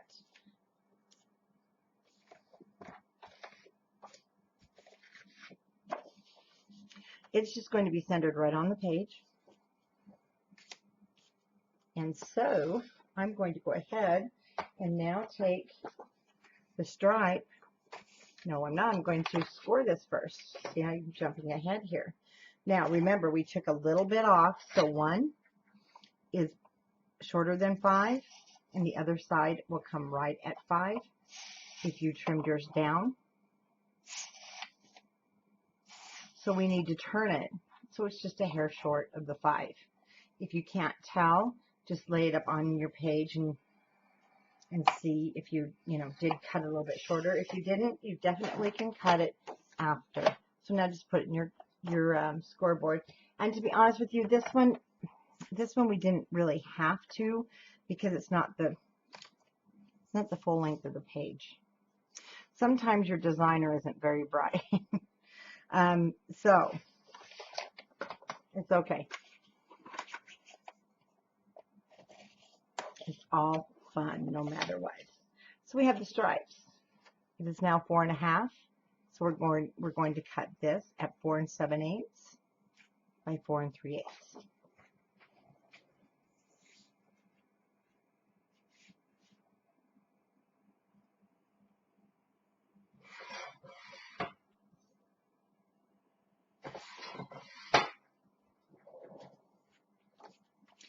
And we're going to break out a new piece. It's the fun piece.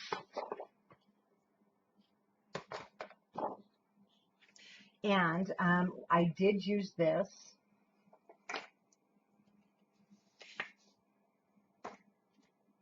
Oh, that's right. I did use this in one other spot. And I used it for matting. So I'm going to cut my 4 7/8 this long way.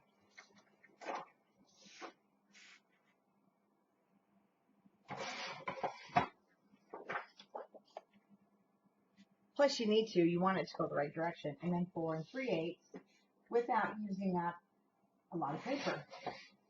The whole idea is to minimize your usage so you can get some other things usually out of your project. Once you start making mini albums for gifts, you're going to see that you want to make mini albums that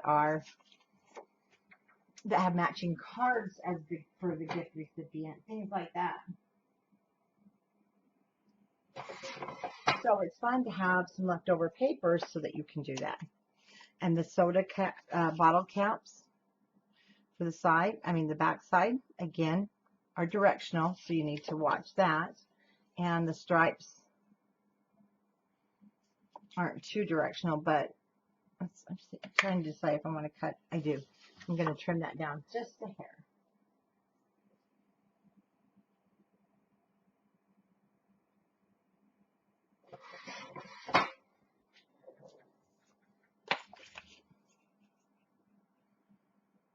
Okay. Many of you that are watching, I know you've watched me before, and I have to tell you, you probably know Wilbur has an evening call of his people. He's a beagle. He goes outside and howls, and we found out what he's been howling at. We have a beautiful calico kitty. She's big. I lost my shoe. And she sits out at the warehouse, and he can see her. And that's what he has been howling at every single night. And she's been coming around a lot. She's big and fat, so I know she's well fed. Or, yes, I would keep her. She's even been coming around at 1 a.m. because now we know what he's howling at because we actually saw her on the camera. So mystery has been solved. Well, I'm sure he just howls too because he's a beagle.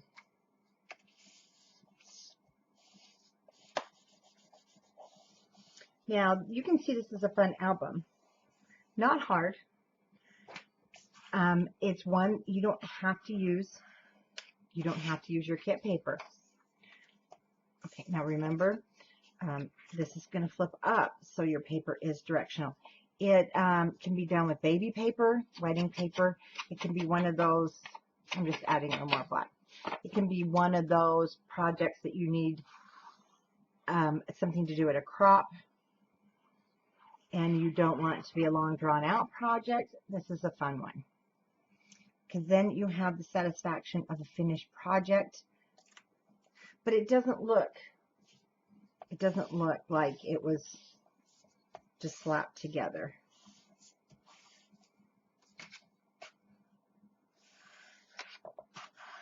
And you're going to be so excited with your new skill, if this is your first one, that you're going to be making a lot of them. So once again, my album, I am going to turn it upside down. I want to center my flap right here at the top. Now this is the other thing too, flaps can go to the side. They don't have to be centered. As long as your paper is not directional, it can be at the bottom. You can put flaps absolutely anywhere you want on your page. You just have to be mindful of what you're putting on the opposite page. You don't want your flaps to get caught on them.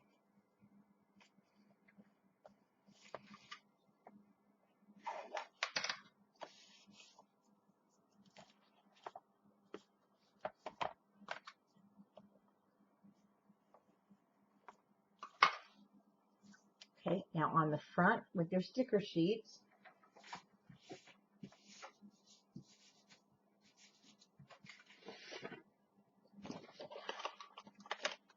ice cream sundae.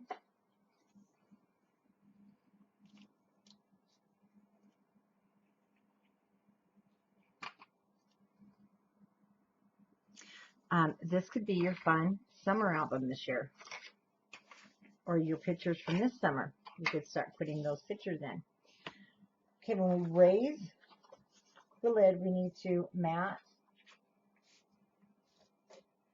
We're going to mat the inside.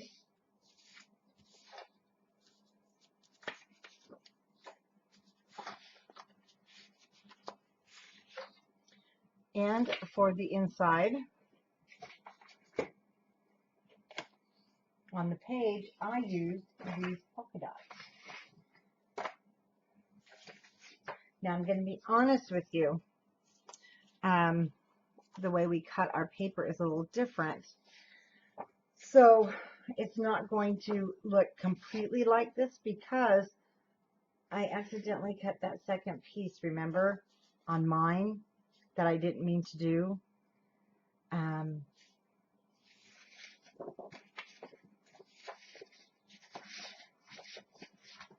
So we're going to have a little bit of design change here due to that. If you remember, I couldn't find this piece, so I went ahead and cut this piece, and I cut it, and I shouldn't have. But that's okay. It just means I'm going to have more of my black piece down here.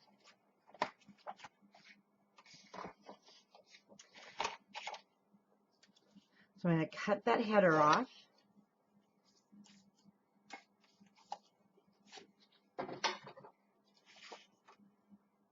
So this came out to be 4 1/4.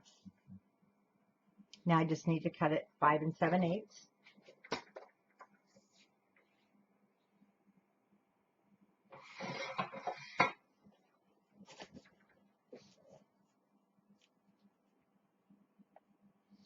And if you want more polka dots showing, we might bring it down to the bottom. But no matter what, that's going to leave us a space.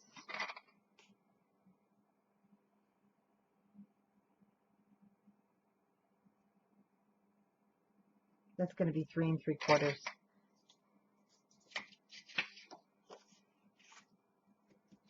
So we have this to use still, and I'm going to cut it down to 3 3/4 by 5 7/8.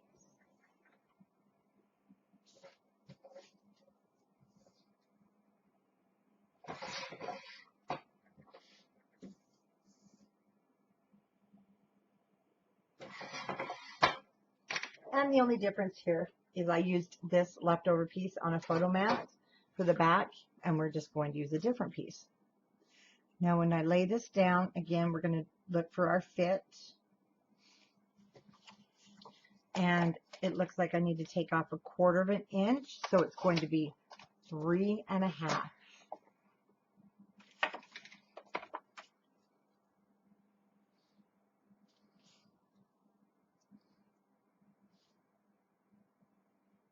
Okay, we're going to have that space. So this is very, very close to our model. This space down here at the bottom, or the space here, then I just use this other piece and I cut, unless you want to look around in your scraps. And I don't think we had another one long enough. And again, you don't even have to use that. Maybe you want, let the good times roll. You can definitely change it up to your liking. So I'm going to take this and I'm going to cut a 1/2 inch piece. That's all you need. 1/2 inch. Now cut it down to 5 7/8.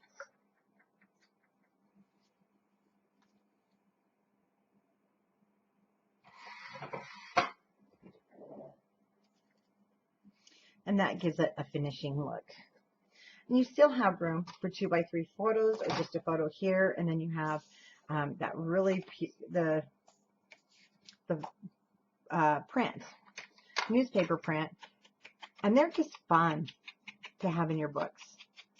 Kind of nostalgia from the past. We had a malt shop growing up here in Sunset, Utah, really small. I'd walk up there, and I used to take I had a wiener dog, loved her. She'd go with me, and they actually let her come in and sit. I was just little. I was 5, 6 years old. I mean, it was literally up the street. But that's when there was no, we could do that. And this right there, root beer floats. This brings back great memories. So I wish I did have photos from that time period of going up to the malt shop. I definitely would have some awesome photos to put in here, but I don't.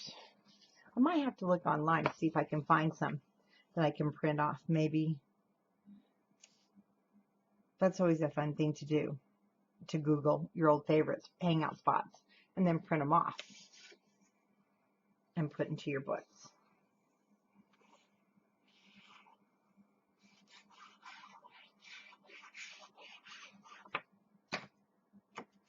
Okay, remember to leave that 1/8 of an inch at the top.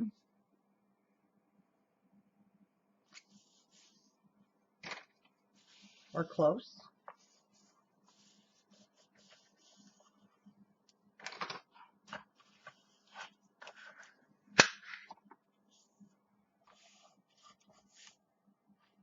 Are you loving how your pages are laying flat? You could even use the floral, but I will not waste that. Now see, I have a bigger gap, and it's okay. We're going to be covering that spot to give it more interest with the flowers.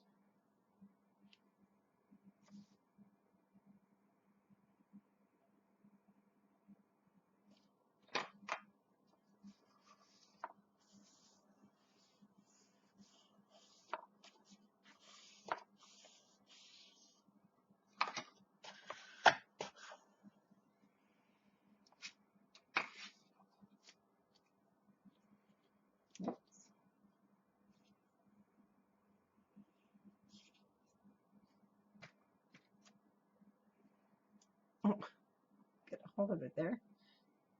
Okay.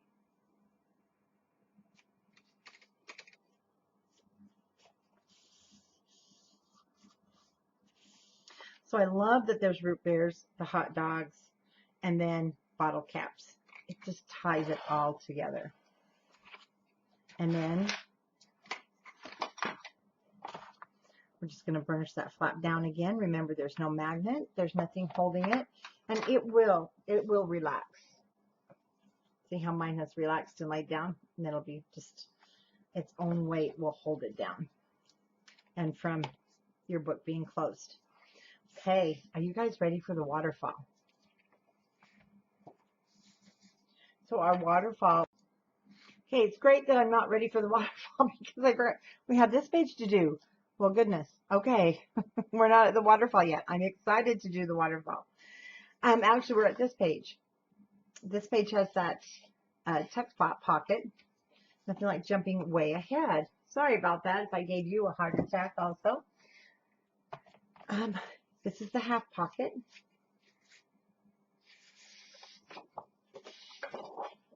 And we can do all the matting first on this one because our pocket is going to sit right on top. So we're going to cut this straight down at 4 7/8 by 7 7/8.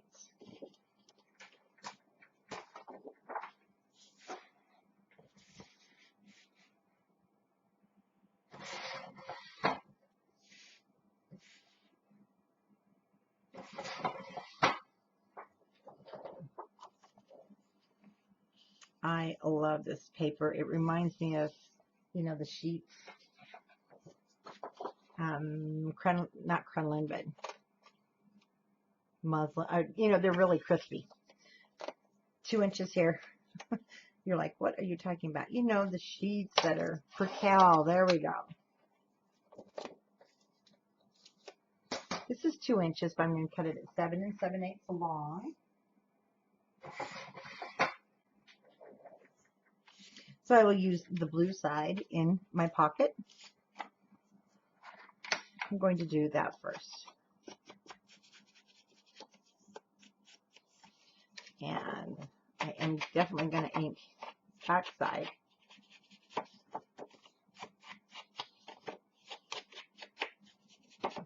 So I don't mess up my pretty white side. And I'm going to put this in first because then it gives me a variance between the flap to see when I'm putting down my white matting.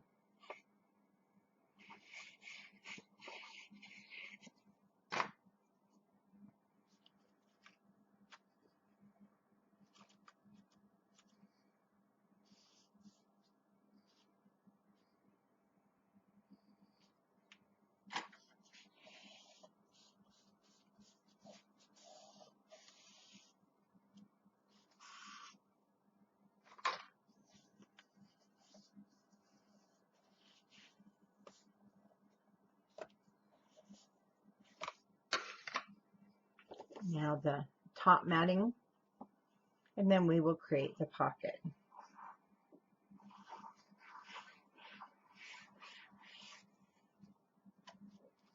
Again, it's 4 7/8 by 7 7/8.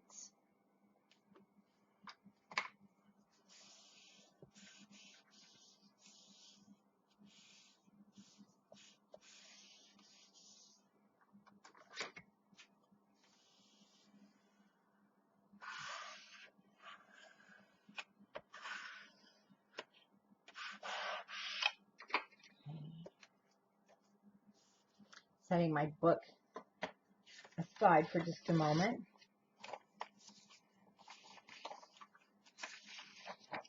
We are on the front of page 3. So for the pocket, we're going to cut a piece of our cardstock 5 by 5 1/2. And you should have this other piece that we cut those 4 inches off of. So I want to cut it at 5 1/2 and then 5 by 5 1/2.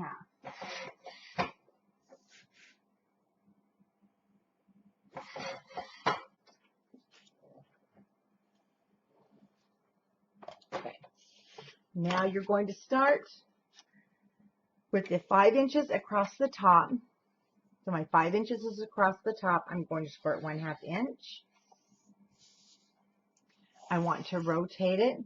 So my score line is at the top and my paper is now at 5 1/2 and score it 1/2 inch. And we're going to rotate it one more time. Our 5 inches at the top and you'll score it 1/2 inch. So you'll notice this makes more of a tall pocket. We don't have to fold it and fit it like we did on our page because this is going to sit right on top of that cardstock. It's not sitting side to side, so I know it's not going to hang over an edge. So there's no worries there. Now just to tuck these under to kind of hide them, we'll miter the corners. See, it helps so you don't just, they're not just right there being looked at. And once again, straight across, not going into your score line if possible.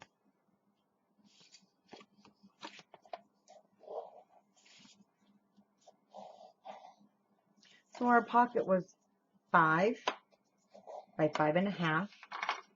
But now matting our pocket, it becomes, it's a 4-inch by 5-inch pocket. So it's going to be 3 7/8 by 4 7/8.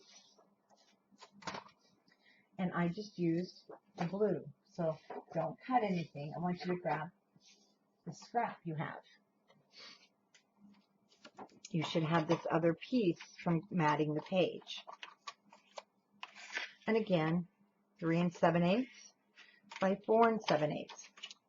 First thing, we're going to make sure it's long enough, and it is, with just a tiny bit to come off. And then I'll turn it this way for 3 7/8.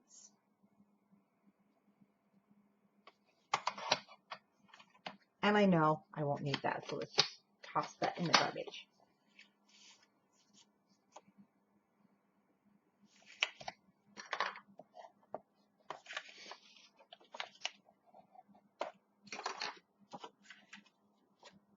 I have the blue on the outside. You can definitely use the floral and have it floral on floral.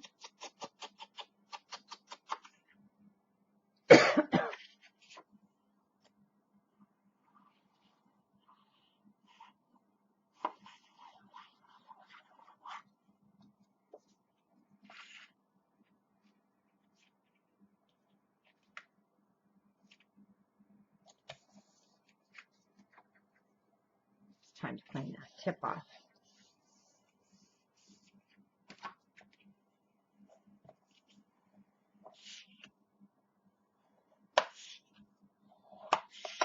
Now, on your, let me show you this. I end up using this one. So what I did, and you can wait till the end if you'd like, because we're going to cut this out without cutting the rest. So I'm going to cut this down, and do you know there's a marking on your Scor blade? And if you watch, it's very hard to see. You should have an arrow or an indent right there in the middle. Well, that tells me where I need to stop when you can't see what you're doing. So we're going to put it back in our scoreboard. And when it intersects, just go slow and gently pull.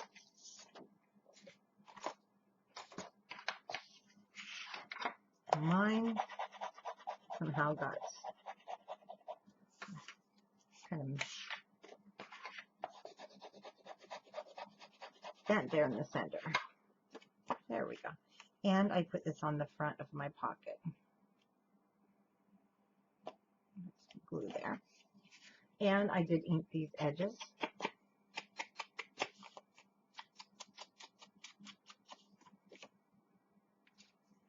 See, that looks cool.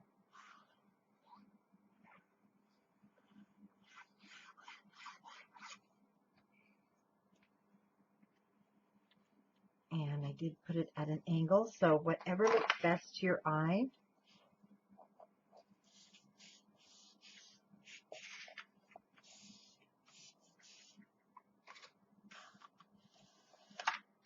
And from our sticker sheet,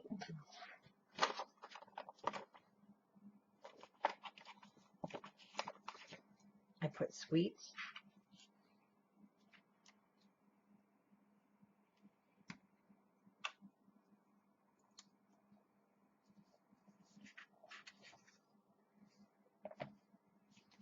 Now you can decide also, where do you want this placed? I'm going to actually, I'm going to off center it this time. This one was more straight on, but I'm going to off center it.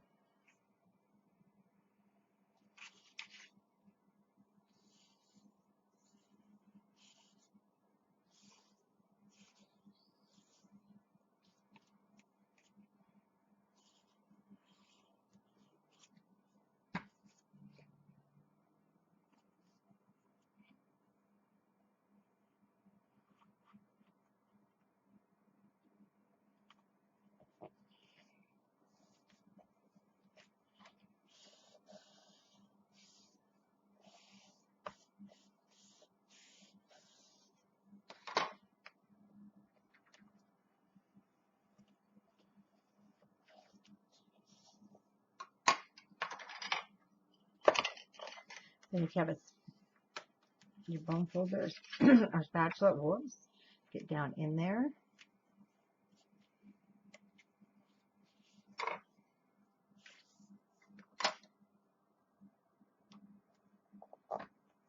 But not yet. Apparently it wants to have a few more minutes. Okay, inside of the pocket, and we'll create these with the leftovers.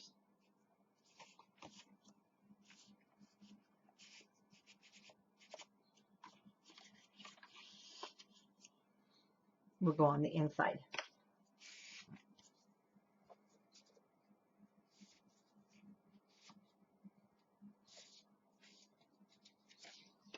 So it was this one. Okay, the back of page 4. Now the back of page 3, I can't count tonight. And it's this really cute photo mat area using the same blue because I wanted to incorporate everything onto the back. And I just love that one. So back at page 3, your pattern paper.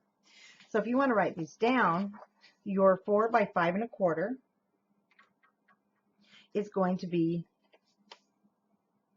well, it's all going to be from here, but I did use the blue side if you need to make a note.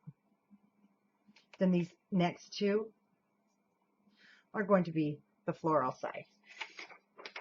So the first thing I want to cut for this from this sheet, this piece of paper, is a 5 1/4 by 4. So I'm going to cut it at 5 1/4 and then 4.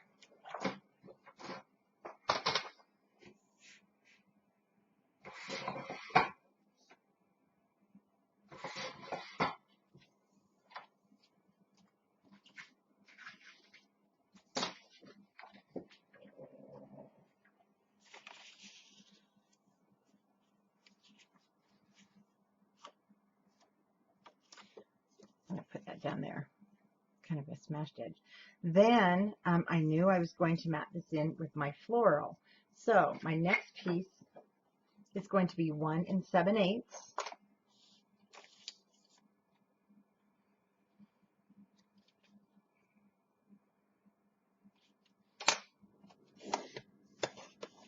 And we'll cut the length in just a moment.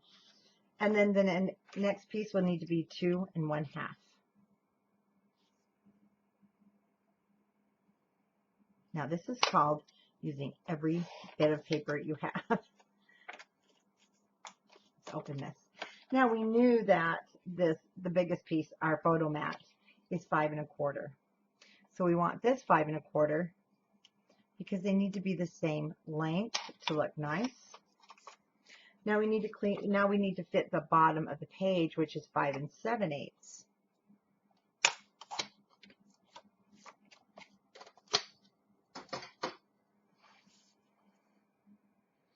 So I started with my 4 by 5 1/4 inch, and then my 1 7/8 by 5 1/4 inch. This is my 2 1/2 by 5 7/8. Now I want to show you something. It happens every time. It doesn't matter. It just happens because we don't cut things exactly perfect. Well, I don't. So as you can see, my white is a hair short, but that's a perfect place for an embellishment. Okay, so if you know it came out a little bit shorter, well, you could keep trimming and trimming until they match, but I don't, because the chances of it being messed up is going to be worse. So that's where I'm going to put a little embellishment. And to be honest with you, to the naked eye, the person who didn't create this probably won't see it. But there are plenty of embellishments with all the paper collections that you'll just love having the chance to use them. Again, I'll do the back side, not so I don't mess up my pretty white side.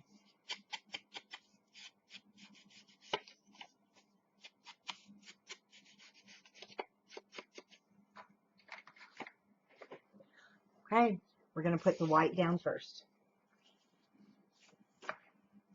Our blue photo mat.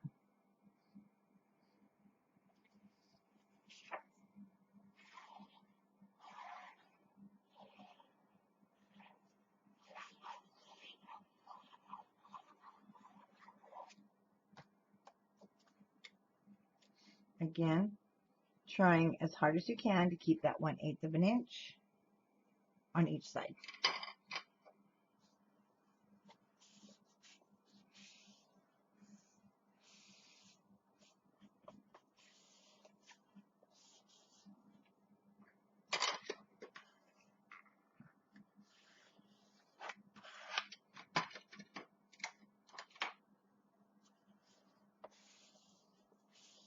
Okay. 1 7/8. Now we need to check it and make sure with the placement it won't be over the actual page. If it is, then trim it down now. And remember, just take that sliver off the edge. So what I'm doing is I'm lining the top because I already know my paper is a little off. And I want this to be a straight line at the top. That way when the eye sees it, it looks nice because we're going to use an embellishment in the corner.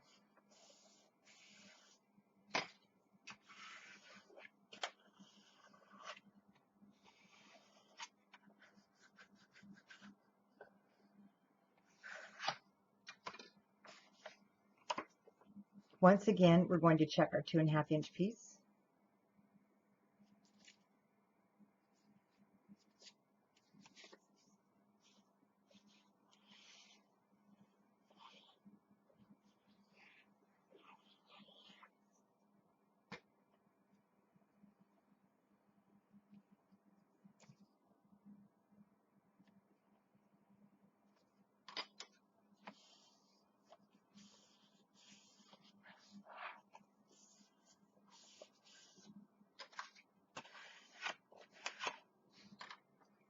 Now, I've got a couple spots off. I don't know how I managed it, but I did. And that's okay. What I'm going to do is turn the floral instead of having it, see, I have my leaves facing up. You can see I'm off over here. You probably do on the camera. So I'm going to turn this more of this way so that I get those spots covered. I love when they make bigger stickers like this because they come in handy. Just going to put my, there you go, leaf at the edge there. And voila, nobody even knows, except for you and I on the camera, of this piece being short and then that piece being short because it's all covered up and it's beautiful. So there is those 2 pages. Now we're ready for the waterfall. Love making waterfalls. For your waterfall, you do need a new sheet of 12 by 12. Let's just put that aside. You want to cut your waterfall at 5 inches by 6 because you need 2 of those. Then you need a 6 by 7, and yes, you can get it out of this whole sheet of paper. So 2 5 by 6. So I'm going to cut at 5, and I'm going to cut at 6. Now you're going to come just a hair short of 6. Your page is 6. You want it to fit nicely, so just take a hair off.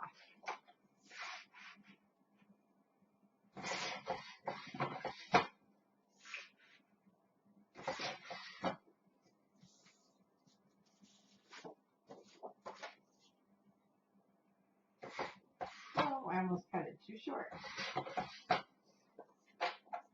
And 1 6 by 7. And again, just a hair short of 6. Then you will need your second magnet.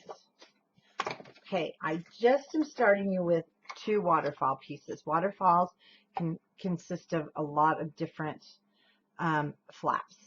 So we're going to start with 2. After we score these, I want to show you how I figure out my waterfalls. So we want to score with the 5 inch side at the top, and we're scoring at 1/2 inch. 5 inch at the top, 1/2 inch. Now when I'm making waterfalls, or I'm making a mini album, let's furnish those. And I know that I want a waterfall, let's say the full length of my book. I'm like, gosh, how big do I want my waterfalls? Most of the time, I want them this big because I want a 4x6 photo to go on there. And I do crop mine down because there's a lot of waste. But I'm like, oh my gosh, but how many of these will fit within my 8-inch page? That's what I do. I take one, just one. I score it at 1/2 inch and fold it back. We know this is a 1/2 inch piece. Where we glue this down, the next one starts. So there's 1/2 inch. That's one. So I move my paper now to the other side of the 1/2 inch. There's two. 1 inch, 3, 1.5. That would be 4 waterfalls. 2 would be 5 waterfalls. 2.5, 6. 1, 2, 3, 4, 5, 6. I can have 6 waterfalls at 2.5 and it only hits 7. My page is 8. So 7. Whoa. 2.5. I can have 8 waterfalls on that page if I want to go the full length. So that's how I figure it out in 1/2 inch increments. And I start with the size I want. Now, if you're going to start, if this is only 4 inches, you're going to get more. This is a standard size that I use, so I hope that helps.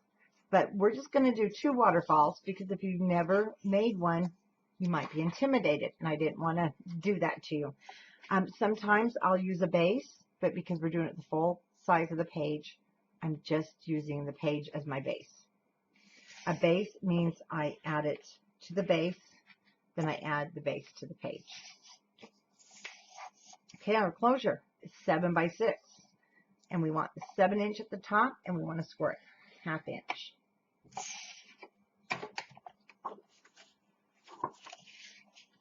Now, once again, we'll have a magnet on the back of this.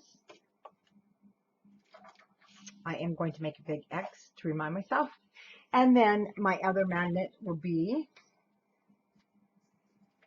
on the, I put it on the front of the waterfall, not the base, because there was kind of quite a few layers there.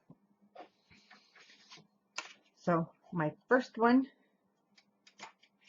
I will need to wait and mat after I put it on so that I can match my magnets together. Now I'm also going to check that my closure here is going to be the same width. I'm going to take my page, I'm going to turn my album upside down, and I'm going to put this to the outer edge. I'm going to check and see. You know, I'm going to take a little bit off. I just don't want them that close. So I'm going to put it back in the cutter and just take a tiny bit off.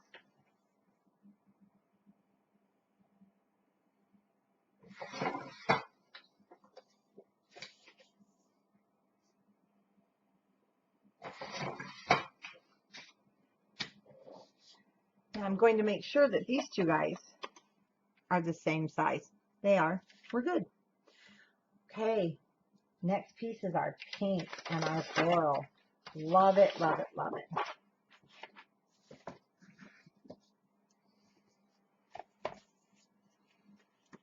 And you'll need that black and white ribbon.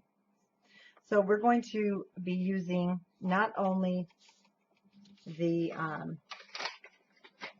pink and white, but you're going to want this one. We're going to use this on the back of page 4 also. So we're going to kind of tie this all in. So our first one will be pink. And then I just did the 1-inch strips. Then I used the black 1-inch strip and then pink here. And then I've also used it on the back of the flap. Kind of brought the pink and black more into your racing mode for girls. Doesn't have to be for girls. So I want to mat this.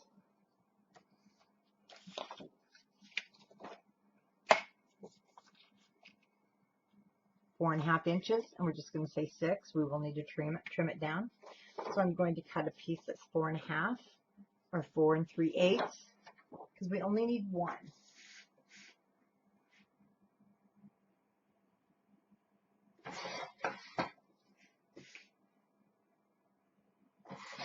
And it was 5 7/8, of course. check our fit. But we don't want to mat this one first. We want to mat this one. That's going to have our magnet on it. So taking my next piece, I'm going to cut the same size, 4 3/8 by 5 7/8.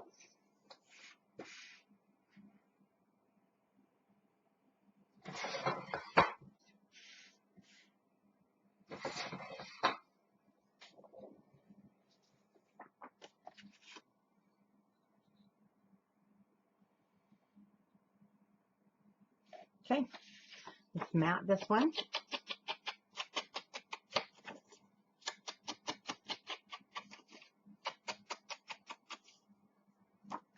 Put this one on. You can do them all at the same time if you like. I just like to have the convenience of, you know, doing it flat if I can.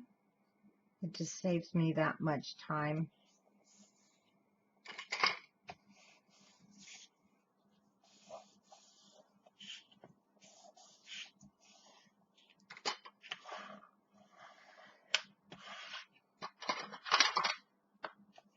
Furnish that. Okay, let's grab our page. Mine is upside down. And our first one to go on is our top piece. I'm matching it over here to the left side, which is the open edge.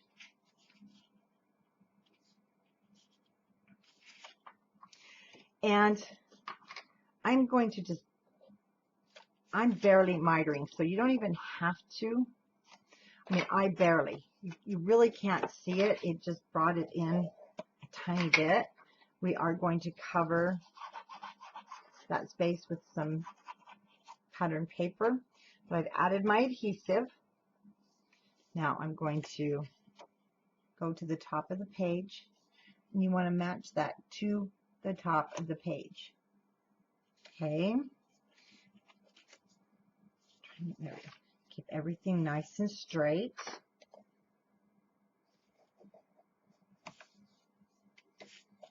Open it up. Okay, where this one ends, see that 1/2 inch? Where this ends is where this one will begin.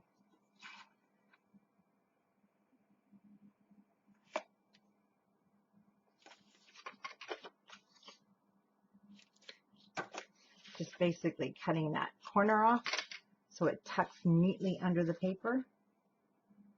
Now, it will also go to this outer edge.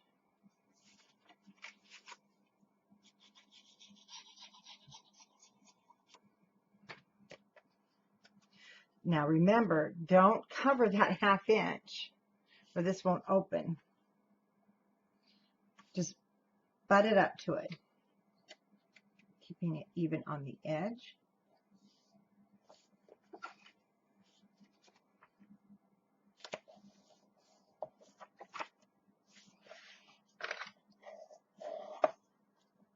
Okay.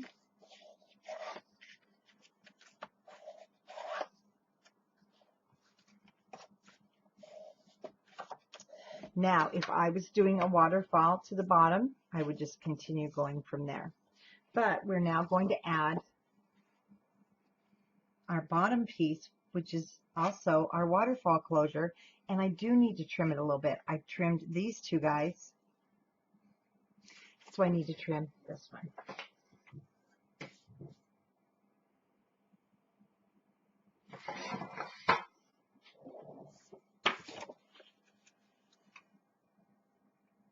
And I was afraid of that. When I put it in my board, I slipped and I cut it too short. So I'm going to recut mine with another piece of cardstock.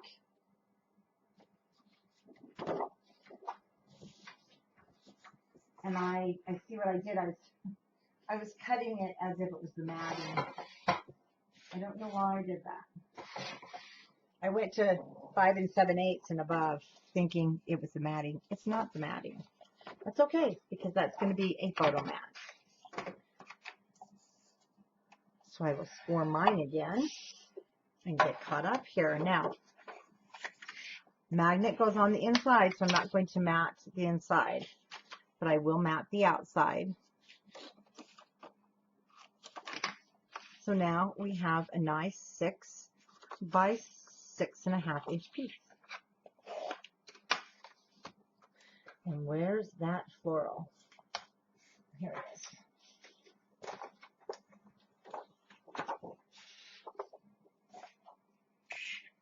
So I'm going to cut a piece that's 5 7/8 by 6 3/8.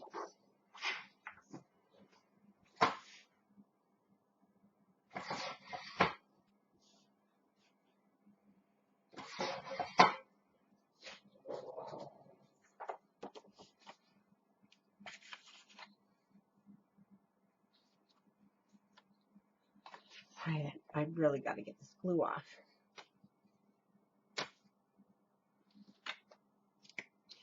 Hand sanitizers are a great little tool for that. There we go. And you'll notice it looks like skin. Looks like your skin's peeling off. So I can mount the outside, but we can't mount the inside until a magnet has been placed on there.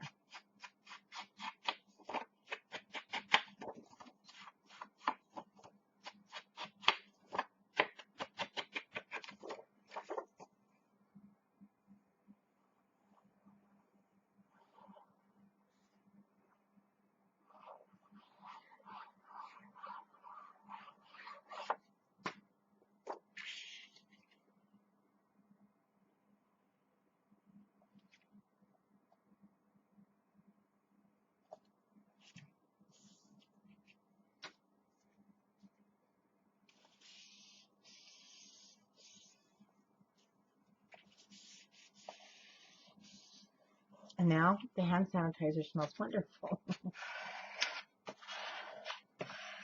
I buy those little Bath and Body Works. Oh, we already did that. For that reason, I use them for cleaning my tools.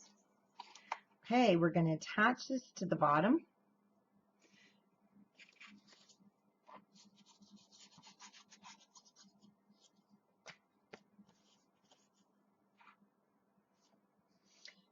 Keeping it straight with the outer right-hand side. And then you can, there we go, put it on your page. And we also want to cut now a piece of ribbon. And we'll want that magnet. So from your, I'll tell you how much.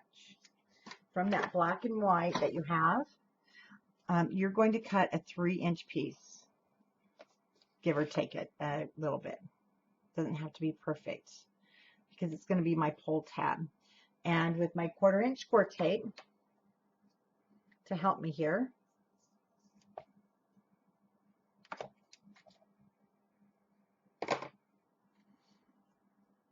you'll need to burnish it down because it likes to peel up. I'm just going to fold it in half, and I love this ribbon because it's a polyester blend that we sell, and the beauty of it is it's sturdy, beautiful, but it's so easy to work with. It's flexible. Okay, this is 6 inches. I do want this in the middle.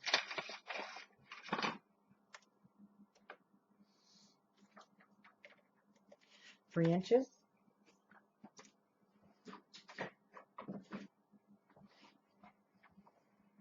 So that's the center, and I'll use another piece of Scor tape.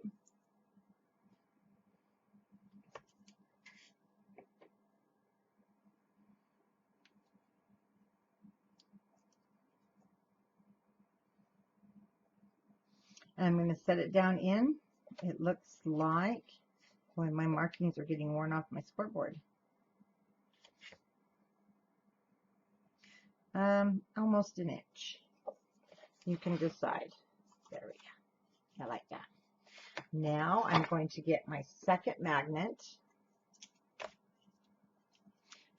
You should just have the plus and a negative left because they'll grab each other. And I'm going to start here.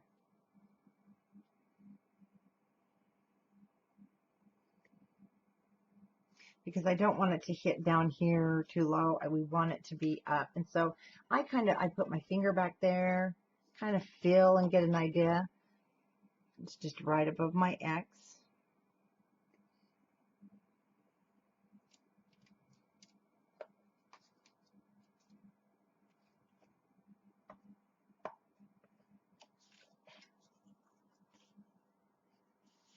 But did we get too close? Yeah, we got, no, it's okay.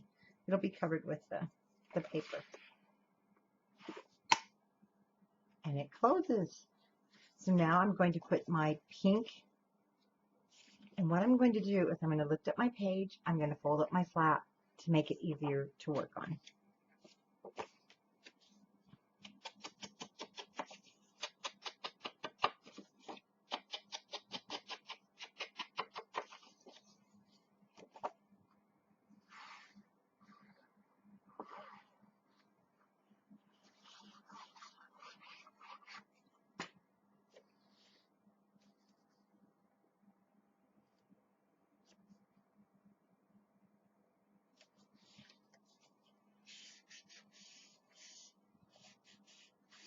Okay, now that one's got to go.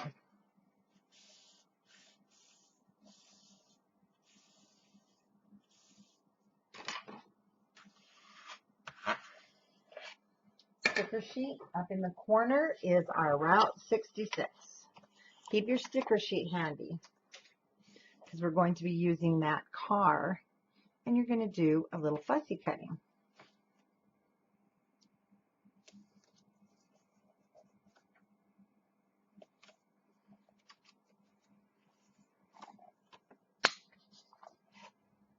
Now the back, let's lift this up and let's do the back side here is with this piece that you have left.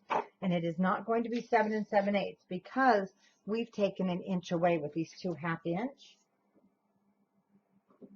And it's still going to be 5 7/8 wide, but now it's only going to be 6 7/8 long. So I'm going to now cut this to 6 7/8 by 5 7/8.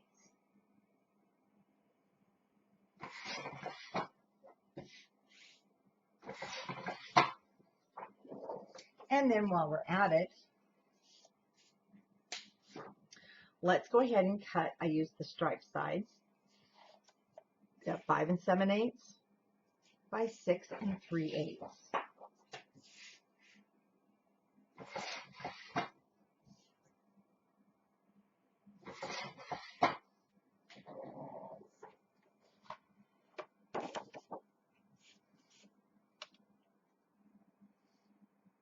Double check all of our fits.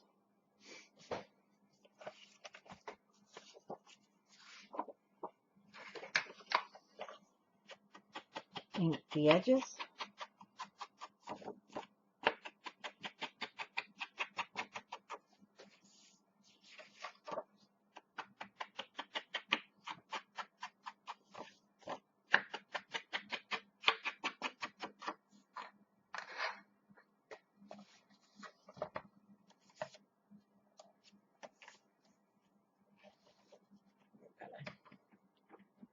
Thread there.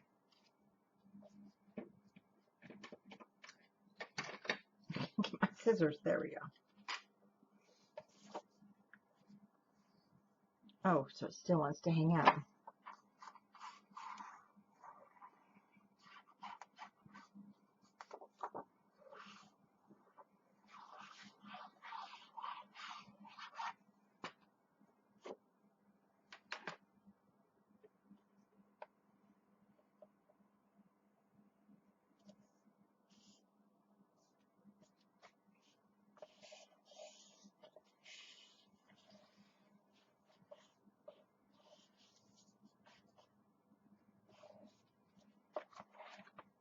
Now I'm going to pay more attention here where my ribbon is.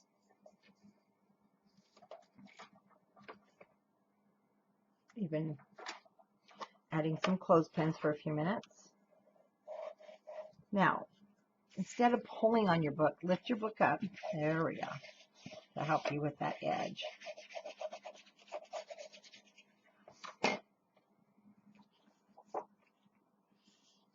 Uh-oh. What did I do?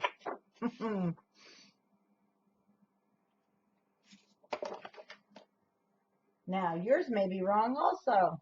What on earth? It's 7.5. So, it should have been 7 3/8 instead of, but that's okay because we have an opportunity to embellish. But it's really okay because we have that 1/2 inch. So, what we'll do is we'll put a piece at the top. Let me see, what did I use? And I used pink, so we'll use black. Oh, this will be just fine. So we cut it too short. Should have been 7 3/8.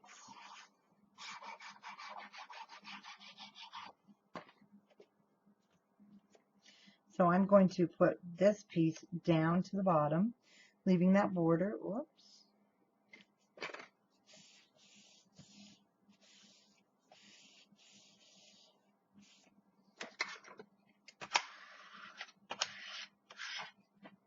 And we have that 1/2 inch.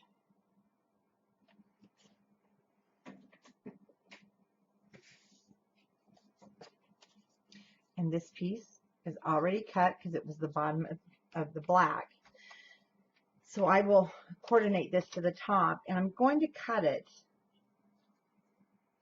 Oh, goodness. I'm telling you, it's like you're shedding skin. We're going to cut it short, just a hair short of 1/2 inch. Just a hair. I didn't quite go a full 1/2 inch. And we'll cover that area. Now, it really blends in nice. And it's pretty small. Wait a minute. That's even pretty cool. Look at that. Yes, I would say that that's pretty cool.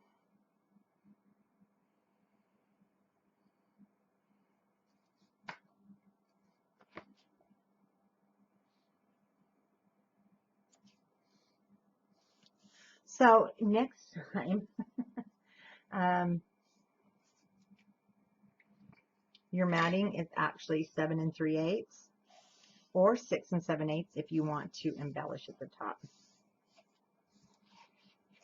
And I do like the way that looks.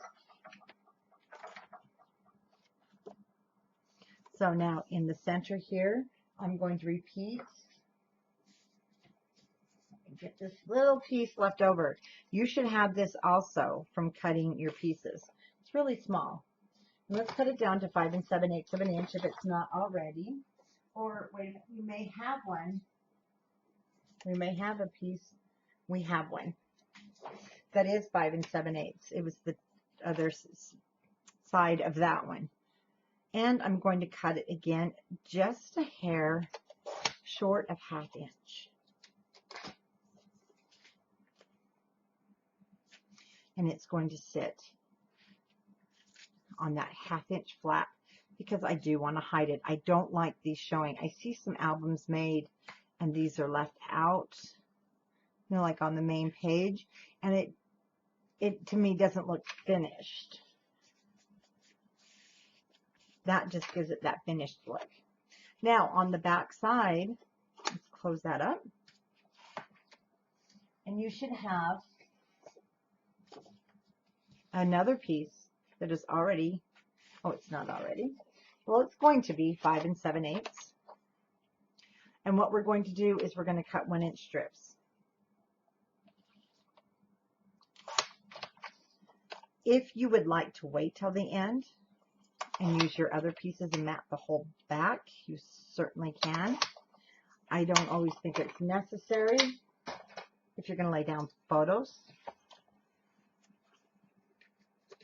Again, that's totally your choice. So I did put the flowers in. If you want, you can go with just the pink. That looks pretty cool too, actually. But I did do the floral on the pattern or the prototype.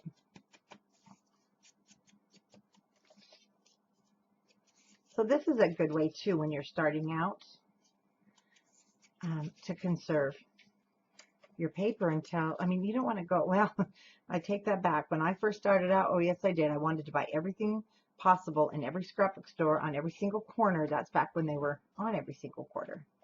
Now remember, you're going to have a border at the top and the sides. And because it was just such inspiration, right?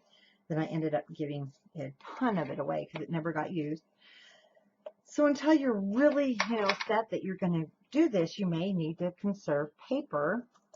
And this is one good way, is on those areas that you know are absolutely for photos. Then you cut your photo to fit there and you still have a nice border.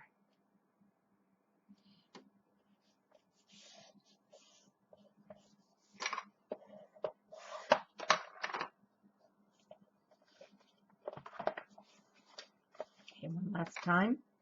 Let's just burnish everything flat.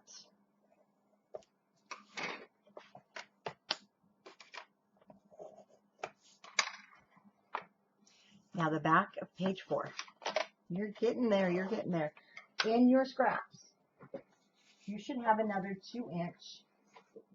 Let's do some gathering if your paper is starting to get away from you, which I need to do. You should have a 2-inch by 12-inch. Our page is 6 inches, so I'm going to cut this at 7 inches. I'm leaving it at 2, and I'm cutting it at 7.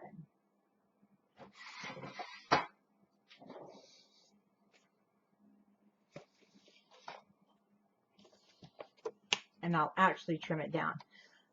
Well, yes, I might and might not. I'll show you how I do this.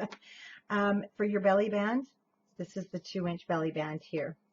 And we're going to cut the matting first out of this piece of paper, and I used the checkered. So it's just a little over 6, and it is, how did mine get to be too short? Let's see if I have another piece. Now, if yours is too short also, well, that's okay. We're going to go with it. And we're going to cut it 5 7/8 and then just cut that border off.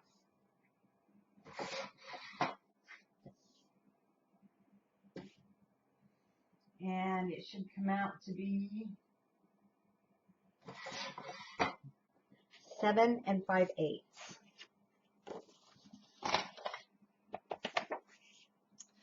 Yes, we're going to have a spot at the top.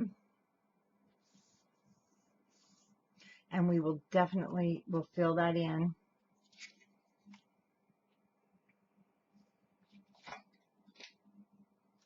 Because we're using some yellow on the band. So I'll bring this yellow in because it's also going to look really great with that paper. And I have that 5 7/8. So right now I'm just going to cut a 3/8 of an inch piece.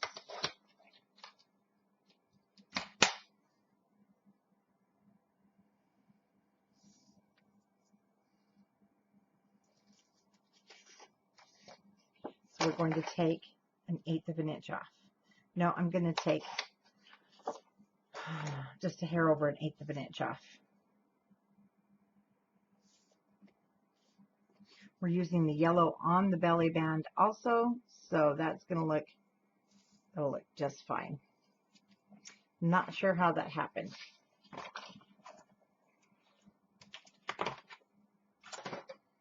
Okay, I'm going to put this in on the 7-inch side, and I'm going to score it 1/2 inch. Yes, I only did one side, and I'll show you why. I am going to add this to the paper and not the page.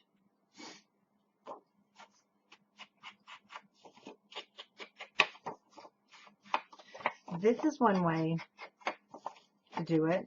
Another way is to put the belly band on first and slide your paper through. I prefer to just do it all in one.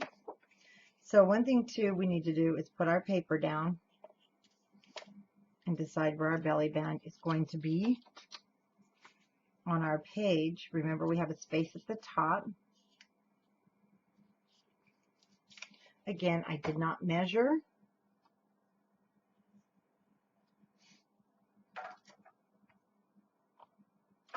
am using my clothespins to hold it where I want it.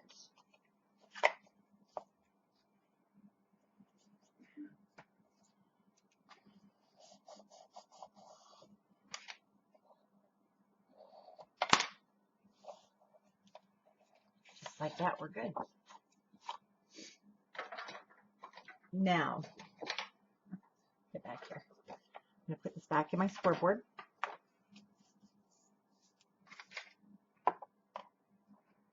You might have to move it. There we go. And I'm just going to score up against that page. If I would have scored this beforehand, there would have been a space. Reason being,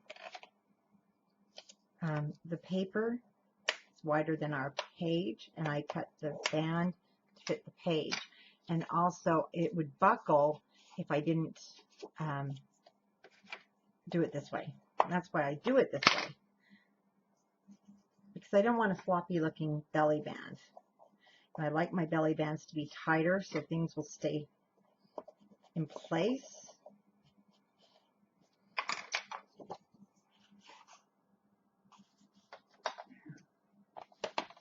And now we can put the whole thing on the page as a unit.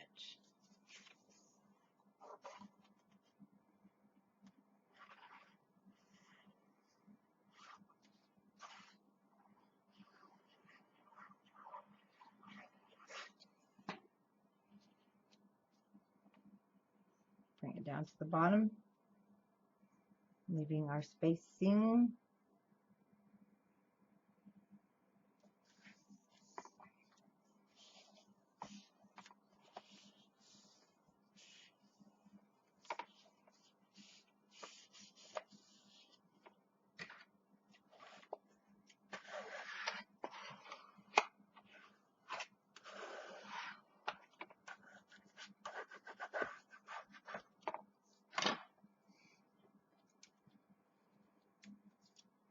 Our little yellow piece across the top.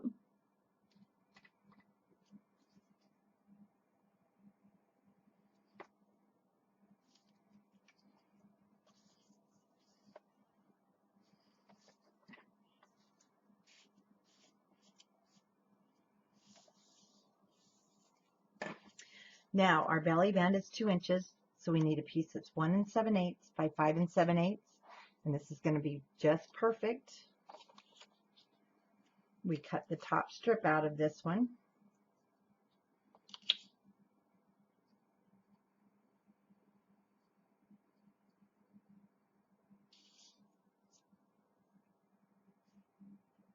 Can't get that straight. There we go. So 1 7/8.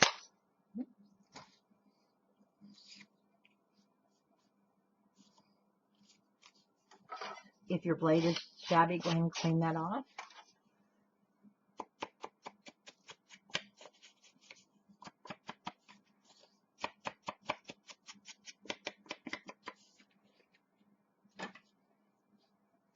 And off the tip. And you're going to need the foam dots. We're going to do the 2 embellishments on both sides of the pages. We need to put the car on the other one.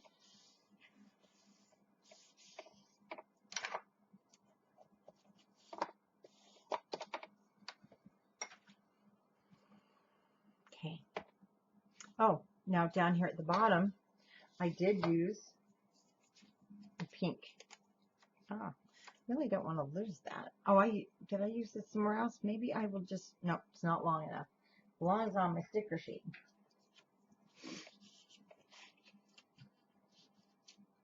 Okay, to bring the pink in,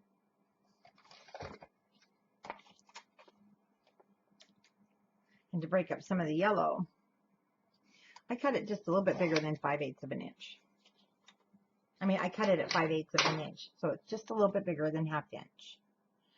And it's going to sit at the bottom.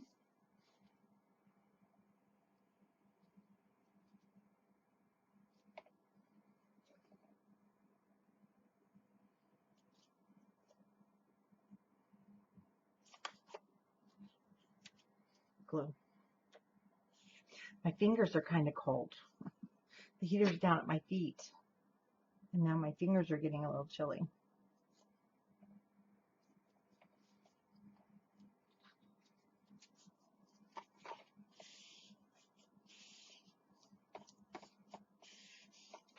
I'm going to move my book up for just a moment, and I'm going to grab the sticker sheet.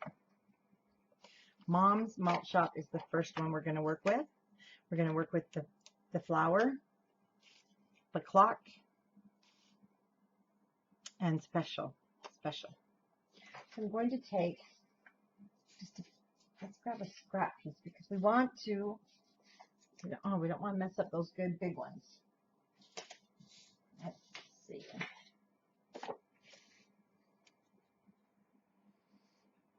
Matting glue. Now, when I put this down, you can measure it and cut a piece, or you can just put it down, leaving a border on the left-hand side, the right-hand side, the left-hand side and the bottom.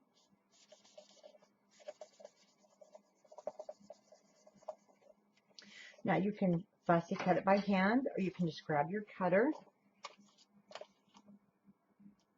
Eyeballing what you left there is what you're going to cut here.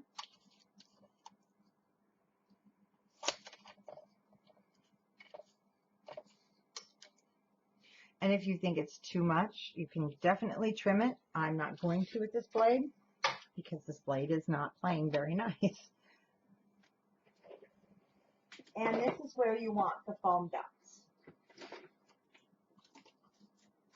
Like I mentioned, you might have round ones in your kit. I did grab the round ones to show you, but they're the same. They're really no different. And what we're going to do, we're going to put one on each corner and one in the middle for stability. And I also use my art glitter glue with my dots. Push them down. And when you pop these on foam, it also enables you to tuck some embellishments in there to give you that layered look.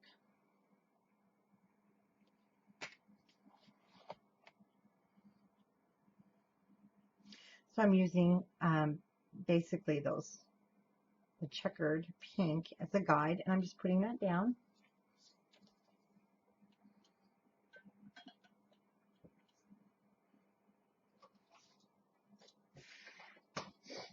And let's grab our clock. I'm going to sneeze. Excuse me. And because I want the clock to hang over, you've got a couple of options.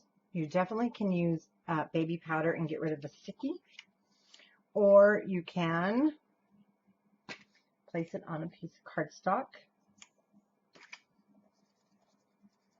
Now, if you have a punch that size, that will work, but I just take my scissors. Now, I'm going to just watch your inner edge. Don't watch your scissors. Keep your eye on the edge of the record, almost as if you're driving. You're just going to watch that line, if that's how you were taught. So I'm just watching the line, and I'm turning my paper according to that line. Now, if you're cutting it and it's all jaggedy, mine is, you can also cut it down.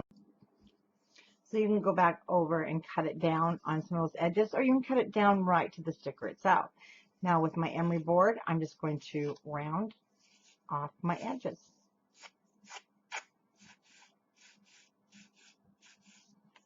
Okay, I have been to CHA. I've been to all the booths. I've seen fussy cutting because it's done by human hands and eyes.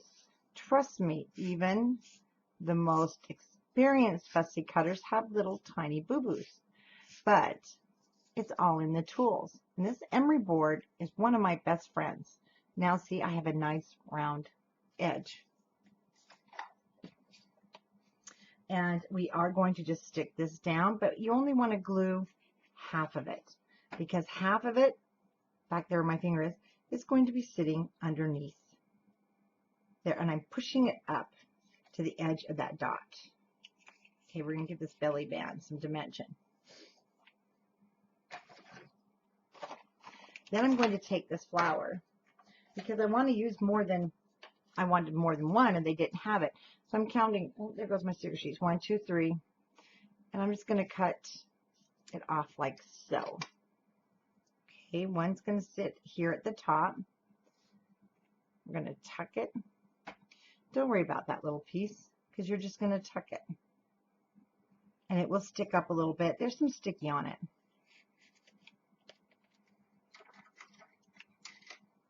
I'm going to take this eraser. Get rid of that sticky. You can actually do that beforehand. Now this one, we're going to stick right inside there and it will cover some of our clock. But that's what I wanted because I want that layered look.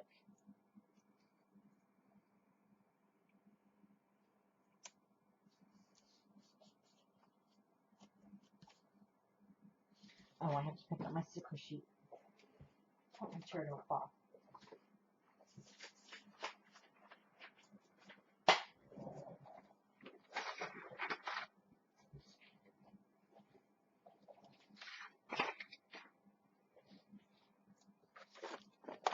Put that guy back. Then I want this special.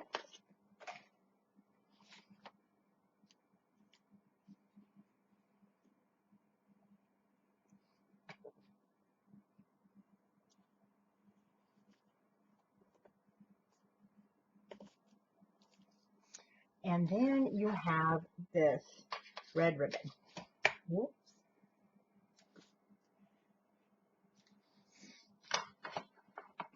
And really, I didn't measure it. I'm just going to put it here, and I'll cut it after. And what I did is I'm just bringing it up to the top, and I'm tying a bow. Let me turn it more this way. There we go. Don't pull too tight. You don't want to tear the paper.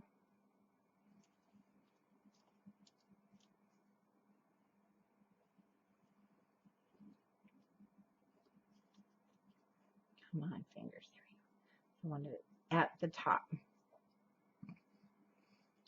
Pull it tight. Now you could also double knot it if you want it to really stay.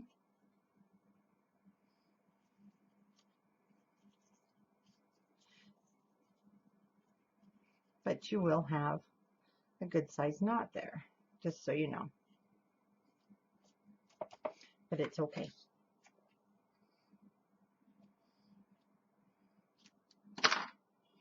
Then you have that piece for a tag. Actually, it should be longer than that. Mine wasn't quite that long. And that will still move if I need to move it. Then a photo mat. And I'm going to be honest with you, this was just from my scraps. And it measures 5 inches by 7. And if you want to cut it down, you certainly can. But now we need to make a stopper at the bottom. A stopper really helps hold things in place. And I just took the hamburgers since it matched Mom's malt shop. We're going to repeat because it really does need to be backed on cardstock.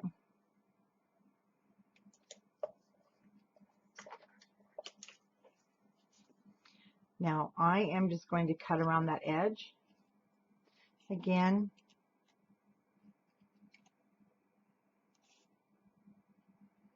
I am just following the edge. Get rid of the bulk.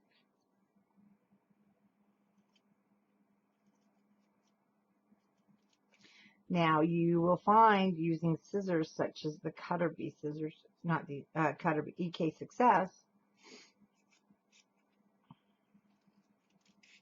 makes this a lot easier than any other scissors I've ever used. Because the blades are thin, for one thing. There's no excess bulk. They're really easy to handle. And so don't let that frighten you. It doesn't have to be perfect. We're only going to glue the very bottom. Okay, let's center that on the page.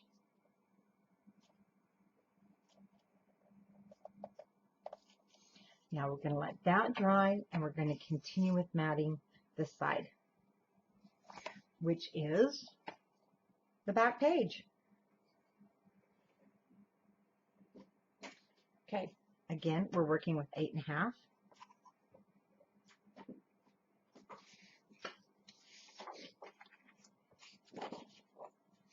And that's why this piece is going to be too short. Remember, we've used it on the front, but we're going to turn it this way.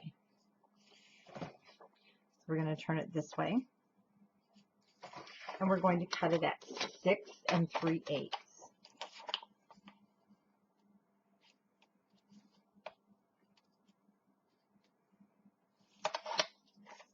Now, we ended up having to use our newsprint, if you remember.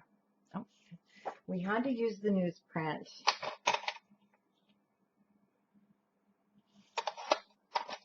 so I don't think in your scraps that you're going to have enough. Oh, yes, you do. Yes, we do. We do have enough for the bottom. I'm very excited. Okay, so that's going to leave us with this 3-inch at the bottom.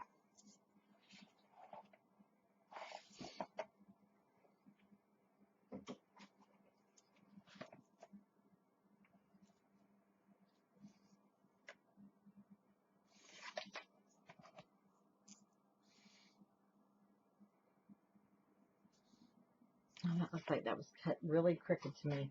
Hold on, I'm going to straighten it up.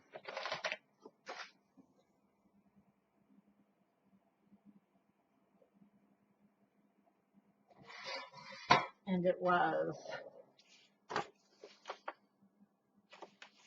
It will be fine. Okay, so our bottom is going to be 2 3/4 by the same width as this. Now mine is going to be a little different because mine wasn't cut straight. Should be 6 3/8.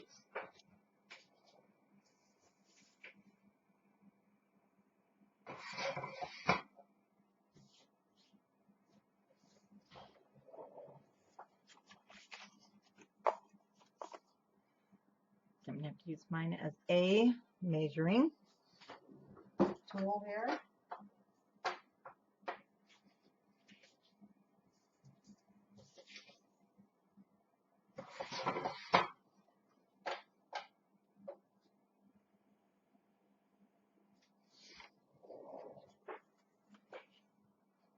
Okay.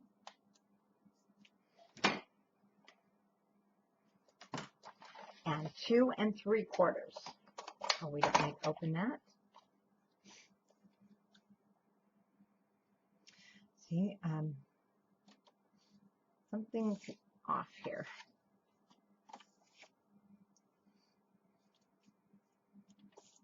It's not lining up straight. So let me cut it a little bit over, turn it around,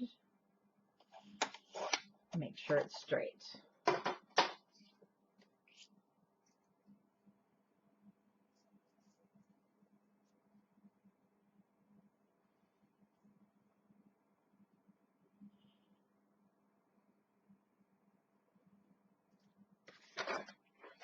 And then I do have a red strip across the bottom. I love this. It just feels, here it is winter, but this makes me feel like the summer days, spring days. It's just a happy album. Oops.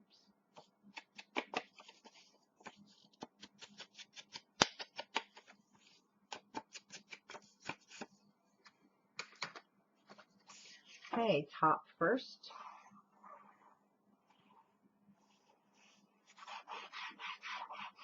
And then our booklet will sit right on top of here in just a moment.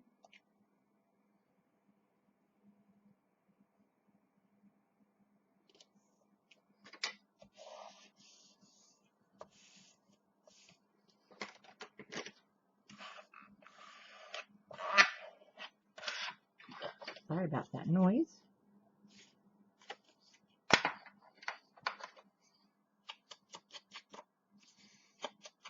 That up just a little bit more.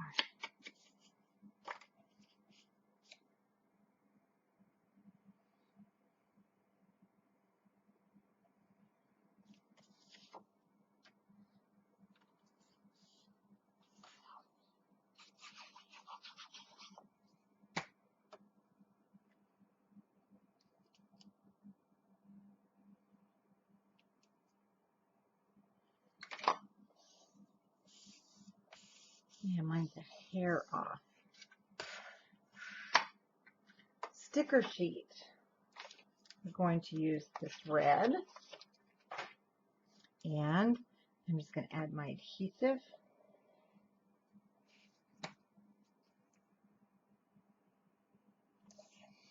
Now the reason I didn't cut this, because mine's a little off and I need to make sure my red is covering, especially that edge thing.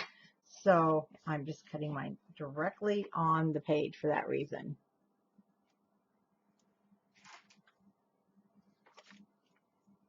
Let's put this back on our sheet.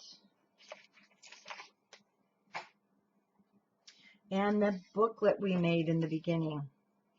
Okay, on your ribbon, I used this one, and what I did is I cut two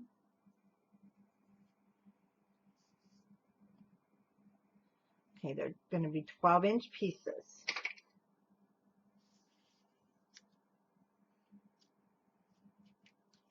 So we don't want to waste any of it.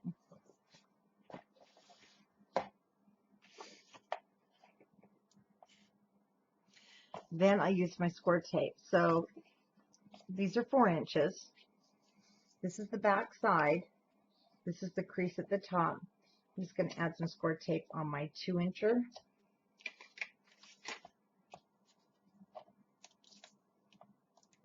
This will be adhered to the back of the book. I'm going to put glue on there in just a moment. And then that will come around and tie. Now for the front, I did use, let's get some papers here. I used the stripes on the front.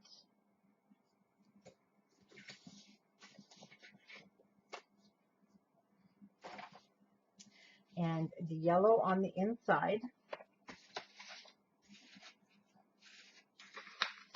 from this piece.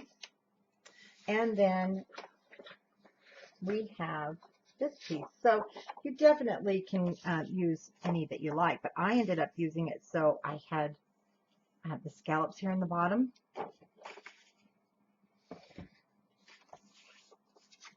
And these are 5 inches by 4 inches. So we're going to cut our pieces at 4 7/8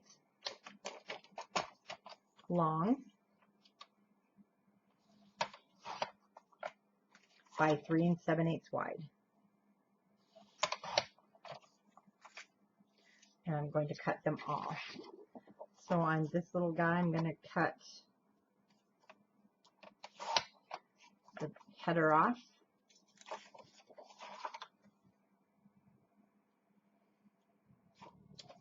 And cut 3 7/8. Oh my gosh, Wilbur is snoring.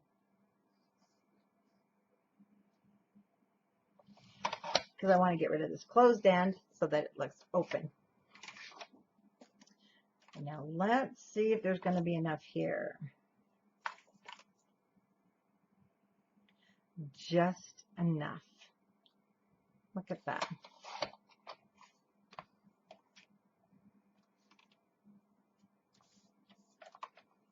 And then 3 7/8.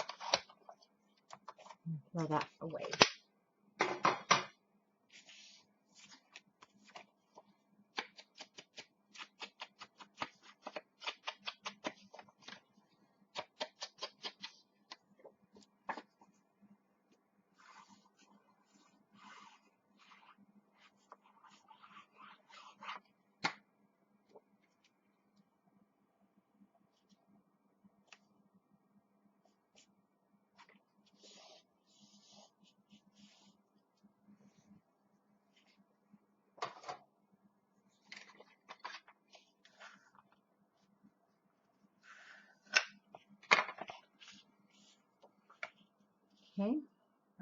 up on the bottom.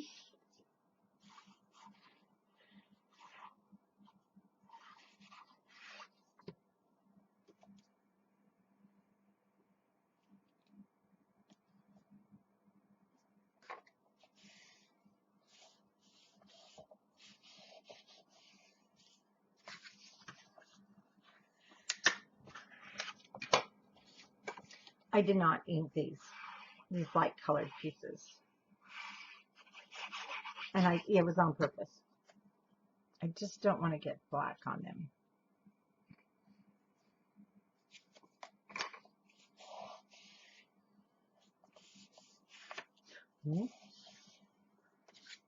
Go down there.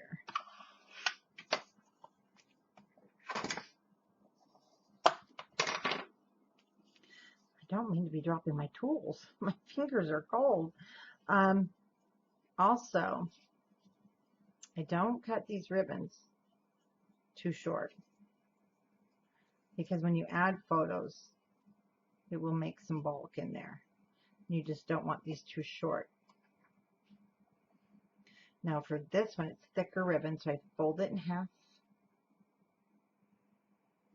If you'd like, hopefully even. I always do this backwards. There we go. Upwards.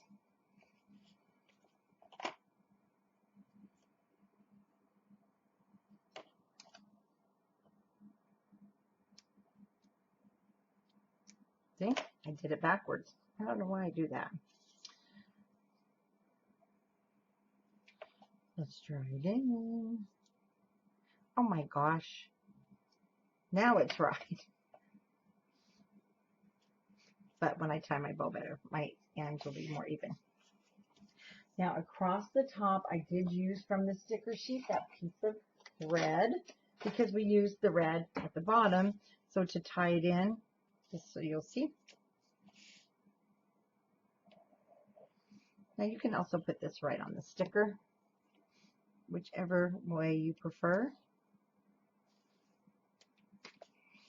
And you can cut it in the cutter, or you can just use the edge. See, I'm using the edge of that paper. I just slide my scissors, and as I'm sliding it, then I cut it, and you've got a nice edge.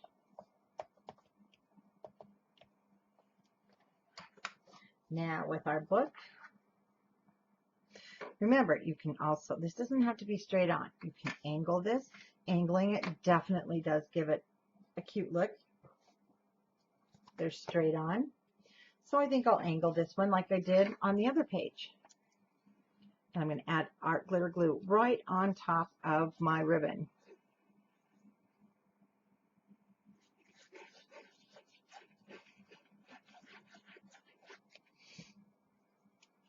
I'm going to untie this.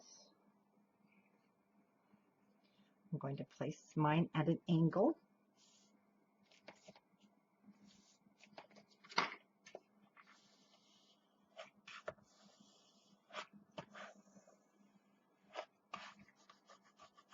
Concentrate right there on those ribbon edges for a minute.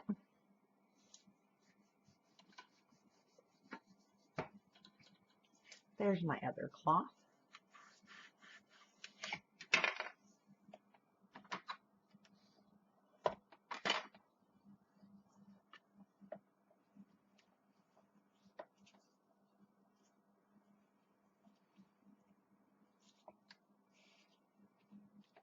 I'm not pulling very tight right now because I do not want to mess that up.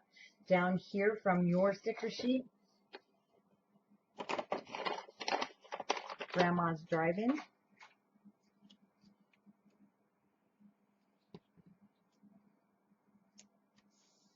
And let's go ahead now and mat this piece. Okay, the book just about hits the floor. So I want to mat this piece. Before, this is where I had enough to do it all in this. And because I don't, I'm going to do part of it instead of all of it. I want to do part of it in this, what is left. And I'm going to cut that bottom header off. You know, I would leave it, but it does have by Lori Whitlock. I don't mind. I love Lori Whitlock. I just don't want that on my cut apart. Otherwise, that would kind of look cool. It's 5 inches. So let's bring this down to 4 7/8. And we determined that this is 7 inches. So our piece is 4 inches. It's going to leave us with about a 3-inch at the top that we can mat. You definitely can leave it plain. You don't have to mat it. If you have a photo that you want to just pop on there right now, I am going to do the matting.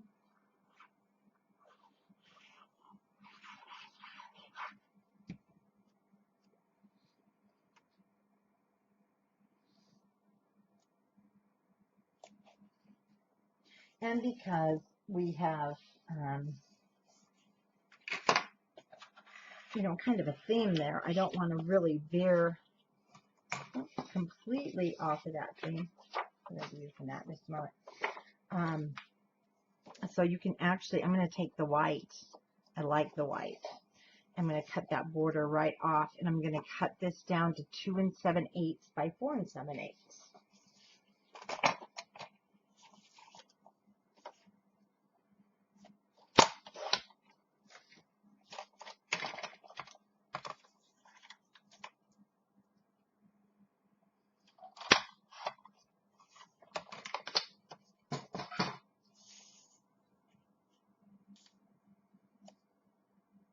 That looks very nice.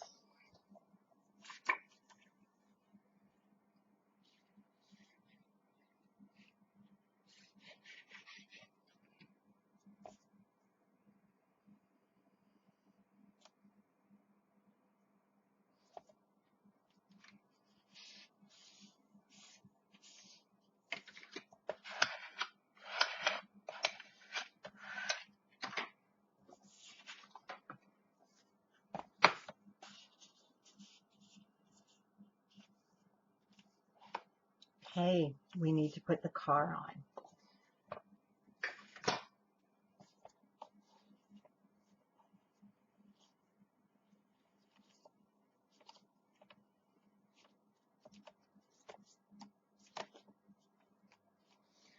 With your sticker sheet,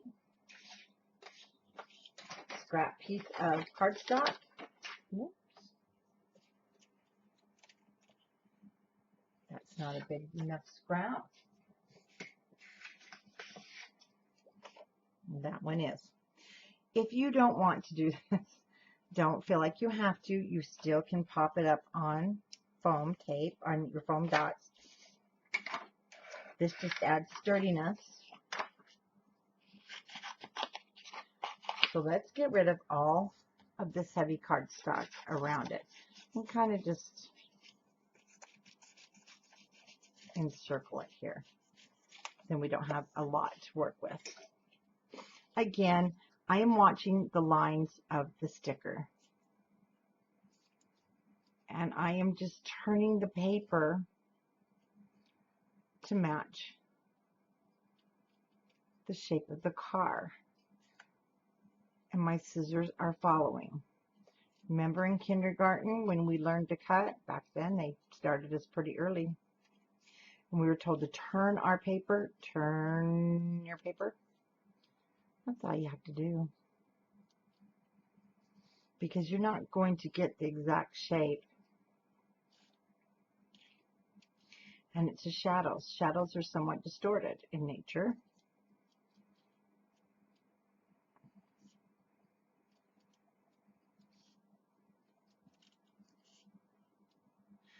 And this is handcrafted. This is not mass produced, so it's not going to be perfect.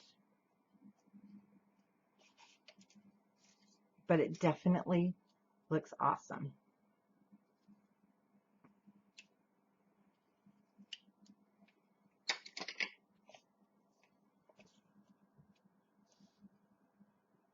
Mine comes down. Okay, let's get our dots.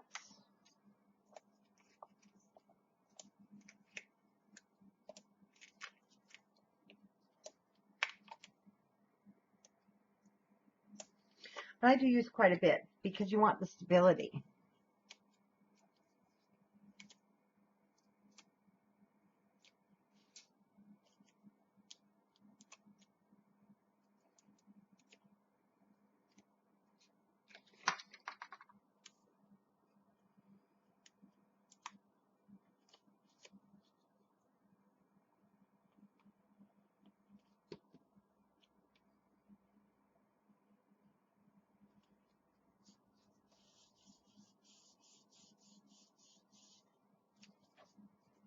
Okay, now we just need to do our inserts and our cover. How exciting. Okay, cardstock. Oh, and we need to do our pieces here. You're going to cut 2 pieces, okay, that are 4 3/4 by 7 1/2. So I will take my first piece of cardstock, and I'm going to cut it at 7 1/2, and then 4 3/4 and 4 3/4.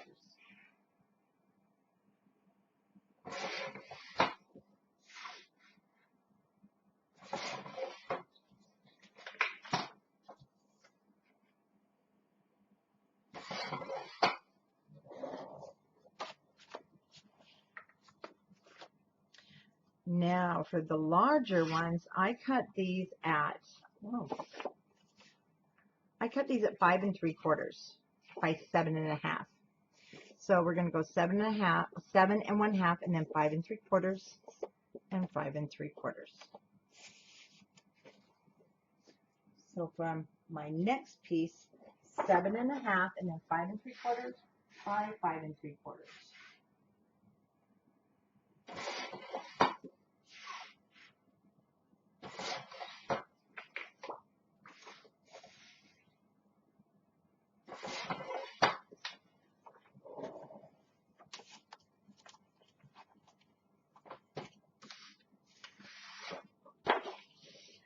We know we need a 4-inch piece because I'm going to cut these into 1-inch strips.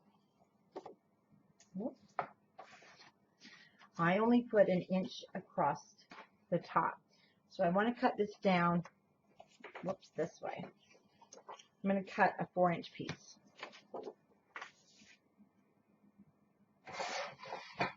And then I'm going to cut it at 7 3/8.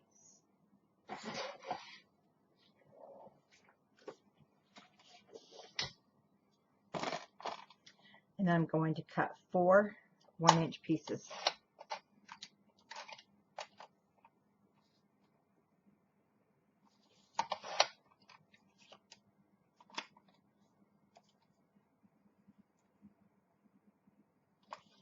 And 3, 4. There we go.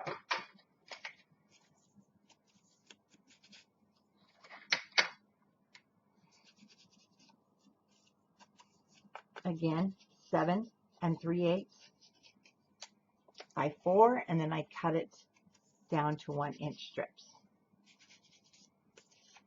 Again, your photo mat, I feel, the pull-out mat, needs some stability, especially when you're pulling it out. Your cardstock is going to get bent up. And by putting this on there, it gives like that pull. But it definitely does save paper doing this. Plus, it gives you the black cardstock to mat your picture. So it looks very nice. And when you start matting this with paper and start sticking it in there, it's going to get pretty full. They get pretty fat, and they don't like to pull out. So you want to make sure you're putting it on the right-hand side. You want to check the orientation, since this is a,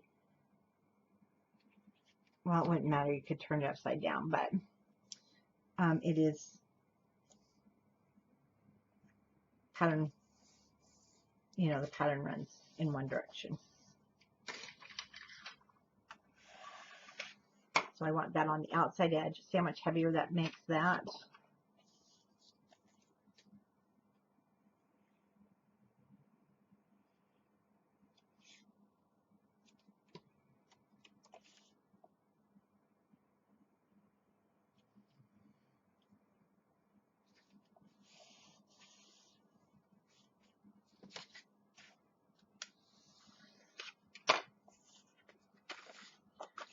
And our larger mats.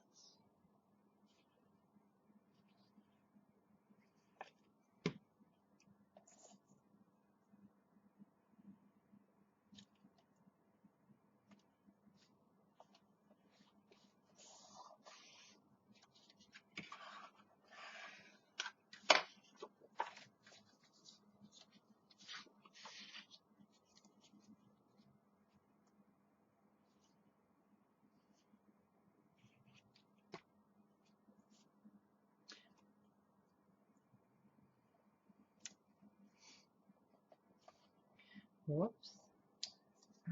Cold fingers. But if I put my heater up here, you won't hear me. You'll only hear it.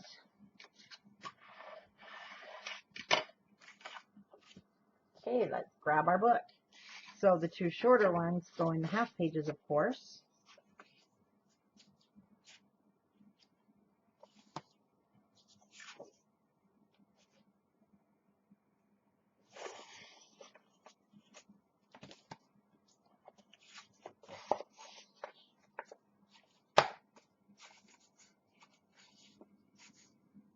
It's the wrong size.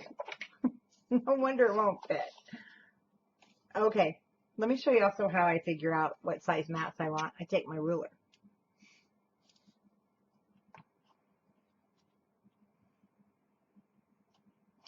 I stick it down in my pocket. Now where it stops, that tells me my mat can be 5 inches. It's going to be buried in there. That's why I went bigger, because I wanted a little bit of it to stick out. And I always make it a ½ inch shorter than my page. So my page is 8, so I made these 7.5. Uh-oh, don't tell me it won't. Oh, there we go. 7.5. Okay, let's back up now to this front, because we need to make these oh no, we're going to make the photo mats in just a moment.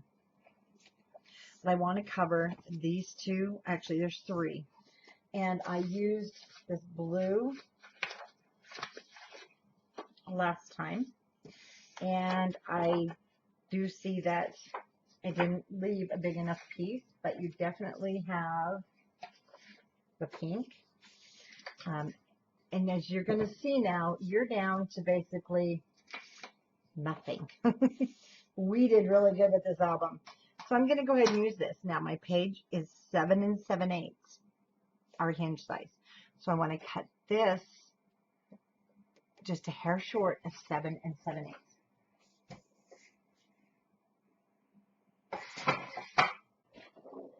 Now,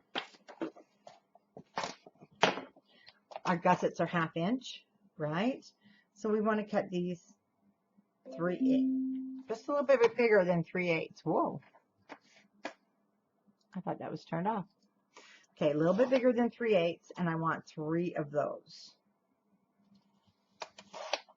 Now, if you want to do the 1/4 inch,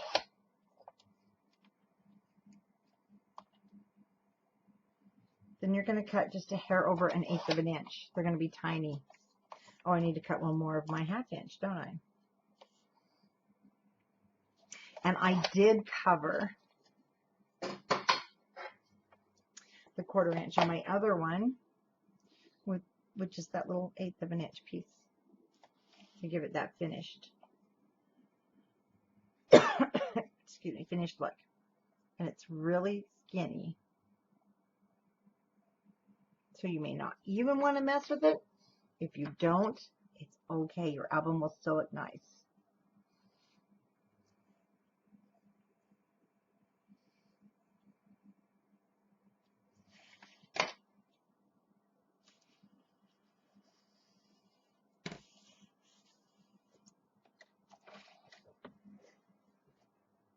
And I don't ink these usually because they're so small. And I would just end up with black fingers instead of inking the edges.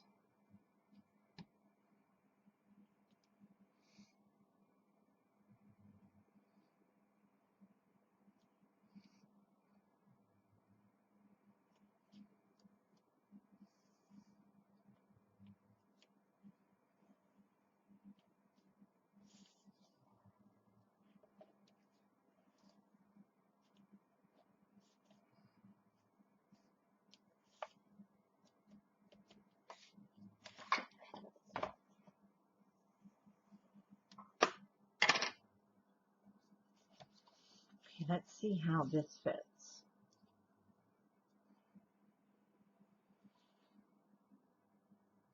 Fits great.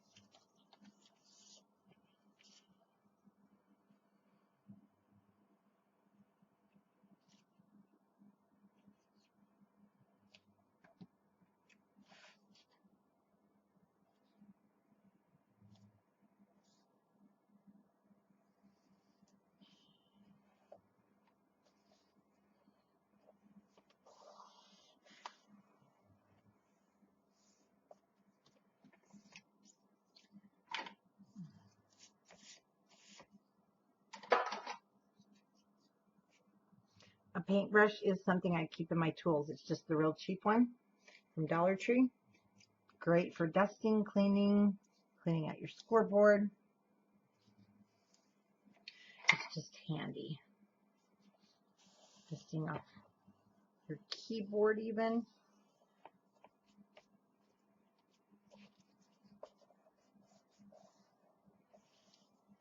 Okay. See how much of a finished look that gives your book?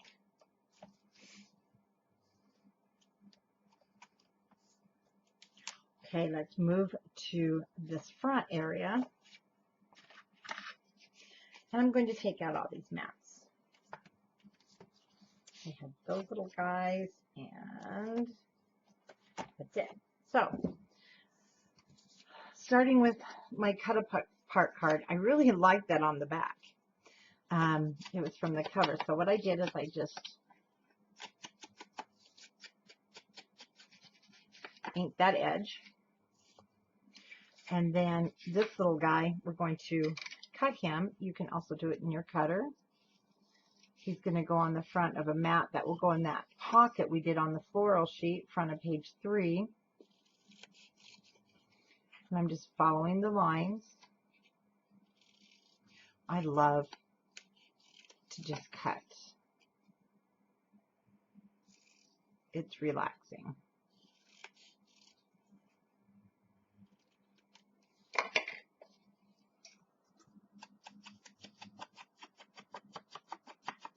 Okay, that'll be a nice little journal spot. Now, this one measures 3 3/4 by 6. And you have a lot of scraps to choose from. So 3 3/4 by 6.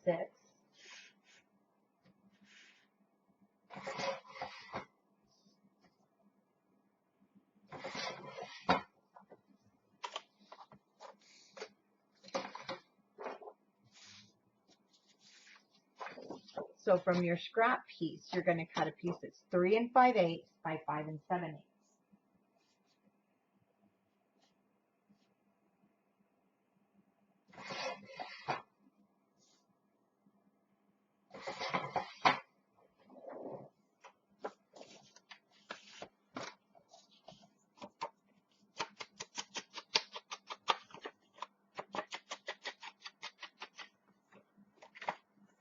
Ink those edges. Now, when I'm doing photo mats, you're probably wondering where do I get them, especially if this is your first album. My photo mats are determined by the size of the scraps that I have left over. Unless I'm needing a really big booklet, I am not going to cut into a brand new piece of 12 by 12 because you're going to have scraps. And whoops, and I'm going to use those. Those are what determine the size of my photo mats in my albums. Now our little doggy's going to go right there. Unless it's a specially sized mat or the pullouts that are on our main pages, I am not really worried about the sizes as long as I know a good 3 by 5, 4 by 6. Your generalized photo sizes will fit, or 2 by 3s. Now on the back, again, this was a piece that was left over. And I'm going to look, your scraps are right now very minimal. So actually, let's put them up here. This is how minimal our scraps are. We've done a really good job creating this album and staying within our budget, I always call it. Because that's important when you're beginning also. Because when you're beginning, once again, your goal is not to spend all your money until you're for sure it's absolutely what you want to do. So this is 3.5 by 3. But I'm pretty sure if you're doing this now, you're going to just love it. So I'm going to go from the bottom because I don't want that border. I'm going to actually cut it off. 3.5 by 3.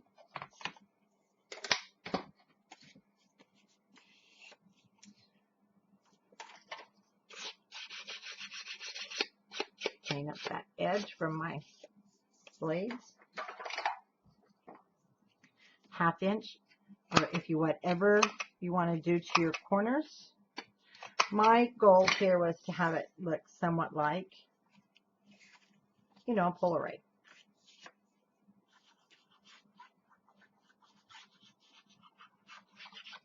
And then you can use your white pen, or you can do your leftover stickers at the bottom.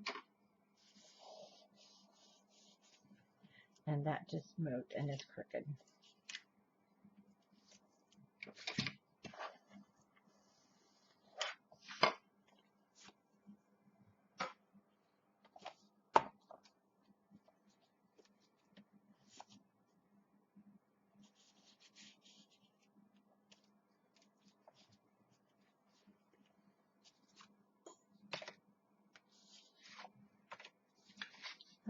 There it is. My other car.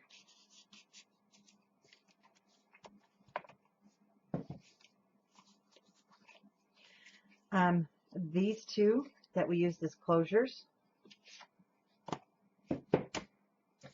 I cut my cardstock 3 1/4 by 4 1/4, both pieces.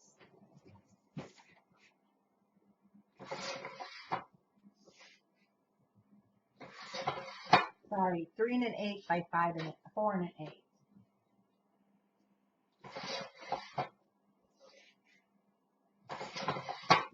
Three and 1/8 by 4 1/8.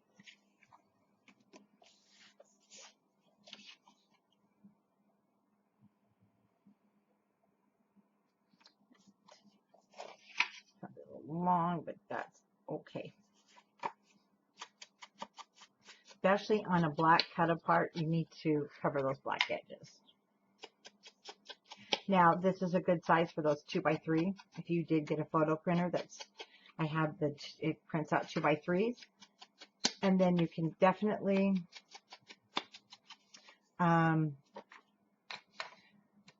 you can add a photo. You could even add a photo here. I'm just answering one of our design team members. Yes, I did.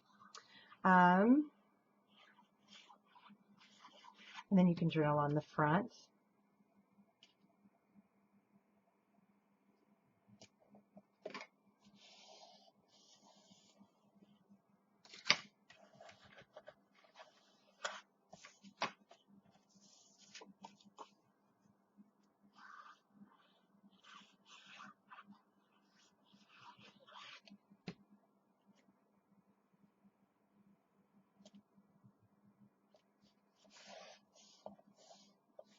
Oh goodness, a lot of glue came out there.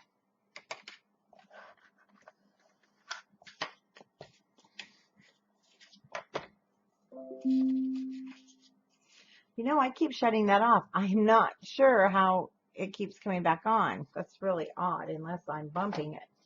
And I'm not anywhere near that mouse. Okay. Oh, let me put these ones back in.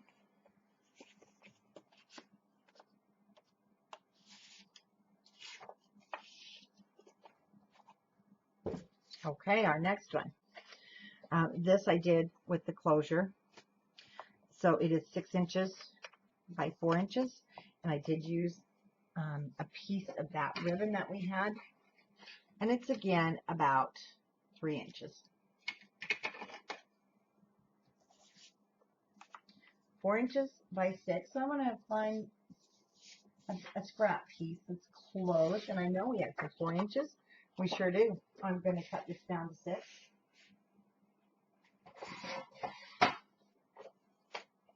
So it's 4 by 6, and that's where we now get to use our cover sheet.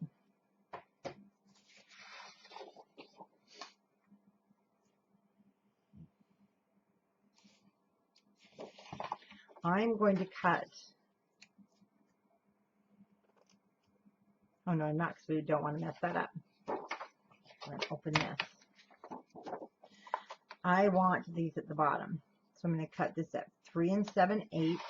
There we go. Oh, that's cute. And we're going to cut it at 5 7/8.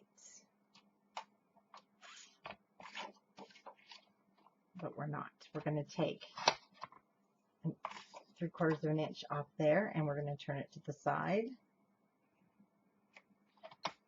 Nope, I don't want to lose those. So we're going to take about 1/4 of an inch off, and we're going to just keep playing with it. We're almost there. Let's take another 1/8.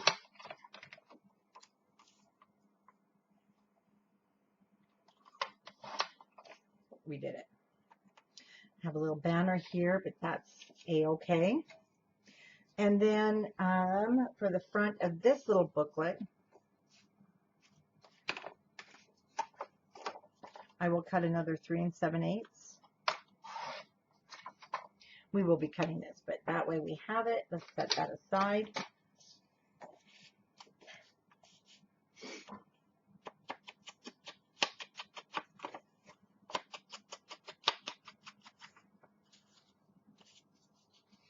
So I ended up using that one actually here. So it doesn't matter though, it's still going to be very cute. Once again, I'm going to use my Scor tape.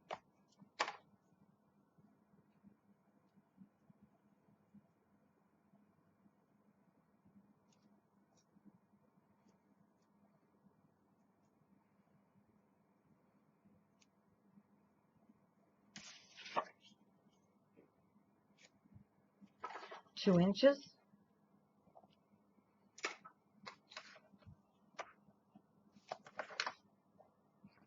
We're going to remove the backing, just like we did before. We will be putting a piece across the top. That's perfect. So let's cut it at 3 7/8.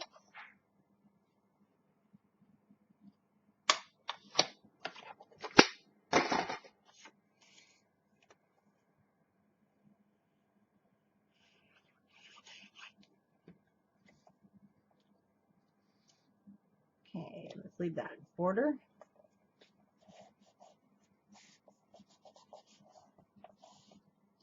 For just a moment, I'll put a clothespin there. And from the sticker sheet, I used the jute box.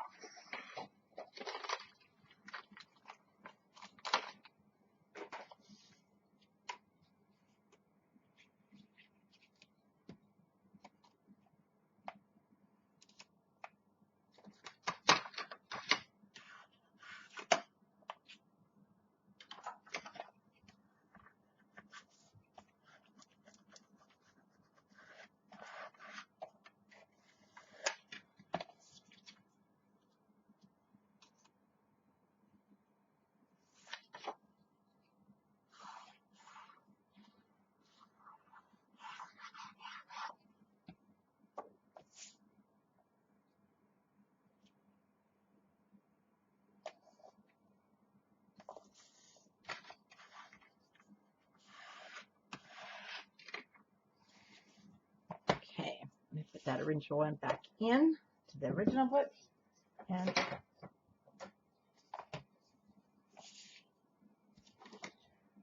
front. We're almost there. So our front cover has the booklet and a tag. Now our booklet, I did cut another piece. It's 8 by 4.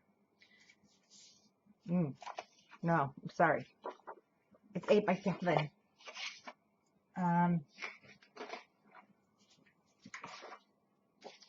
From the pieces that I have a 6. So I'm just going to cut that one at 8. Now, if you want to cut a new piece, absolutely. It's not really, like I said, this isn't set in stone, these photo mats. Okay, we're going to score it 4. They are basically additional places to put your photos in, or maybe you want to put in as a card. And that's the whole idea behind these. So mine came out to be 6. I'm going to cut this at 5 7/8.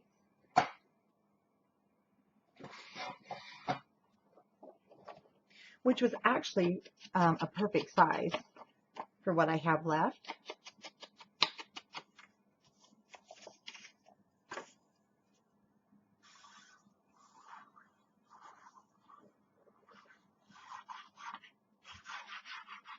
Just remember, your photo mats and your mats are not,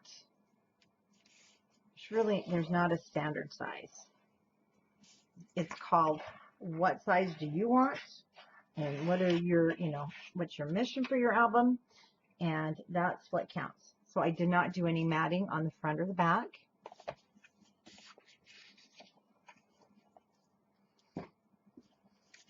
But you certainly can. Now my second mat that went in the front was 7 by 4. Again, it's all a process of using up, see what you have. We have a 4. Let's better 4 by 7.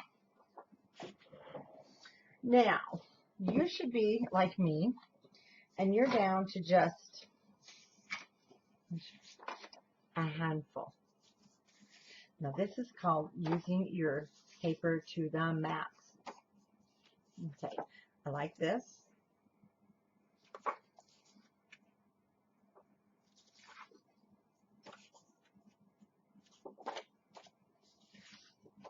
Or do we want to go? Yes, we do. I'm going to cut this 3 7/8 by 4 7/8.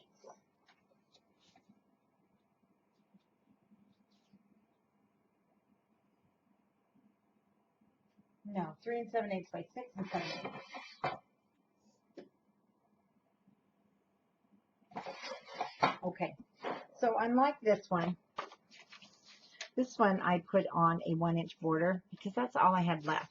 This one I don't need to do that because I have a full sheet, and I can put this at the top or I can put it at the bottom. It looks like it belongs at the bottom to me though.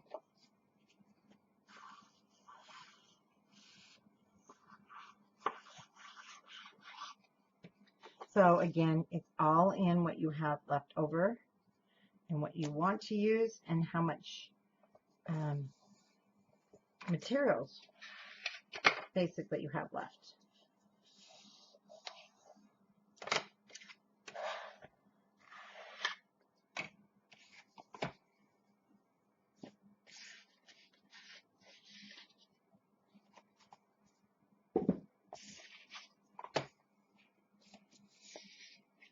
Okay, let's double check. Make sure everything that we did matte.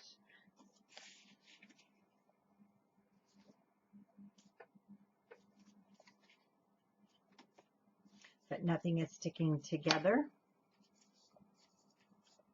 I don't know, I just love this. It's just definitely going to be a great memorabilia album.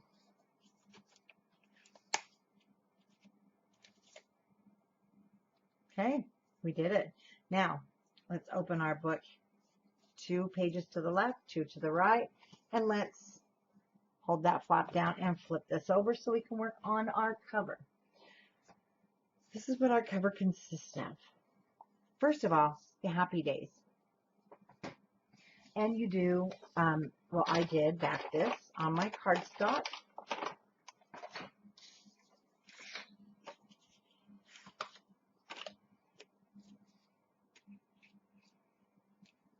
If I was just to put foam dots on there, I can guarantee you after a while you'll be unhappy. It will start sagging.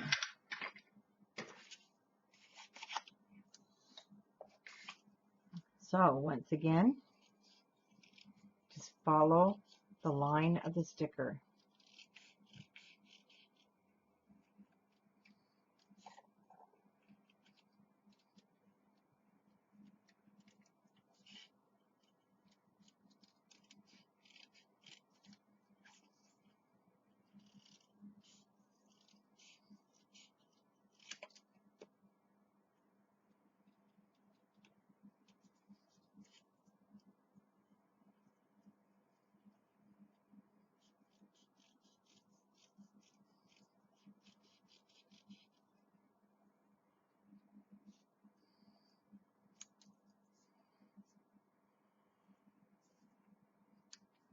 That looks fine. Looks a little thick down here.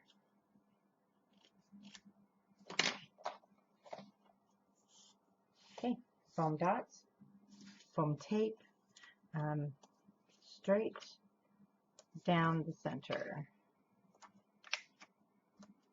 Well, maybe not too straight, huh?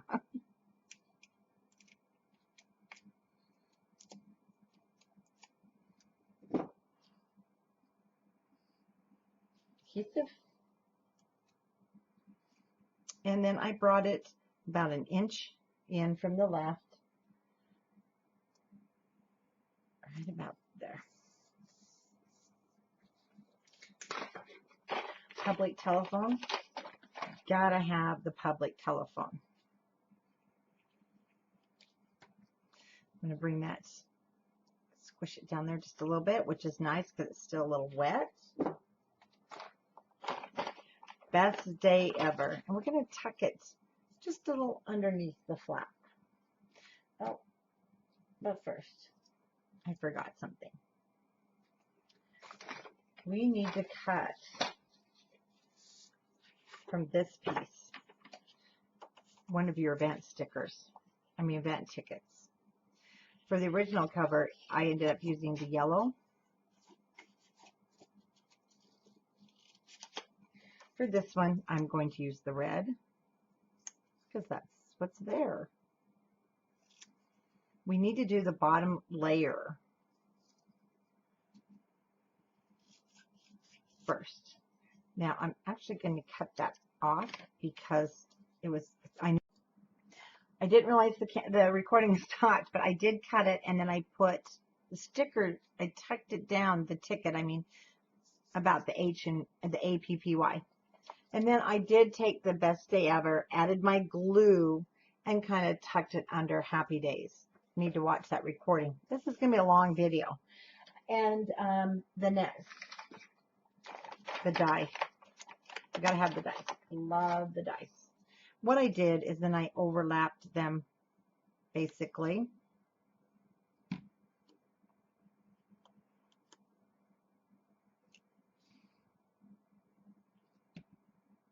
Like I mentioned before, your art glitter glue just makes this, changes it from a sticker to it's permanent. And that's the reason I glue these down. Now to add a little of the floral. And to tie up that area, I added the blue flower from our sticker sheet with the greenery down. Okay, this is the fun part, is the banner. We're going to create our banner. And it's so easy. Go ahead and pick out the colors. I used black, and I don't think I want to this time, but I'm going to go, definitely want the blue. So you're going to want 3 triangles. I'm going to go with the blue, the pink, and the red. And definitely the newsprint, and I think the yellow this time. Newsprint, yellow.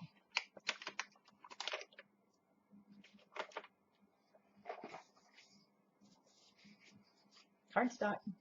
See if I got a smaller piece. Here we go. Now,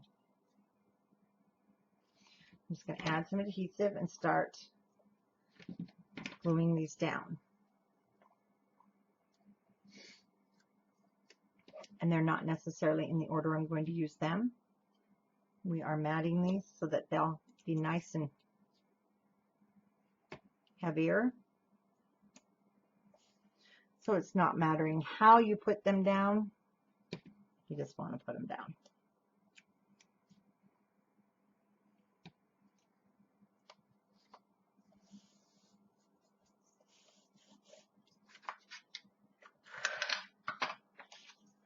Okay, now we're going to cut them apart.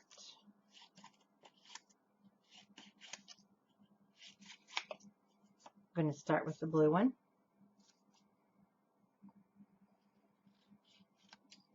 Leaving about 1/8 of an inch or so. It'll vary each time because we're once again doing these by hand.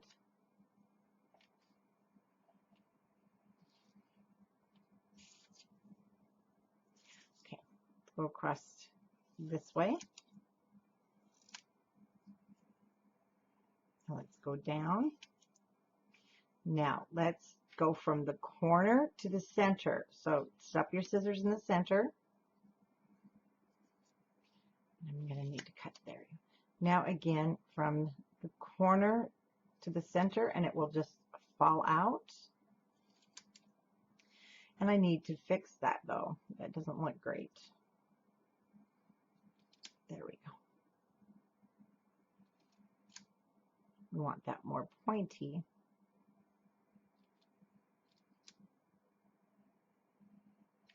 Like so. So let's go straight across. Try and do it in one cut if you can. It'll make it so much smoother. See that?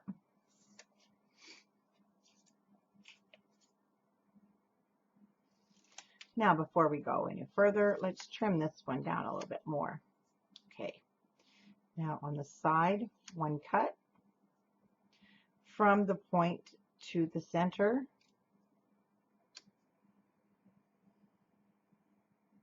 From the point to the center.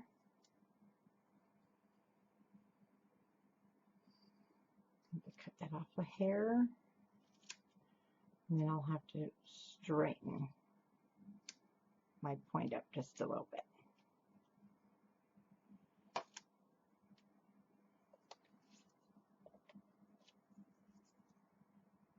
Okay, straight across.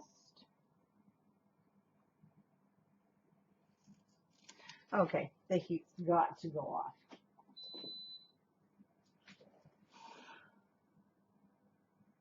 Again, straight up.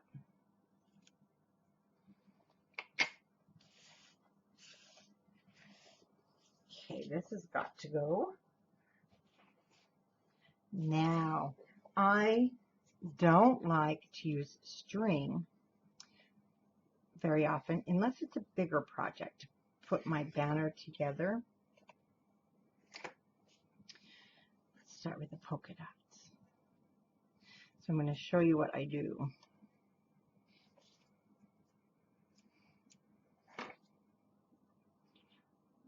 Let's kind of lay this out. Just lay out what you're thinking you like. Now you can use more banner pieces if you like.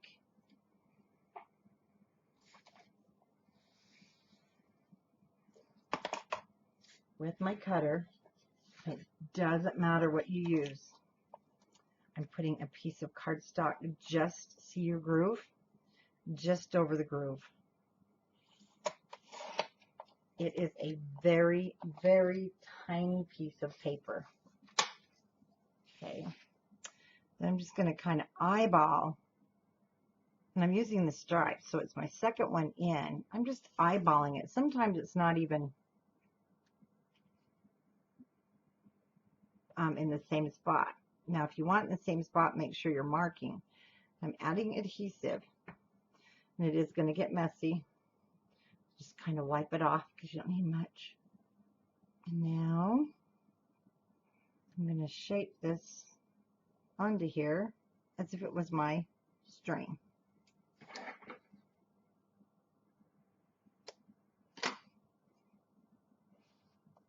I think string is hard to use. For me, it is. So I'm going to start with my first one.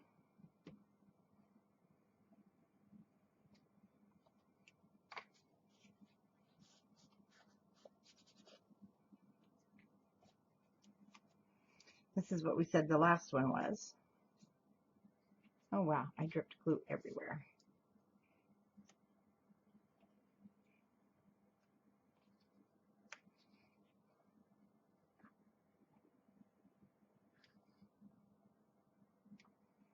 And just lay those out. Now put your last one down.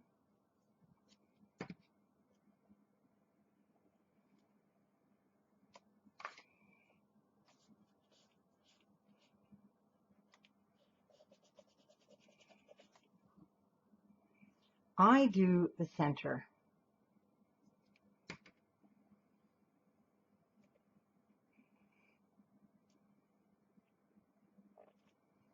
Then that way I don't start here and find I've got things too close, or, you know, they just didn't lay out correctly. Now this one.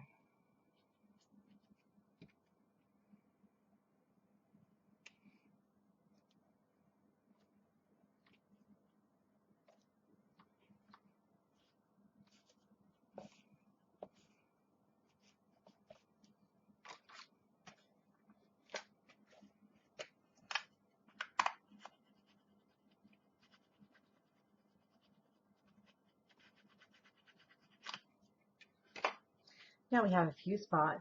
They need to have some fill in. So that is what all this little stuff here is really good for. There we go. These make really good fill-ins.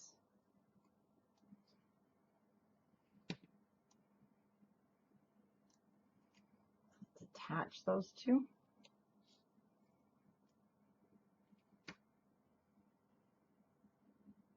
Or not. My fingers are just getting super sticky again.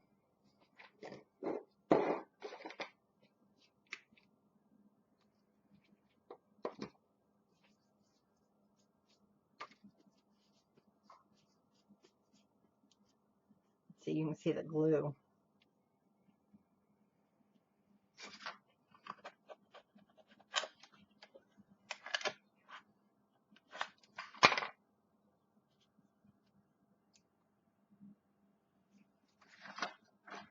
Okay, down here at the bottom, I brought in Jack and Jane's Diner. Isn't that cute? And then we'll tie our bow. Then we are finished. This has been such a fun tutorial. And I hope that you, if you're a beginner, have thoroughly enjoyed it and was able to create your very first album, if this is your very first. If it's not, I hope you just enjoyed the tutorial.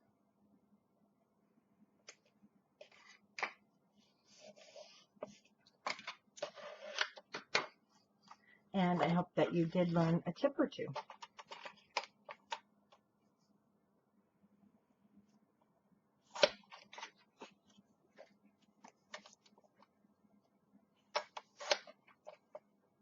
That's better.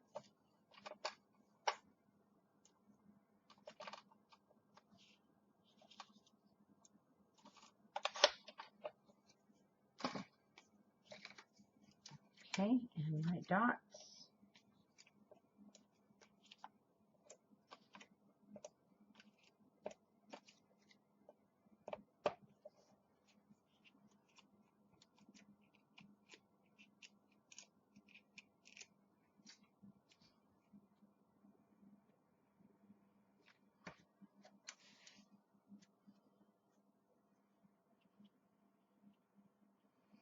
So I just put it about a ½ inch from the bottom.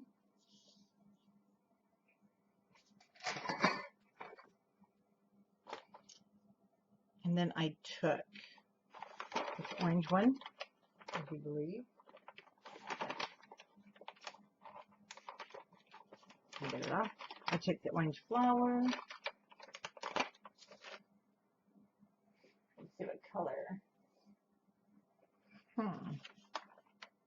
There it is, the black one. I'm just going to do each one of these separate because see how tiny those petals are? I'm just tucking it under.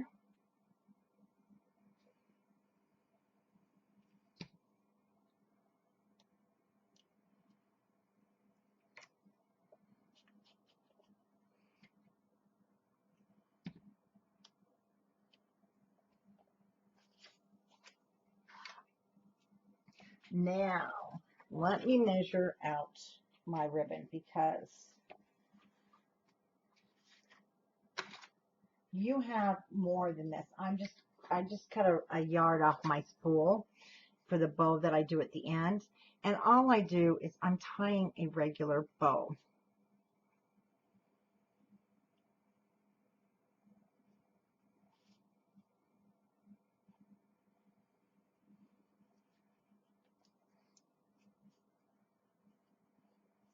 And that's all. Pull that pretty tight and then make them smaller. Now you can use your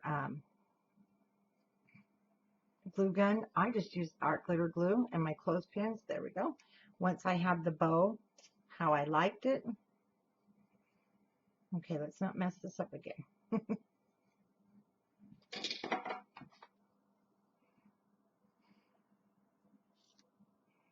Yes, that is correct.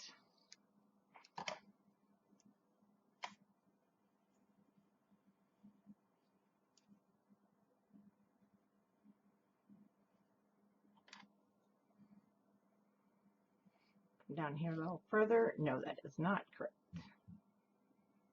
I don't know why it takes me. Come on, brain. Well, goodness.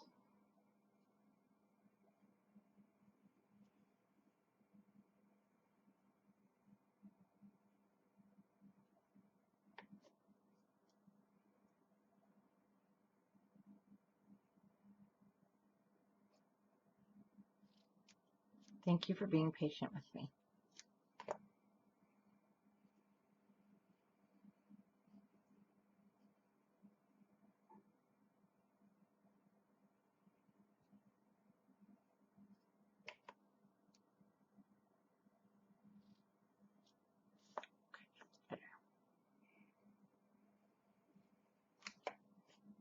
You still have plenty of ribbon left if you want to add it to the inside of your album.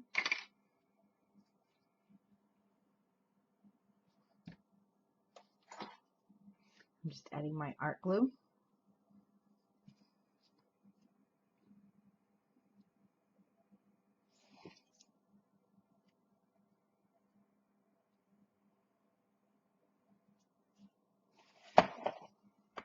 Then I will add my clothespin. Oh goodness. Both fingers. There we go. After it dries, then I'll be able to go back in and reshape it. But there you have your beginner's mini album. And if this was your first time, I'm really excited for you. I hope it went well. I hope that my instructions helped you. If you are on our group on Scrapbookers of Country Craft Creations on Facebook, please, I want to see your finished album. And let me know how well you did, because I know you're going to do great. And then I'm going to show you basically what you have left from your scraps. They're yours, of course, to do what you want. But when I have just this few amount, I'm going to make some tags from those because I don't want to throw those away. Everything else that is smaller than this is just going to go in the trash, including the black cardstock. I know a lot of you are like, oh no, you can't. But if you're new to scrapping, you need to get in the habit of just grabbing your garbage can. If you see my hand, I'm sweeping it into the garbage can. But that's a good mat size. Don't think you have to keep all your scraps. A lot of times there'll be a lot more than this. I planned this one exactly like this because you needed to know exactly how to cut your papers in case, well, where you're just beginning, you just don't know what to start out with. Here's a few sticker sheets you have left over that you can definitely use anywhere you like on the album. Now, one thing that I probably will go back and do on mine, and if you are experienced, I'm going to use what they call glossy accents. Glossy accents makes a glass-like finish when it dries. And so you can pick this up at Hobby Lobby's. Well, you used to be able to. Goodness, it can be a real nuisance, to be honest with you, when it comes to, there we go, it dries. So I only buy these small bottles.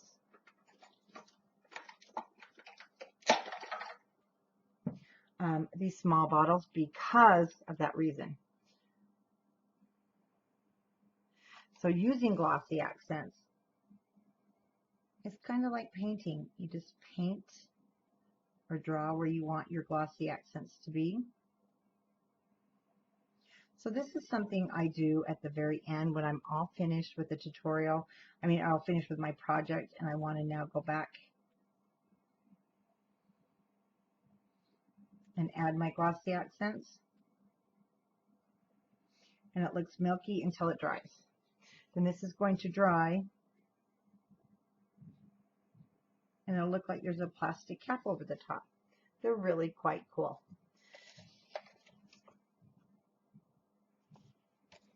Thank you for joining me. And again, don't forget to show us over on Scrapbookers of Country Craft Creations when you finish your album. And I'm going to go back to my glossy accenting. Bye-bye.